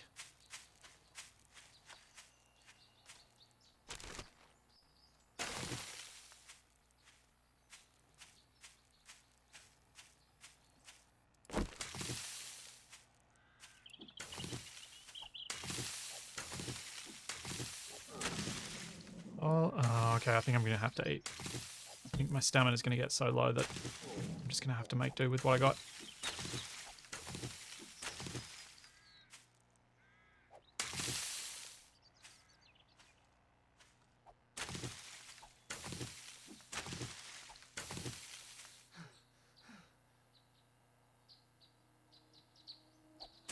Personally, I refuse to use a product that assumes I'm an idiot. Ooh. I prefer not to. I don't know that I'd refuse to. Trying to think. I bet there's something I use that assumes I'm an idiot. And that I like anyway. Just struggling to think of an example.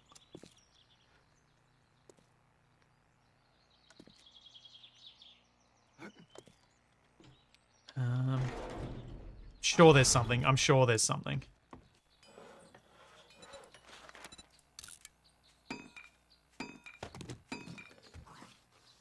Right. Food. What food can we make? Can make some cooked meat. Can eat some chips. I've got more chrysanthemum, I think. Yep. Let's make some more tea.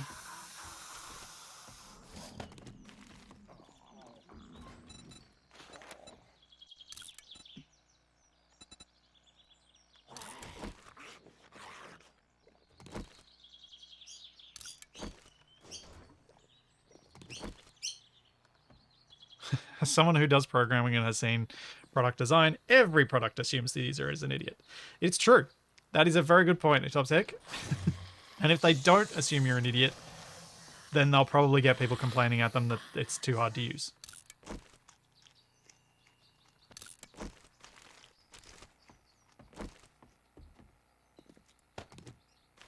It is simply the way of things.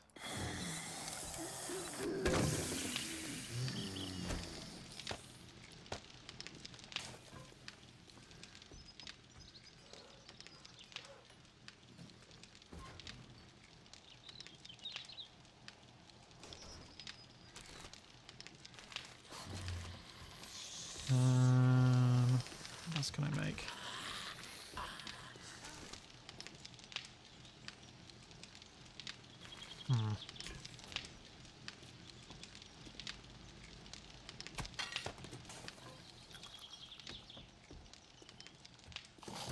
That very good point.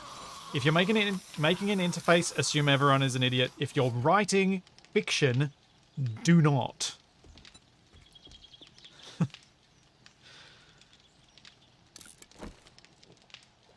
It's a mod, persistence, Nefu.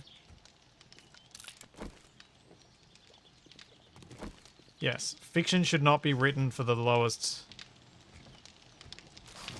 in that lowest common denominator sort of way. It should be written in a way to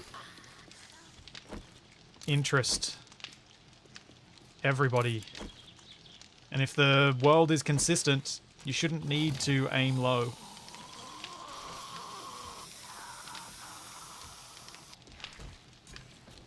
And often when that stuff is aimed low,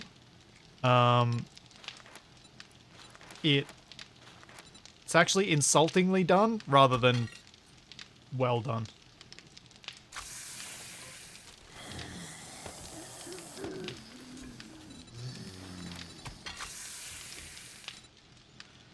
Let's just shove the rest of that in.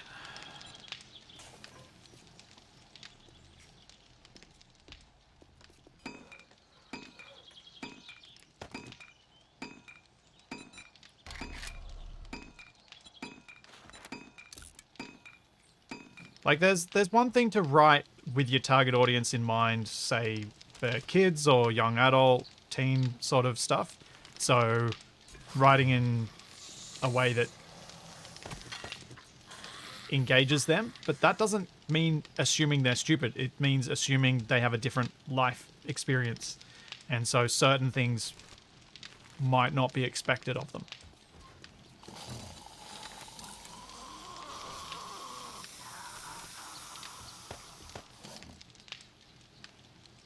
So tell you what, all the teachers I can remember from high school that I really liked, they didn't treat us like idiots. They treated us like irresponsible adults. I think is the best way I can think of to describe that.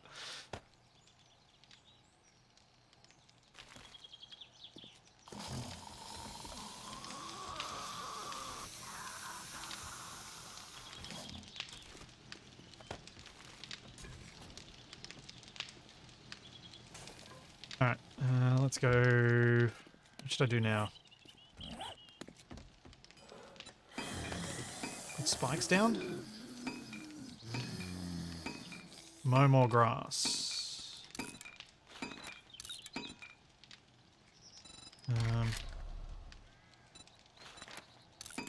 Yeah, I'm out of cordage, so I'm going to need both. Okay, let's go do some more lawn mowing. Given how hard I'm finding it to jump up this thing, I'm pretty sure the zombies aren't going to be able to.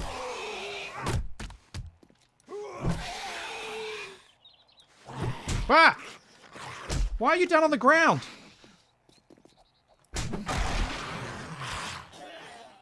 What the... What?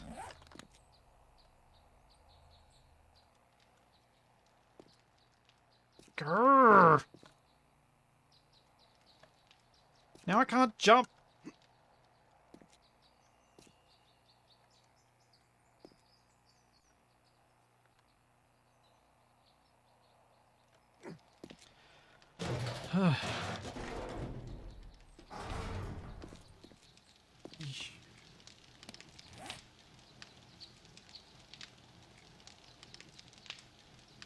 Where's my medical pile?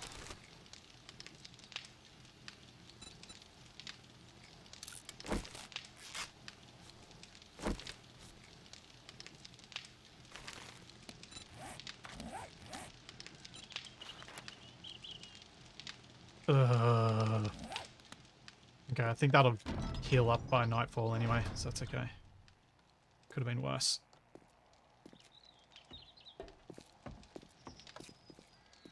Is there anything around here made of wood? Oh yeah. Just wondering if I might get lucky and get enough nails for a door.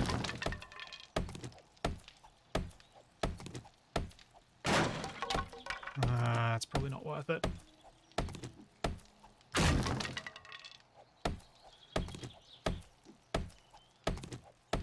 Yeah, Overwatch, my max health is reduced. That's the problem.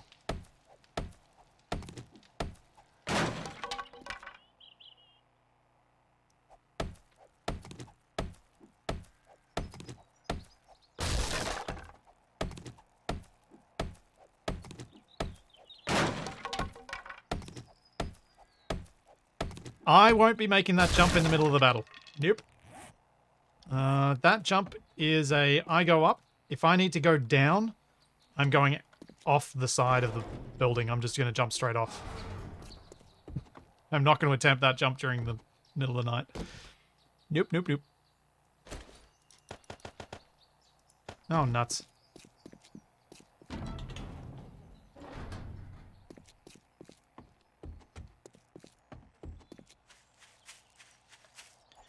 Need more fibers.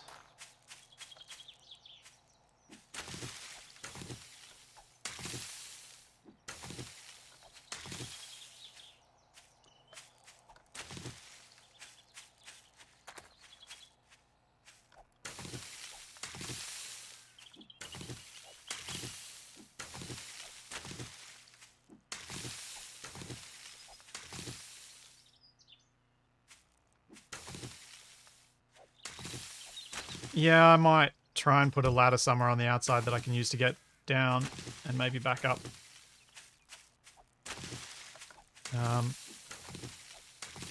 I'm always torn with these more time-pressured situations as to whether I should put my efforts into making more spikes or modifying the base for some other benefit.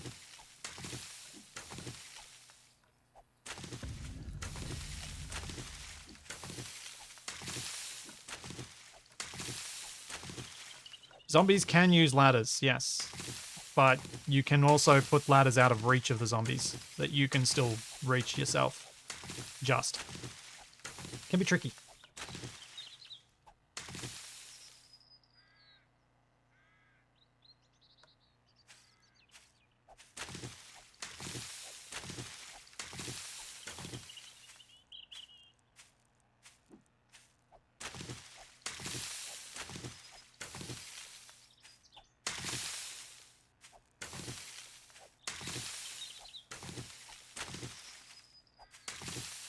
I wonder, do the spider zombies jump high enough to get those ladders? I haven't seen them manage to catch them, but that could be a sneaky thing, so that it's not a perfect way of stopping the zombies. You still have to watch your ladder, but at least it'll stop most of them. Those spider zombies that jump super far, if they could jump just a little bit higher than the rest of the zombies, to give them some added fun threat and variability.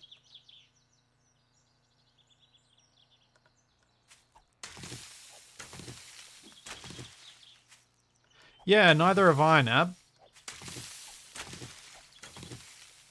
I think it'd be quite cool if that was a thing.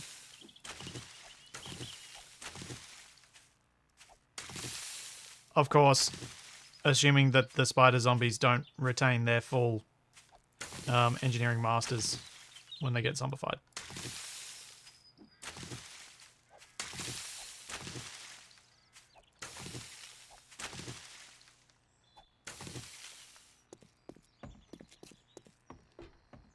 No, Overwatch, I didn't think they could. But I wonder if it'd be fun if they could.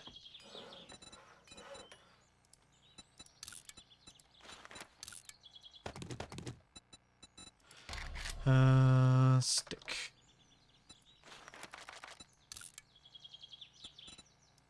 And sharp stones.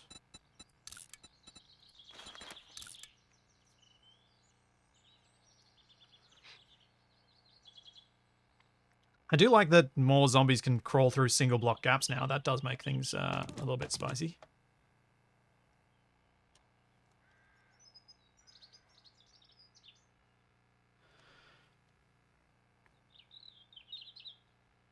See you, Fudge. Well, I'm wanting more variety, not so much pain. It's the variety I'm keen on.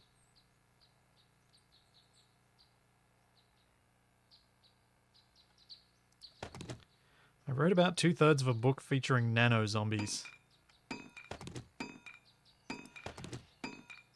I think in book form, it's a lot easier to sell the idea that something tiny can be scary. It's much harder to sell on screen, I imagine.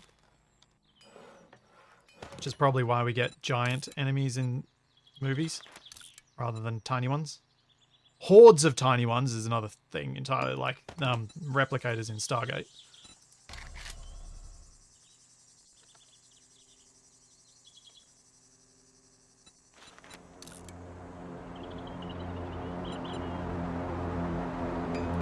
There goes the plane.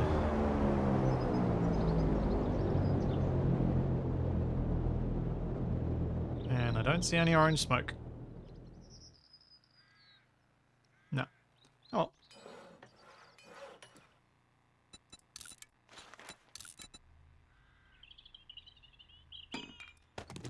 Maybe I'll find that one eventually like I found the other one.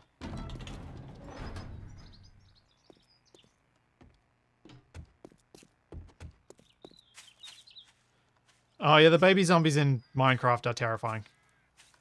I suppose, yeah, I guess it's about the actual size. If they're just smaller than average, like zombie children, I think would make for a terrifying movie. Zombie ants, possibly not so much. But zombie ants could be made a terrifying thing in a book.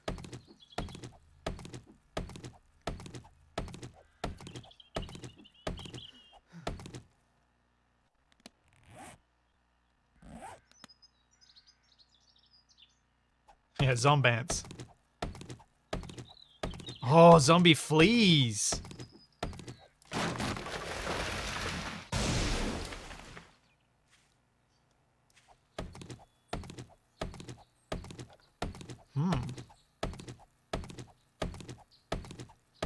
But yeah, zombie children would be all sorts of horrifying.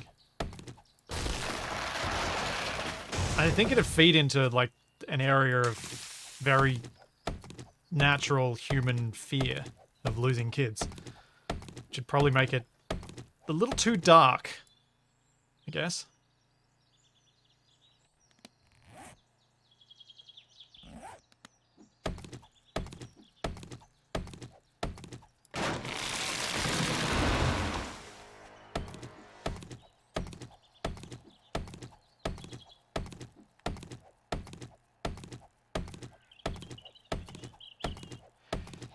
Yeah, but Demonworks, I don't think swarms are as...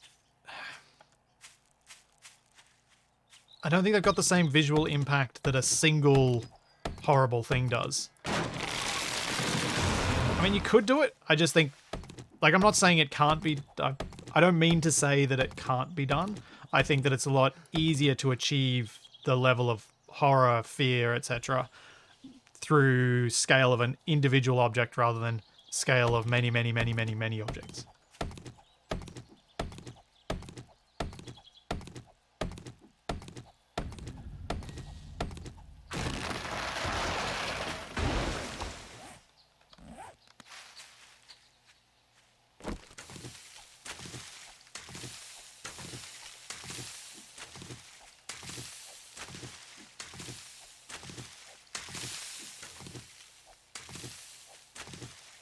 Like, locust swarms can be horrible and terrifying, but a giant locust that can crush your house now makes me want to play EDF.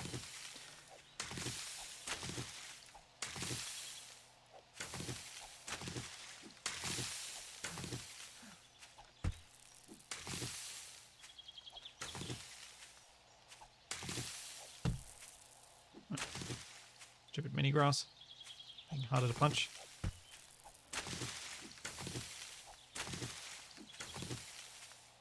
I do like the mini grass look though. The more subtle sizing of it is better, I think.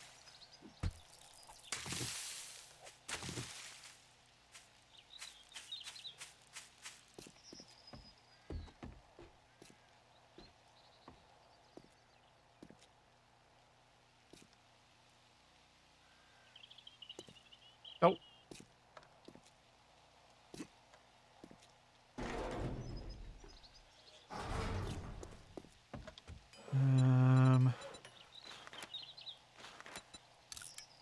Cordage. Take all the wood. So how many spikes have I got? 50. Also want to make arrows. Lots and lots of arrows.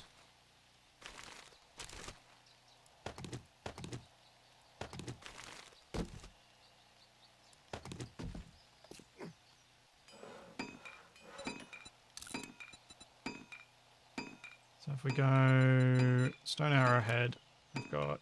Let's make 150 of them. Maybe 300, that'll be plenty. And I need to make sticks. Make... 100.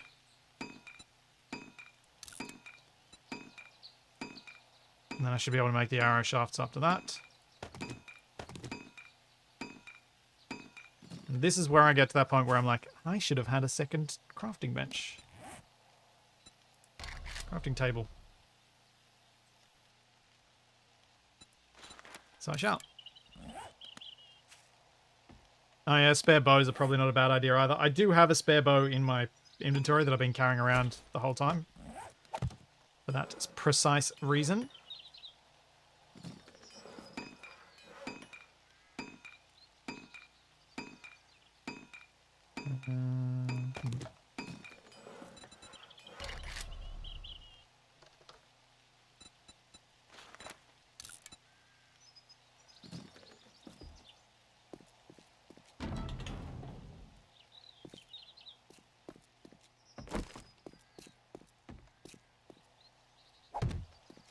Oh, they don't have blood on them anymore. That looks a lot nicer.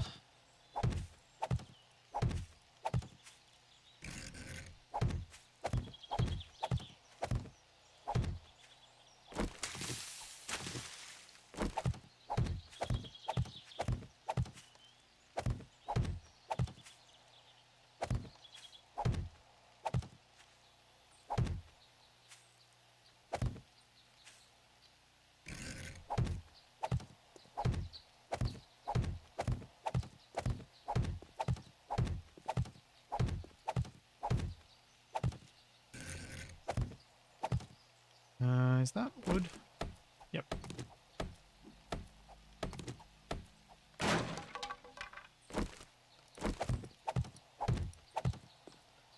Alright. That's not too bad. I think if I can get a single row the whole way round and then get some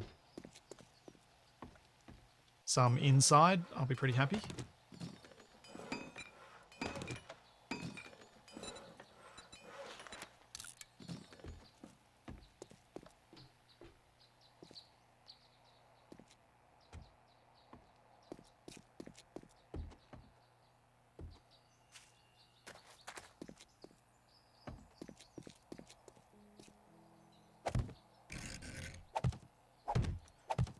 Oh, DE, getting your own account now, huh?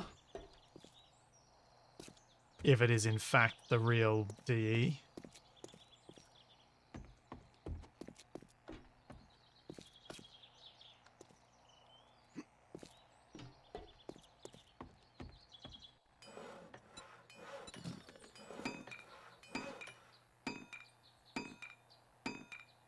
Oh yeah, now that you got your logo, it is.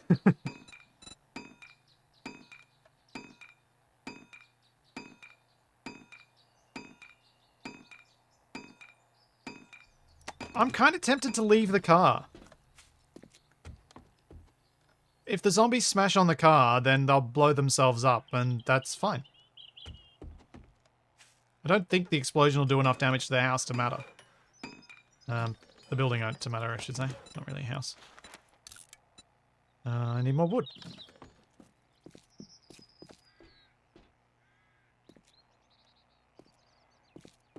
Yeah, that's a good point, D. It is a good idea to grab the name.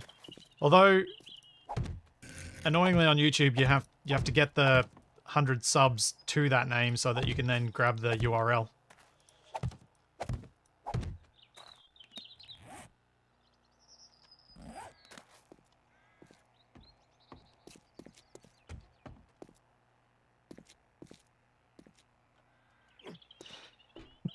Wow, all three of your channels in one chat sequence of about 10 messages. Good job.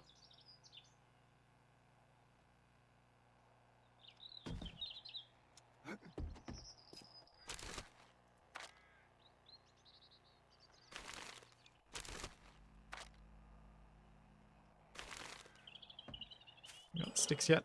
No, still making the stone things. What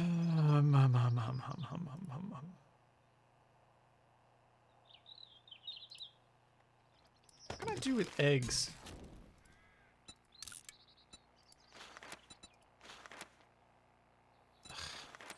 It's so annoying that boiled eggs require a jar that gets destroyed. Eating bugs.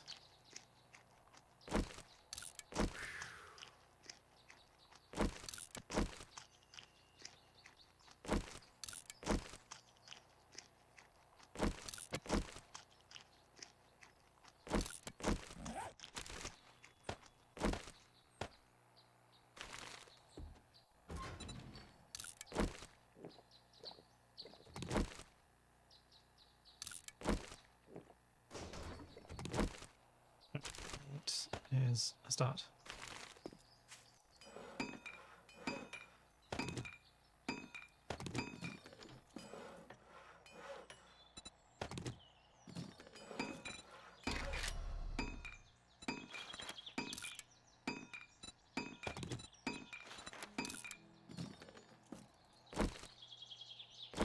Alright, chop down more trees, more wood, more spikes.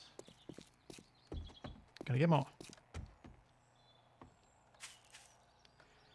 Yeah, to make the jars you need a forge, and then you need lots of glass. But by the time you've got that, you kind of don't need the boiled eggs. Or you didn't. I might do this time, because they've changed things. But also, for me to get boiled water, requires me to use coal. So to me to get boiled eggs, I consume one of my coal. It's not just a jar of water, it's a jar of water that was made using coal, which is relatively difficult for me to get at the moment.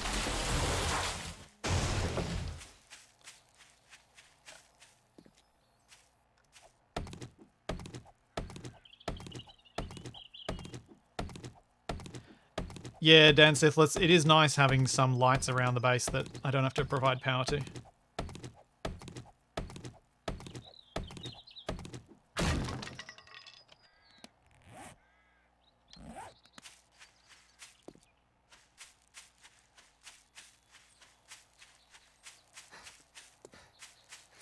Can I set that draw distance any higher?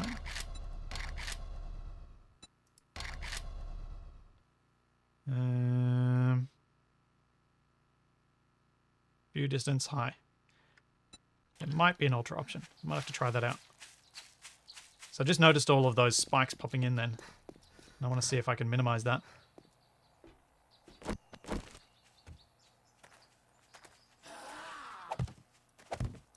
Well, I can't do a lot of stuff in the food prep station yet. Seems like it all needs the knife. Although I didn't look to see if it all did. Or if there are some that don't. Can I have a look? Am I still carrying the eggs? Yes, I am.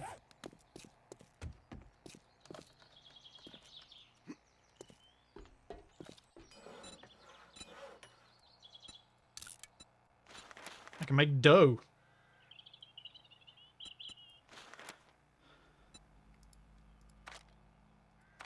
Huh. Egg and animal fat for an omelette. But I just used up all my animal fat for making torches, which I am going to need. So it was a reasonable thing to spend it on.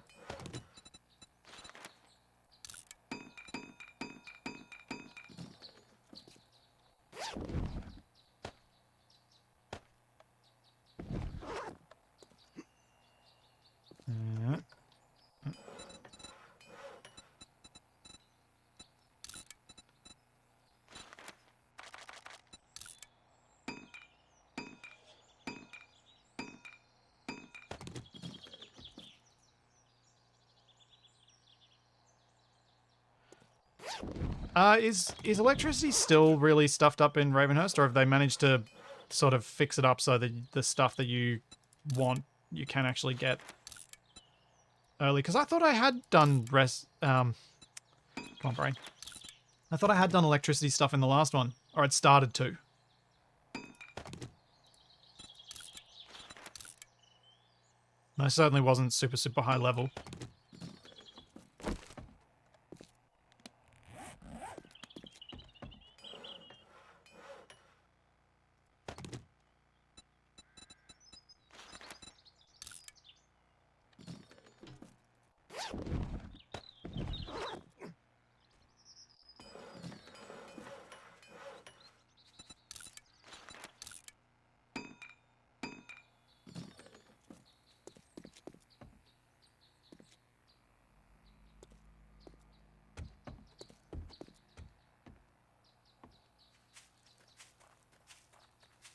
Does Ravenhurst do the thing where it lets you fill a bowl or a pot with water and not kill a jar every time? Well, when you drink water, you don't destroy a jar. When you drink water, you get the jar back. It's just certain recipes still destroy the jar, and I'm pretty sure boiled eggs are one of them.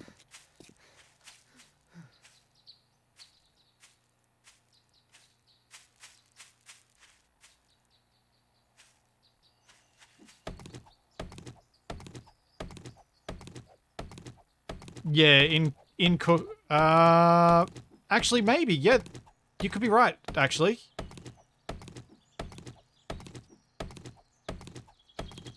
that's a good point, DE. That might be a. I'll have to look at that when I get back. I'd forgotten about the fill a bowl with water and put it in the crafting, like to the tool slot. I didn't see one on the particular bench I'm using, the survival campfire. It might be something that's only on higher tier benches.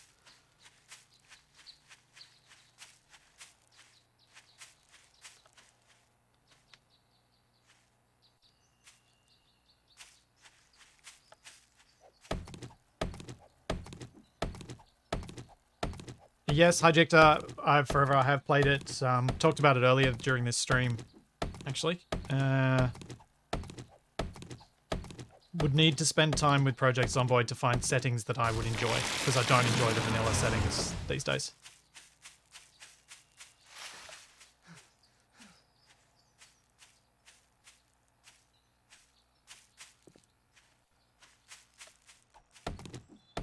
survival campfire's got a slot for a beaker. Yeah, I know. I think that's for making... I think it might be recipe. I wonder if glue requires a beaker in the survival campfire. Now, so if it does, that's going to suck. Because I got up to, what, day 42 or something in the last one? Or even beyond that, and I still hadn't found a beaker.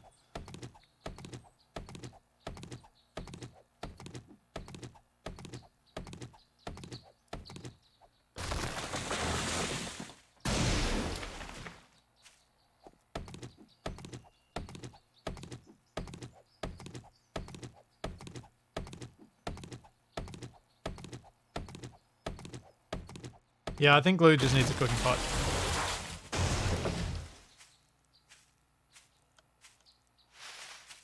I had issues finding the elusive iron arrowhead last time.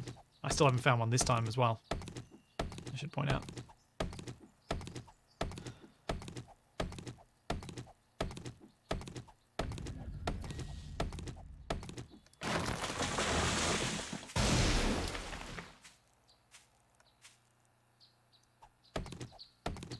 Well, Overwatch, that's in some ways the definition of random.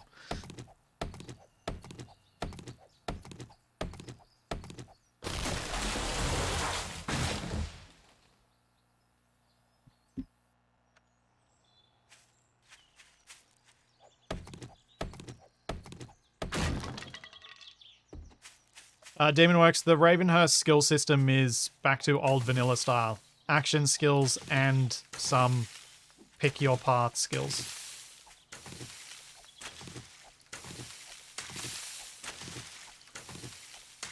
It's that hybrid setup that I, again, spoke about it earlier. Something I enjoy. Oh, right. Saying randomly either 3 or 300. Not between. Yep, fair enough. It's still random, just a coin toss.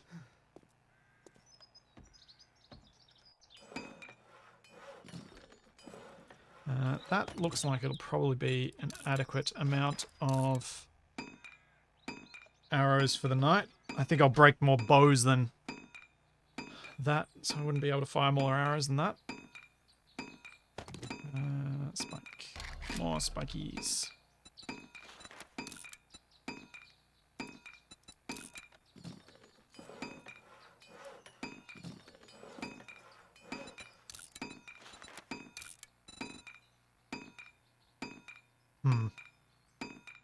Actually, maybe, given how long that's going to take, I want to make the spikes on this one because this will be finished soonish.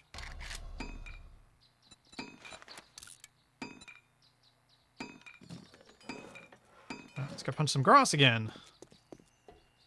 No, the install of the mod is not any easier. You have to go download the mod from their... I think it's actually from their GitHub page now. Oh, I lost my axe. What am I doing? Oh no, I'm just punching grass. It's fine.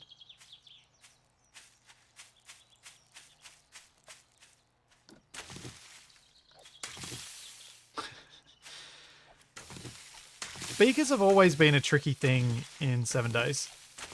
Capac and I have had significant issues finding them in the past. What's annoying is when you go through a whole hospital and you still don't get one.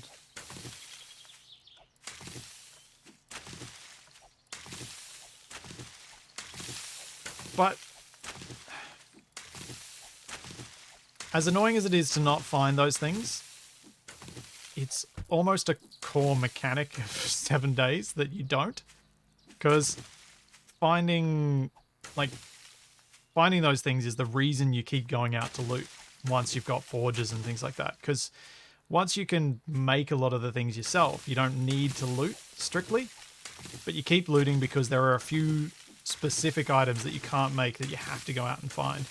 And so it extends that part of the game loop, which is arguably one of the better bits for me of 7 Days to Die.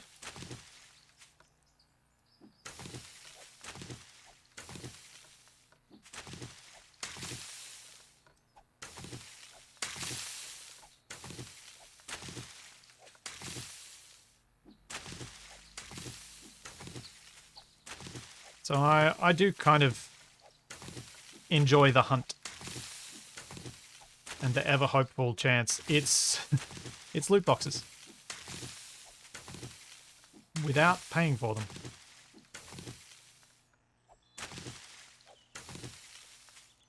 Oh, crucibles. Don't get me started on crucibles, TE. They're so much worse than beakers.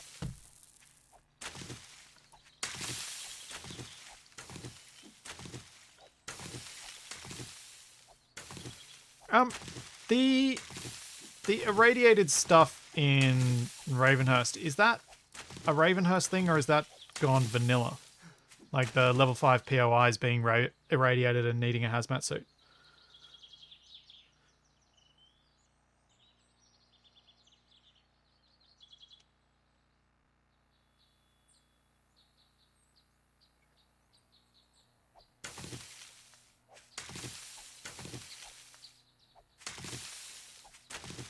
Yeah, not vanilla.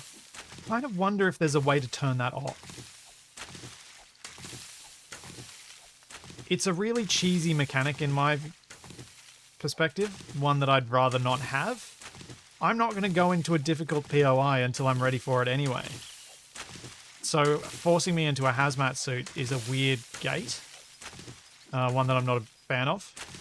The wasteland can stay irradiated, that's fine, but the higher tier POIs being irradiated is just weird.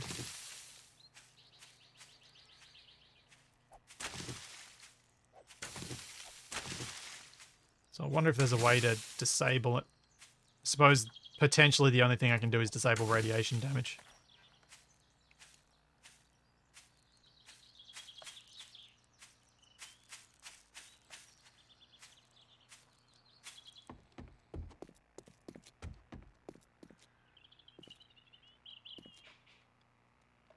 Nope. Nope. No!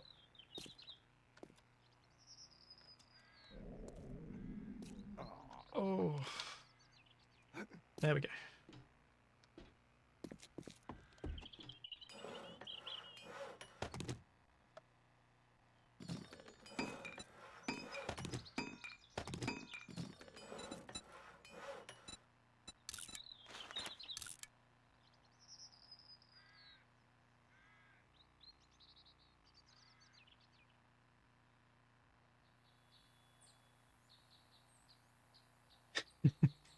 Yeah, Hammerby, if I could get a goat, I would. If the goat gave me plant fibers.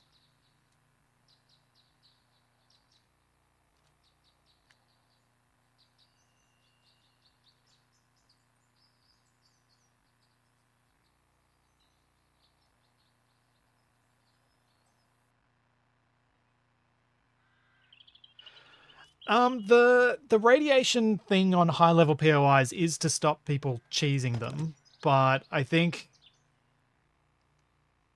even for me that's taken it a bit too far.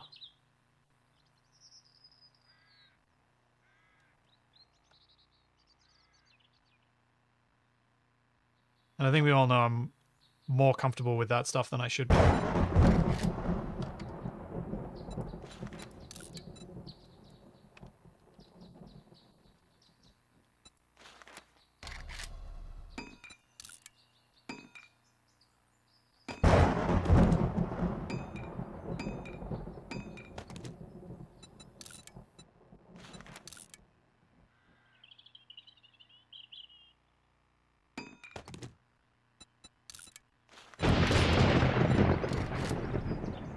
What's Spike's trap? 32 more. It's going okay. 6 PM. Yeah, I can't actually fill this hole in the wall, which is a significant issue.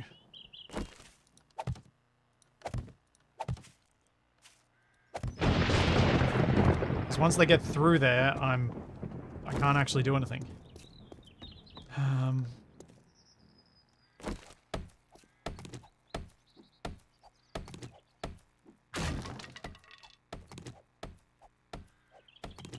Yeah, the grass be gone isn't a thing anymore. I looked for it last stream. It doesn't exist. Yeah, that's a good point, DE. There are... Everyone seems to have their own type of grind that they'll happily tolerate.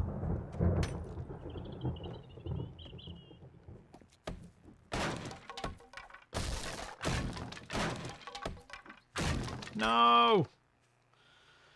I think I'm one nail short of a door. Which sounds like a really odd way of calling someone stupid.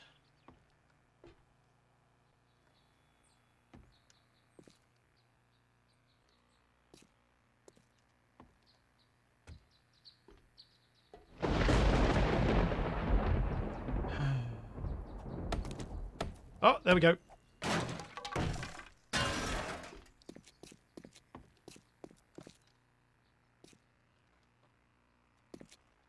Man.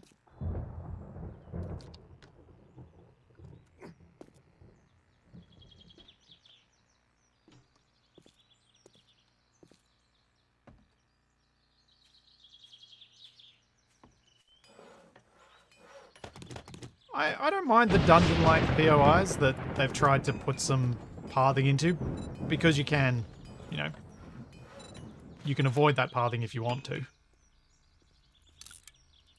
I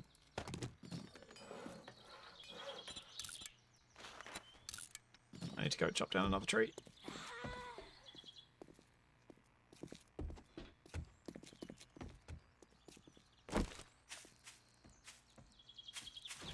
I do tend to bypass their traps and whatnot, but they still manage to catch you out. Because they do make the path that they want you to take that much easier than going a different way, so I do tend to find myself still going the way that gets me caught.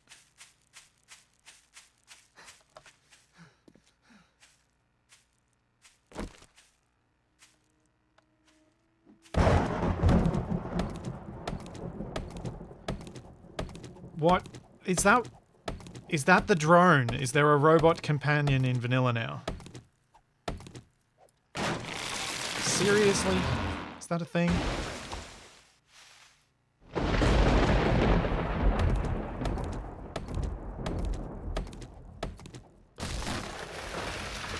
Wow. I swear the devs should have just started making a different game. Because they clearly didn't know what 7 Days to Die, what they actually wanted it to become, and they probably should have just made a new game rather than constantly trying to make 7 Days to Die into a new game.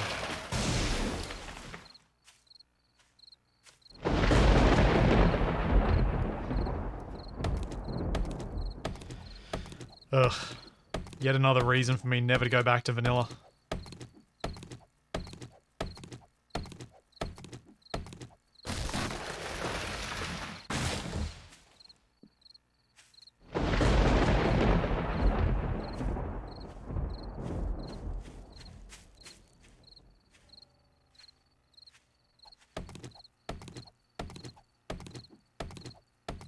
Yeah, making a robot companion that goes with you is just seems so... To me, it's almost as broken as Rockstar introducing the griefer cycle in GTA 5.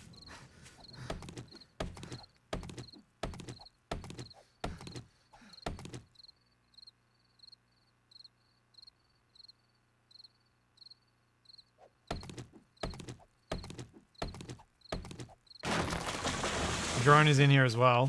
Yeah, but I bet the drone's near impossible to make in here. Yeah, you have to get the schematic somewhere.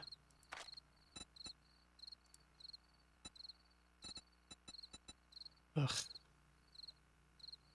Ugh.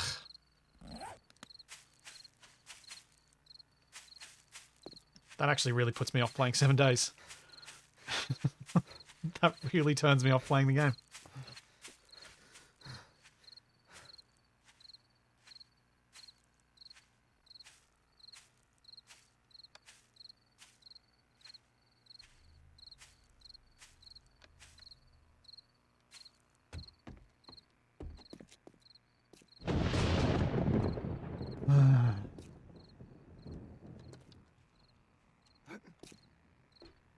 That actually really does turn me off the game a lot. A lot more than it probably should.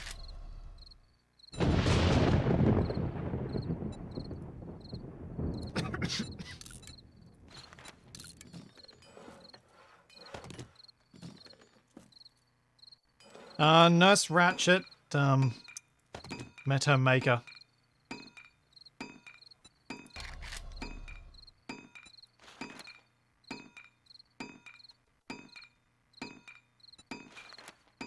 Okay, yeah, it has to be a door.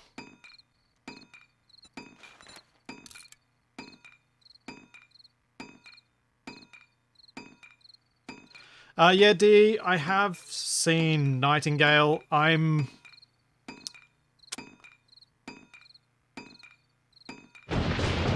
They haven't even...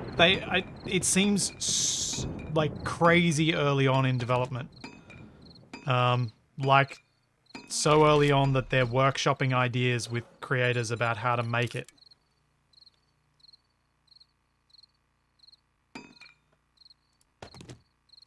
Because I got invited to do that, but I turned it down because I don't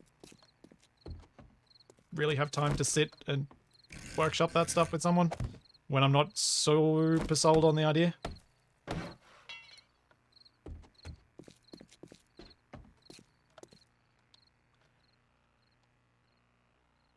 Oh.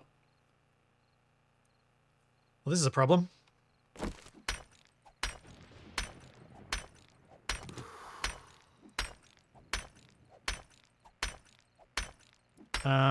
This could be a really big problem.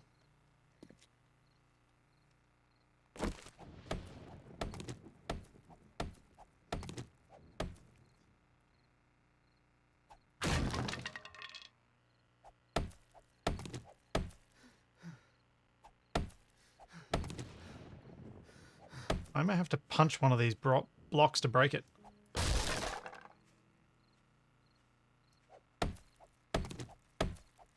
I can't build ladders, I don't have any nails. Oh.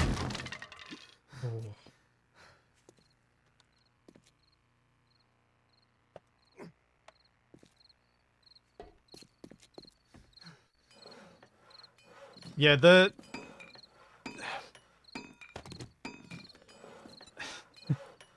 I hope they make something cool with Nightingale, but it worries me when most of what I read on their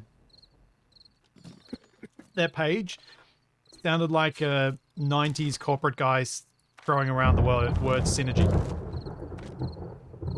I hope I'm wrong. And I'll be interested to try it to find out if I was, but it seems very early and still very much in corporate speak phase. Salesperson phase. From what I was reading. They don't seem to have any clear vision, which is concerning.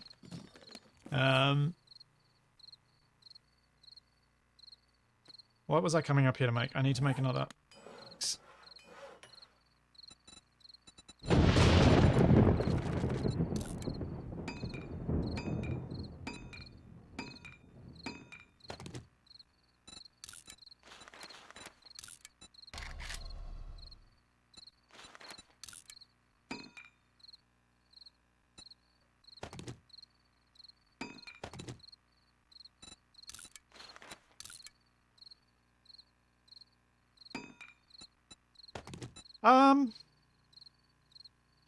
I'd argue SE did have a clear vision, it's just the vision was a sandbox.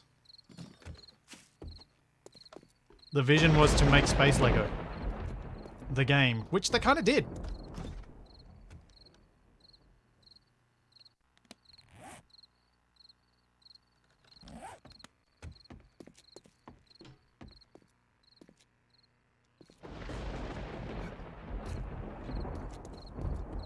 Alright, I need to put out the torches, because it's getting to that time.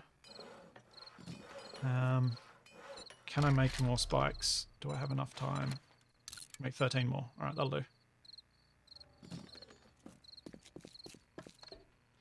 Like, I feel like Marek did have a vision of what he wanted Space Engineers to be, and it achieved that, and then they didn't know what to do next.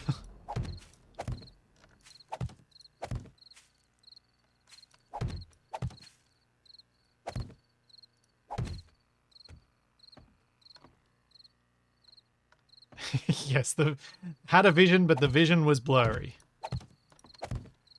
Or scratched.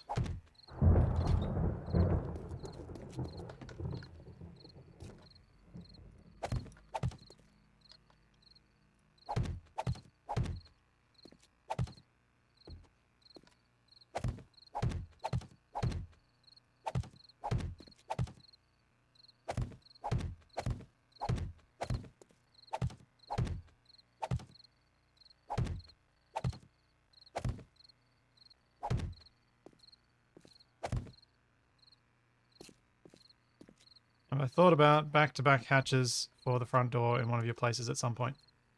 Back-to-back hatches? Do you mean like the big steel doors? Or do you mean... I don't know what you mean.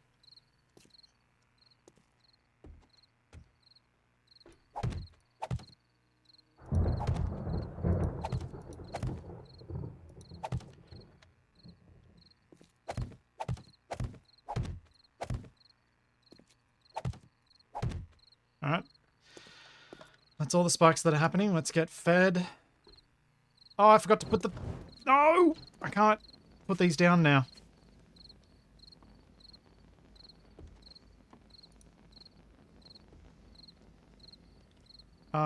Poop. Well, those torches were a waste of time.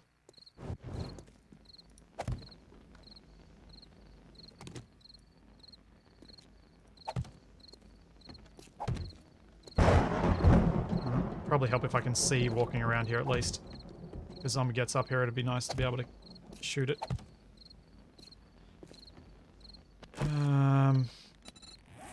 Let's make a new club.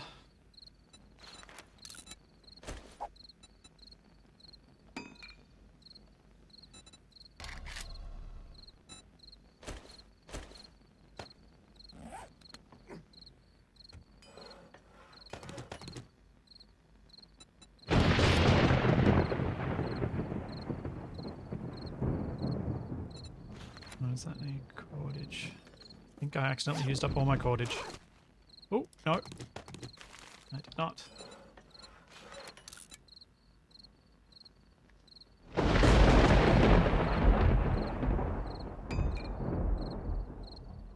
Oh yeah, my Molotovs. Where are they?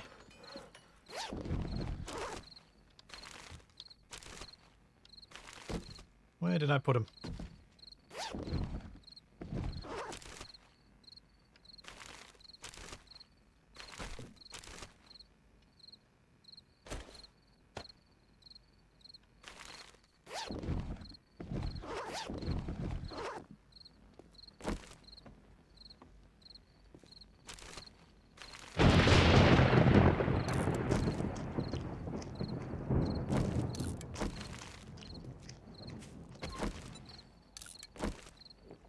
And now get my food and water up.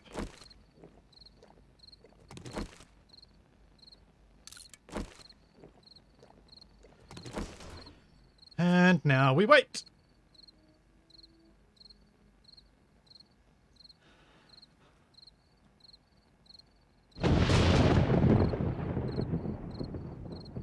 I think it's unlikely I'll be high enough level that I'll get hit by vultures.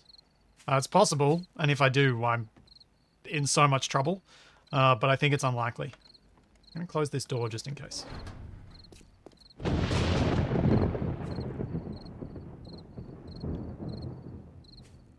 Yeah, Brinjar, I can hit stuff with the overhanging roof.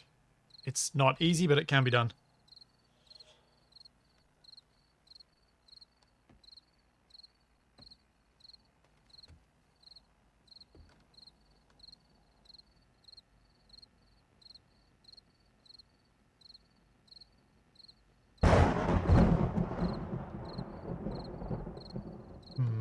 This is going to be really hard without being able to see.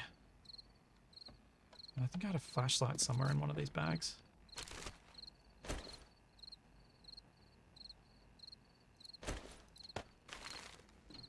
It's not helpful when you've only got one person, but at least it gives me some ability to point at things. It'll start in 8 in-game minutes. 7.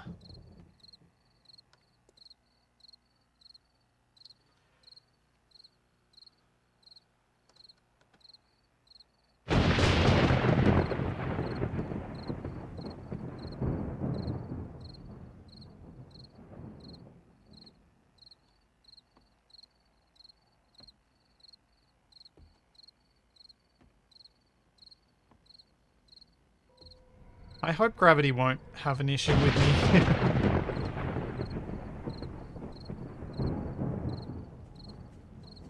Oh, here they come.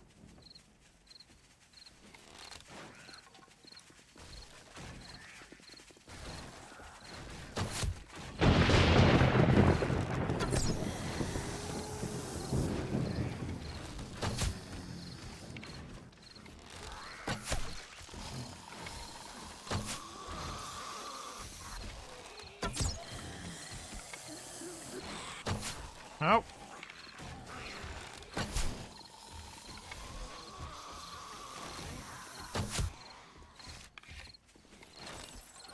Oh.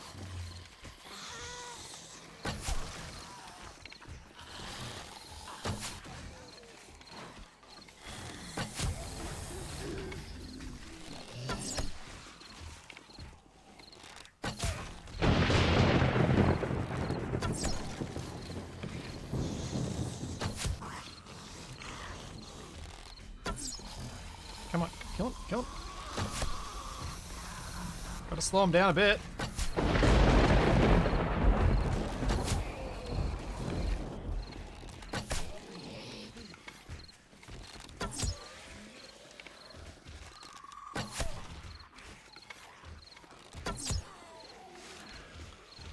I've got to try and get my kill count with my bow up. Oh, here's another one.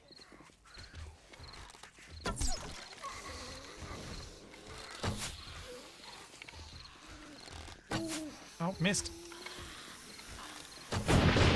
Seriously, how did I miss her? Twice. There we go.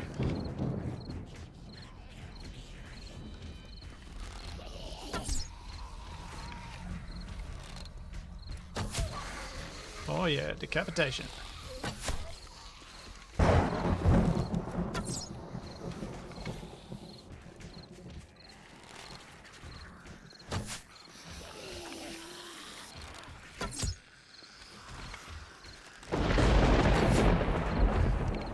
Oh no, she's already dead.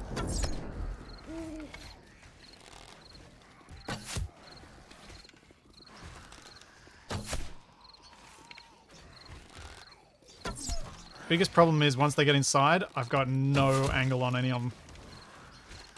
So I just got to try and take out as many as I can before then. Slow it down as much as possible.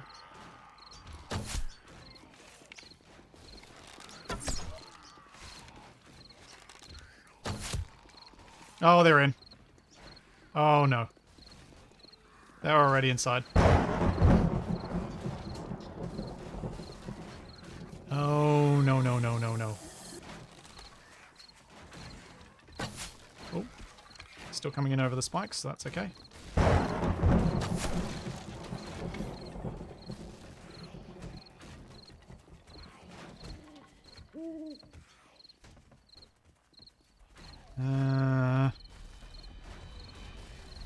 Oh, thanks, Chris. I've thought about Star Citizen a few times, but I haven't been convinced to try it yet.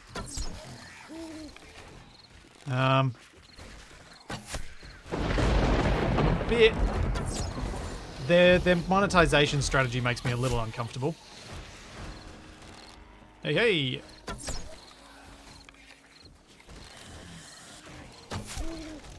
Because it does feel like they've sold something when they don't even have a product. Oh no, I broke my bow. I knew that was going to happen.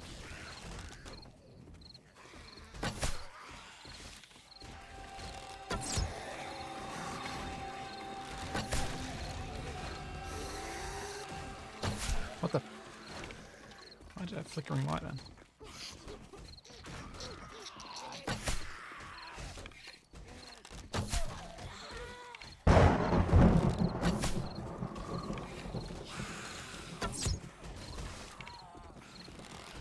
Yeah, too much concentrating on new ships, not enough finishing the game.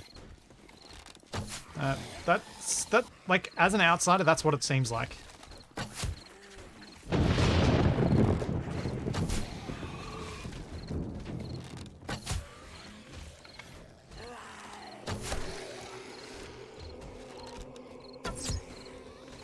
And it does seem like they've maybe got plans more grand than they can actually achieve.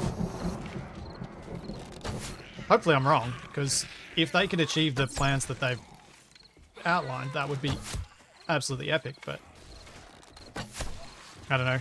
Been burned too many times by hype over the years. I find it hard to find hype anymore.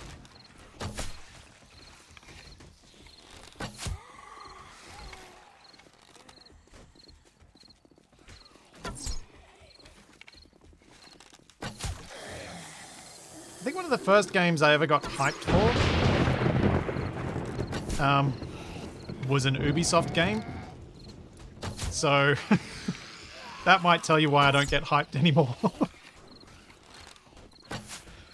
I mean, it was Settlers 4, but still. Made by Ubisoft. Or published by them anyway. Made by Blue Byte.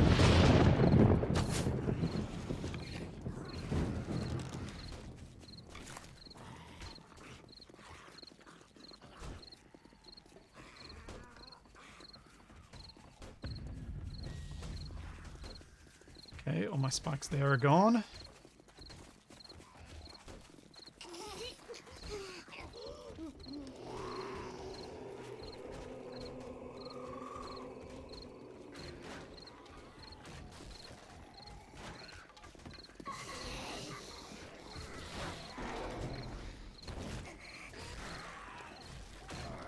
Okay, they haven't made it through in here yet. Not sure what I can do while I'm waiting for them to break through to somewhere I can reach them.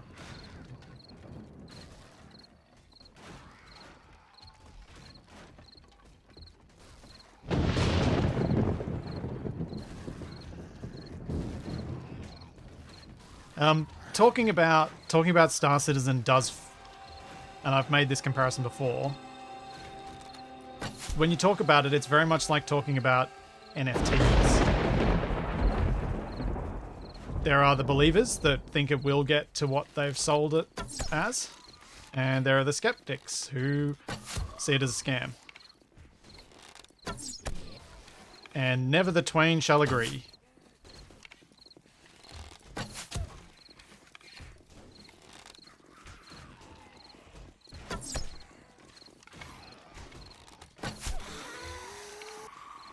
Which is why I've previously described it as the NFT of games, because it's very similar when you talk about it. The way that people react to discussions over it. And sadly, sometimes with the amount of money that people have put into it.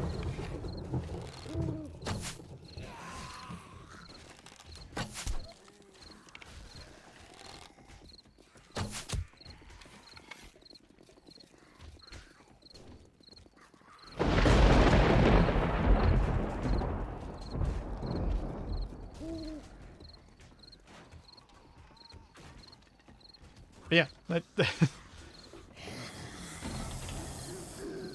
Oh, here we go. Where'd you go, zombie? I wanted to shoot you.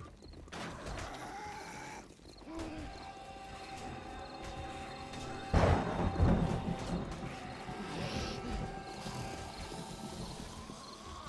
not saying Star Citizen is an NFT. I know it's not blockchain. I'm saying that the way it's discussed is very similar.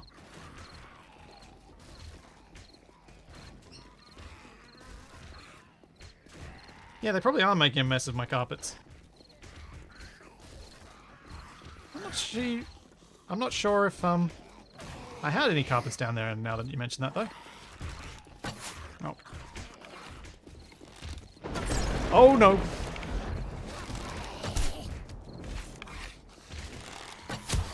That was a little close for comfort.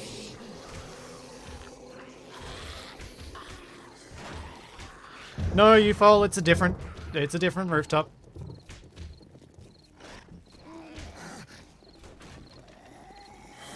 This is not the same rooftop I've used before. Similar, but not the same.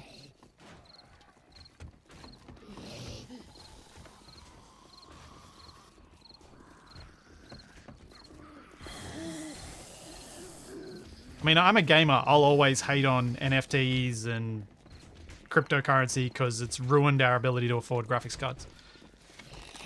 That annoys me.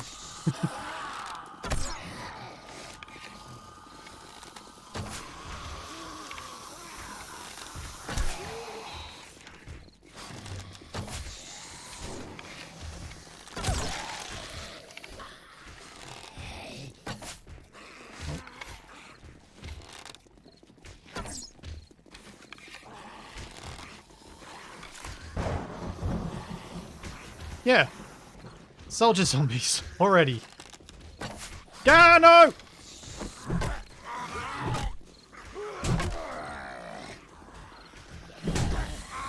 Oh, I'm so dead.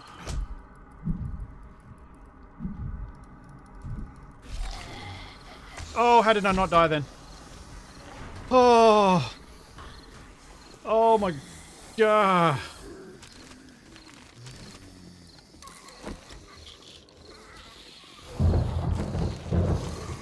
Oh.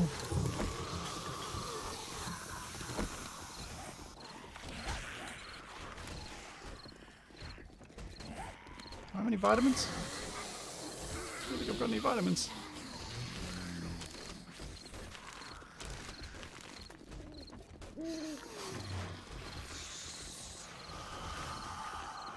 I cannot believe I just, oh.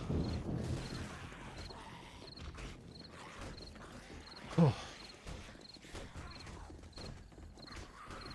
Yeah, DE. You know it's bad when I'm reduced to melee combat. Oh. Yeah, I'm so not fighting from that spot anymore.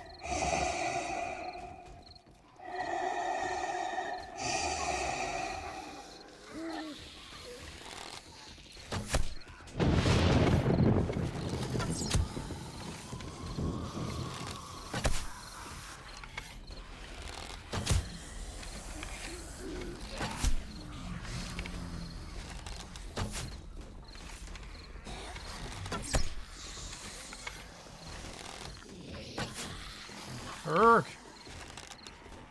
You're so nimble. Stop being nimble.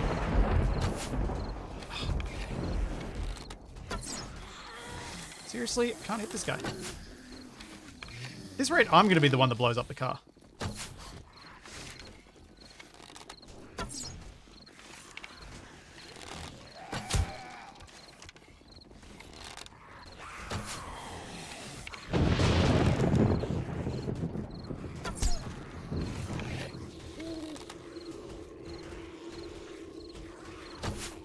Oh dear.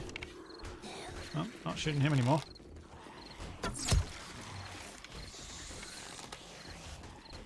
Oh, missed.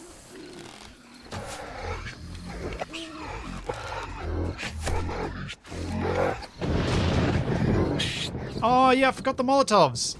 Dang it!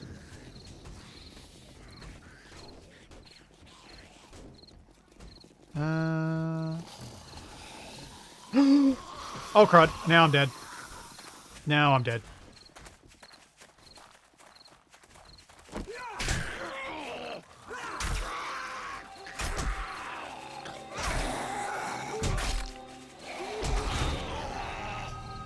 Yep.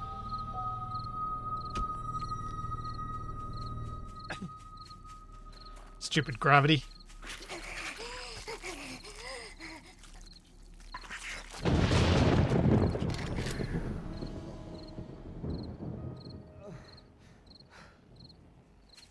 Curse you, gravity!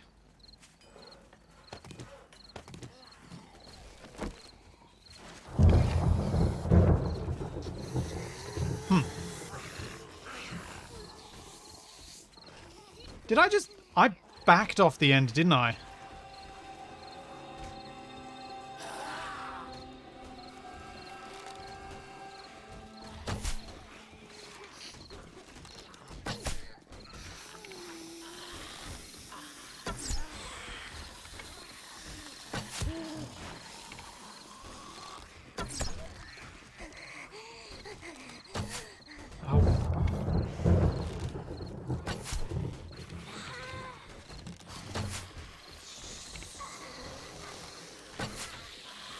Dang it. Yeah, railings on the corners may be a good future plan.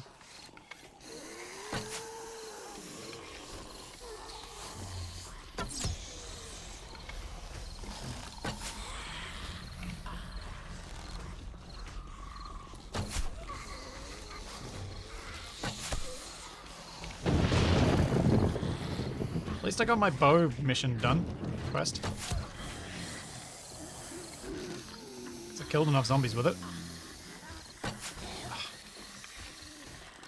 I really wish that flickering had stopped happening though. That's really off-putting.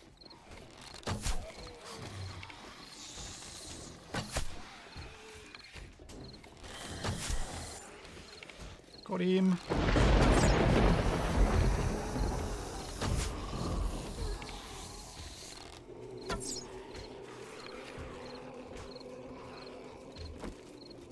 Yeah. Stupid Molotovs being now out of reach.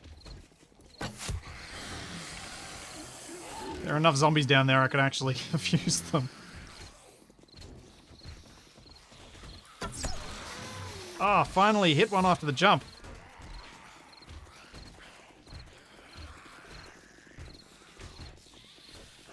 Yeah, now that'll kind of be... That's my usual plan too, is have something that I can go out far enough that I can shoot back at the building.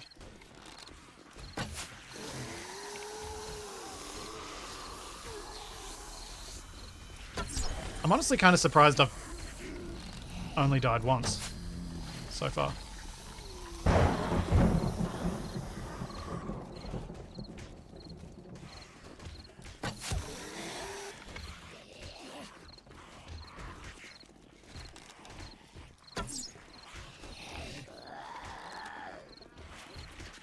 I am glad that I prepped with an extra bow and left some arrows in the crafting bench so that I was somewhat prepared for this eventual... my eventual demise.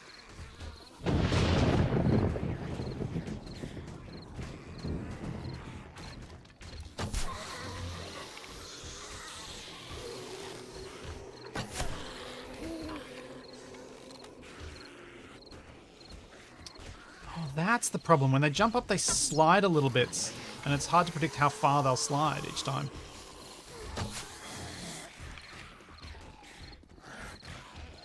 Well, yeah, I did max the zombie count, but I don't think I've reached the max zombie count. I don't think my game stage is high enough to.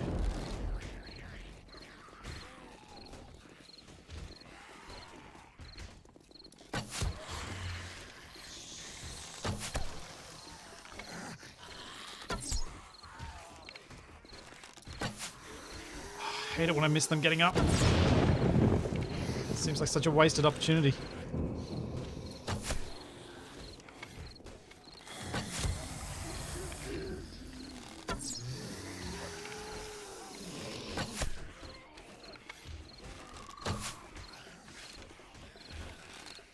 Oh man.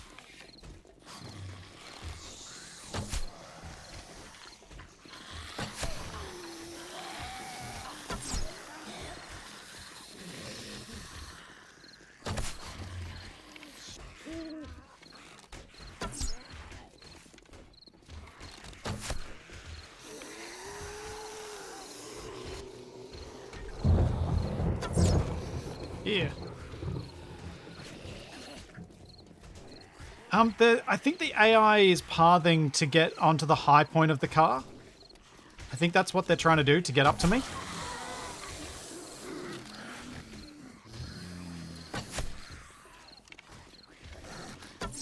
Oh no. My bow is also going to break, and I don't have a way to replace it.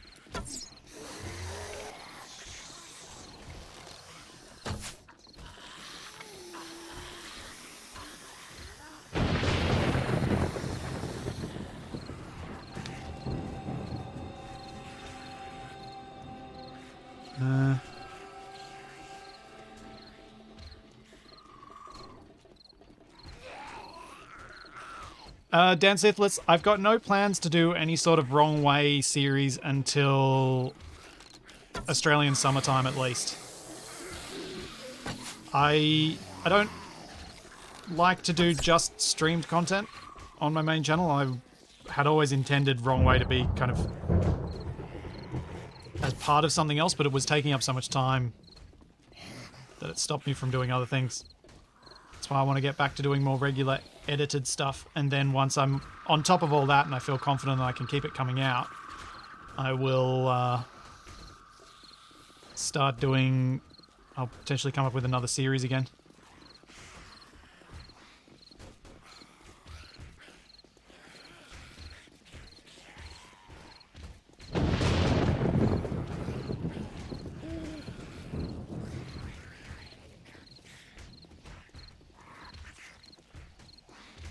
Well, yeah, Dan, the falling behind from working is kind of exactly why I don't want to just do streams.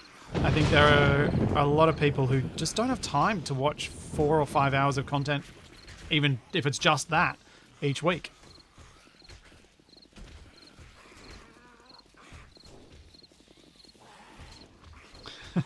Thanks, username.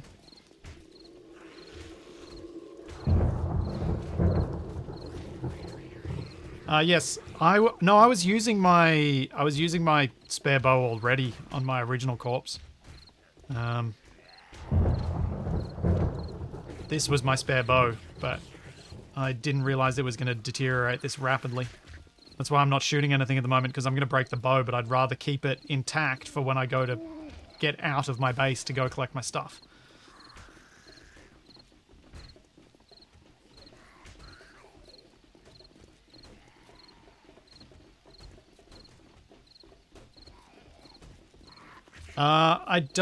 I've got a pipe gun in there, a pipe pistol, but I don't have the ammo. The ammo is on my body. So I'm kind of a bit stuck.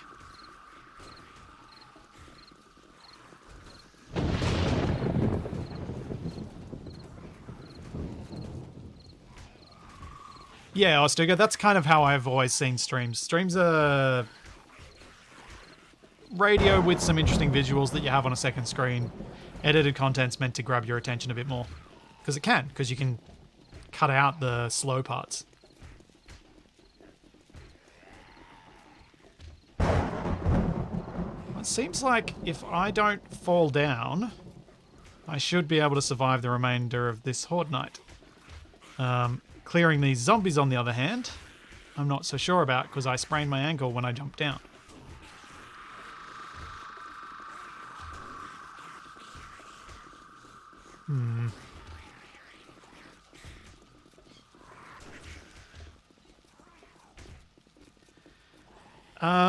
No, the pistol I found before, one of the pistols I found didn't actually even have any ammo in it. Have a look. Yep, no ammo. I think the pipe rifle's the same. Yeah. No ammo. Not loaded.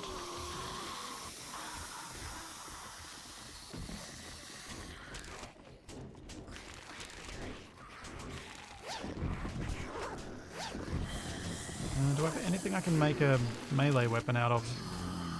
I think a shovel is an effective melee weapon. Oh, I could make a bone knife maybe if there are enough bones. Or if there's my bone knife somewhere in here.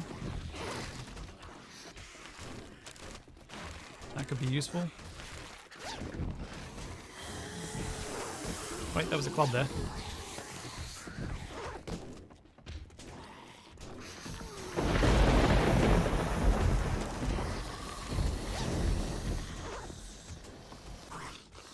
Oh, that'll work.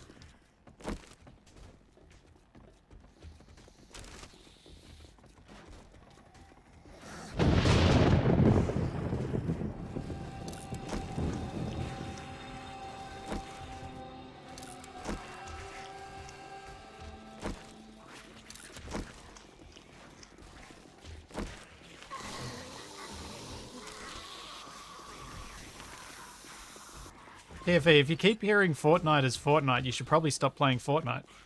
Does that make you feel better?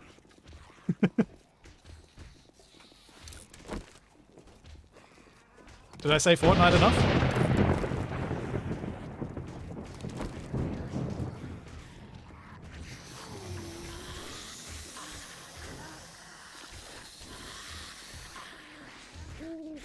Oh yeah, I might have left my bone knife on my corpse. That is true.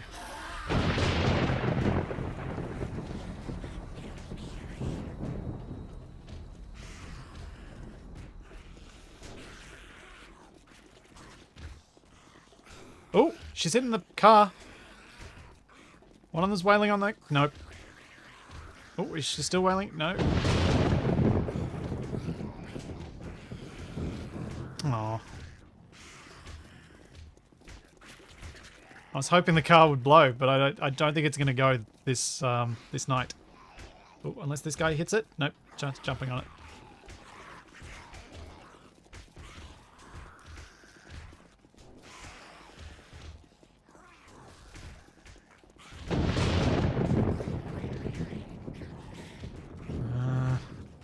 Come on.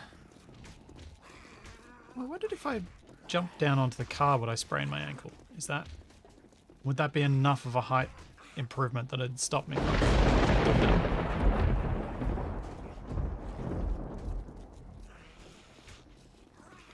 Oh, look at my wellness. I have 57 hit points.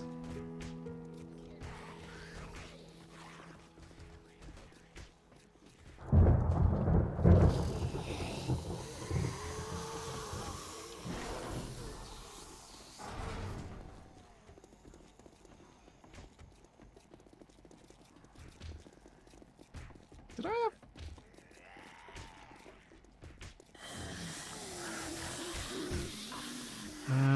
I'm not sure I can safely try and go out this way. Oh, no. Which way? Oh, this way might work. Yeah.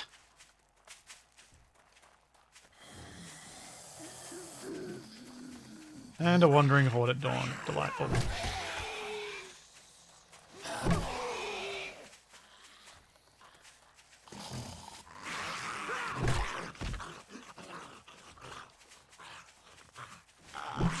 Oh, missing. Fantastic.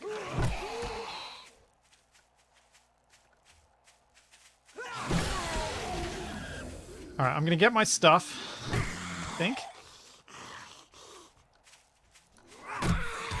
And then I gotta figure out how I can get back up to my top floor without dying.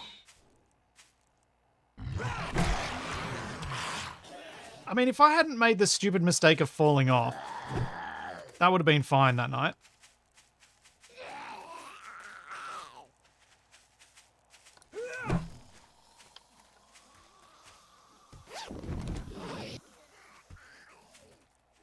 What are you doing, you weirdo?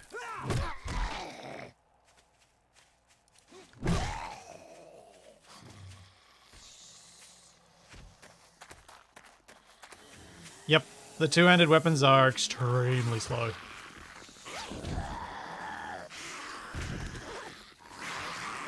Capac loves the sledgehammer, despite that slowness.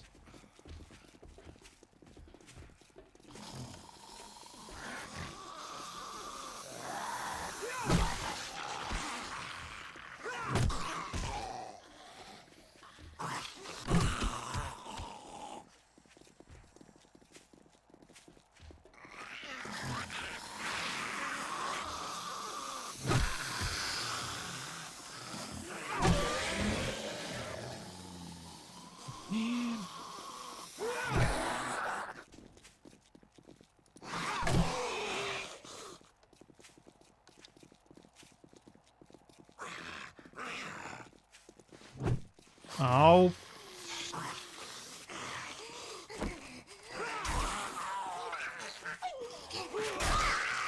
Yeah. Take that, Chuckles.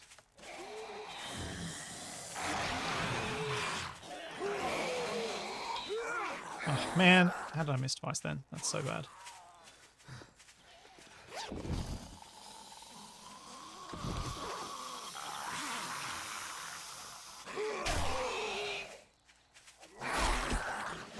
Ooh. Leveled up. Nice. So apparently my windows didn't last. Nor did the spikes in here.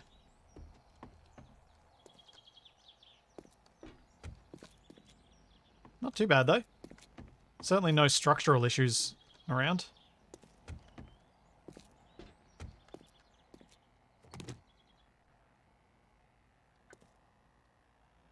Oh, oh, Pope! Get up there. There we go. Huh. Well, with my stuff back and my health now terribly, terribly low, looks like I've got a fun week ahead. I'll be back with some more Space Engineers first thing tomorrow morning, and then with some RimWorld after that. If you want to go watch Capac, he's live over at twitch.tv/CapacAmaru. But otherwise, I'll see you guys tomorrow over on my Twitch channel.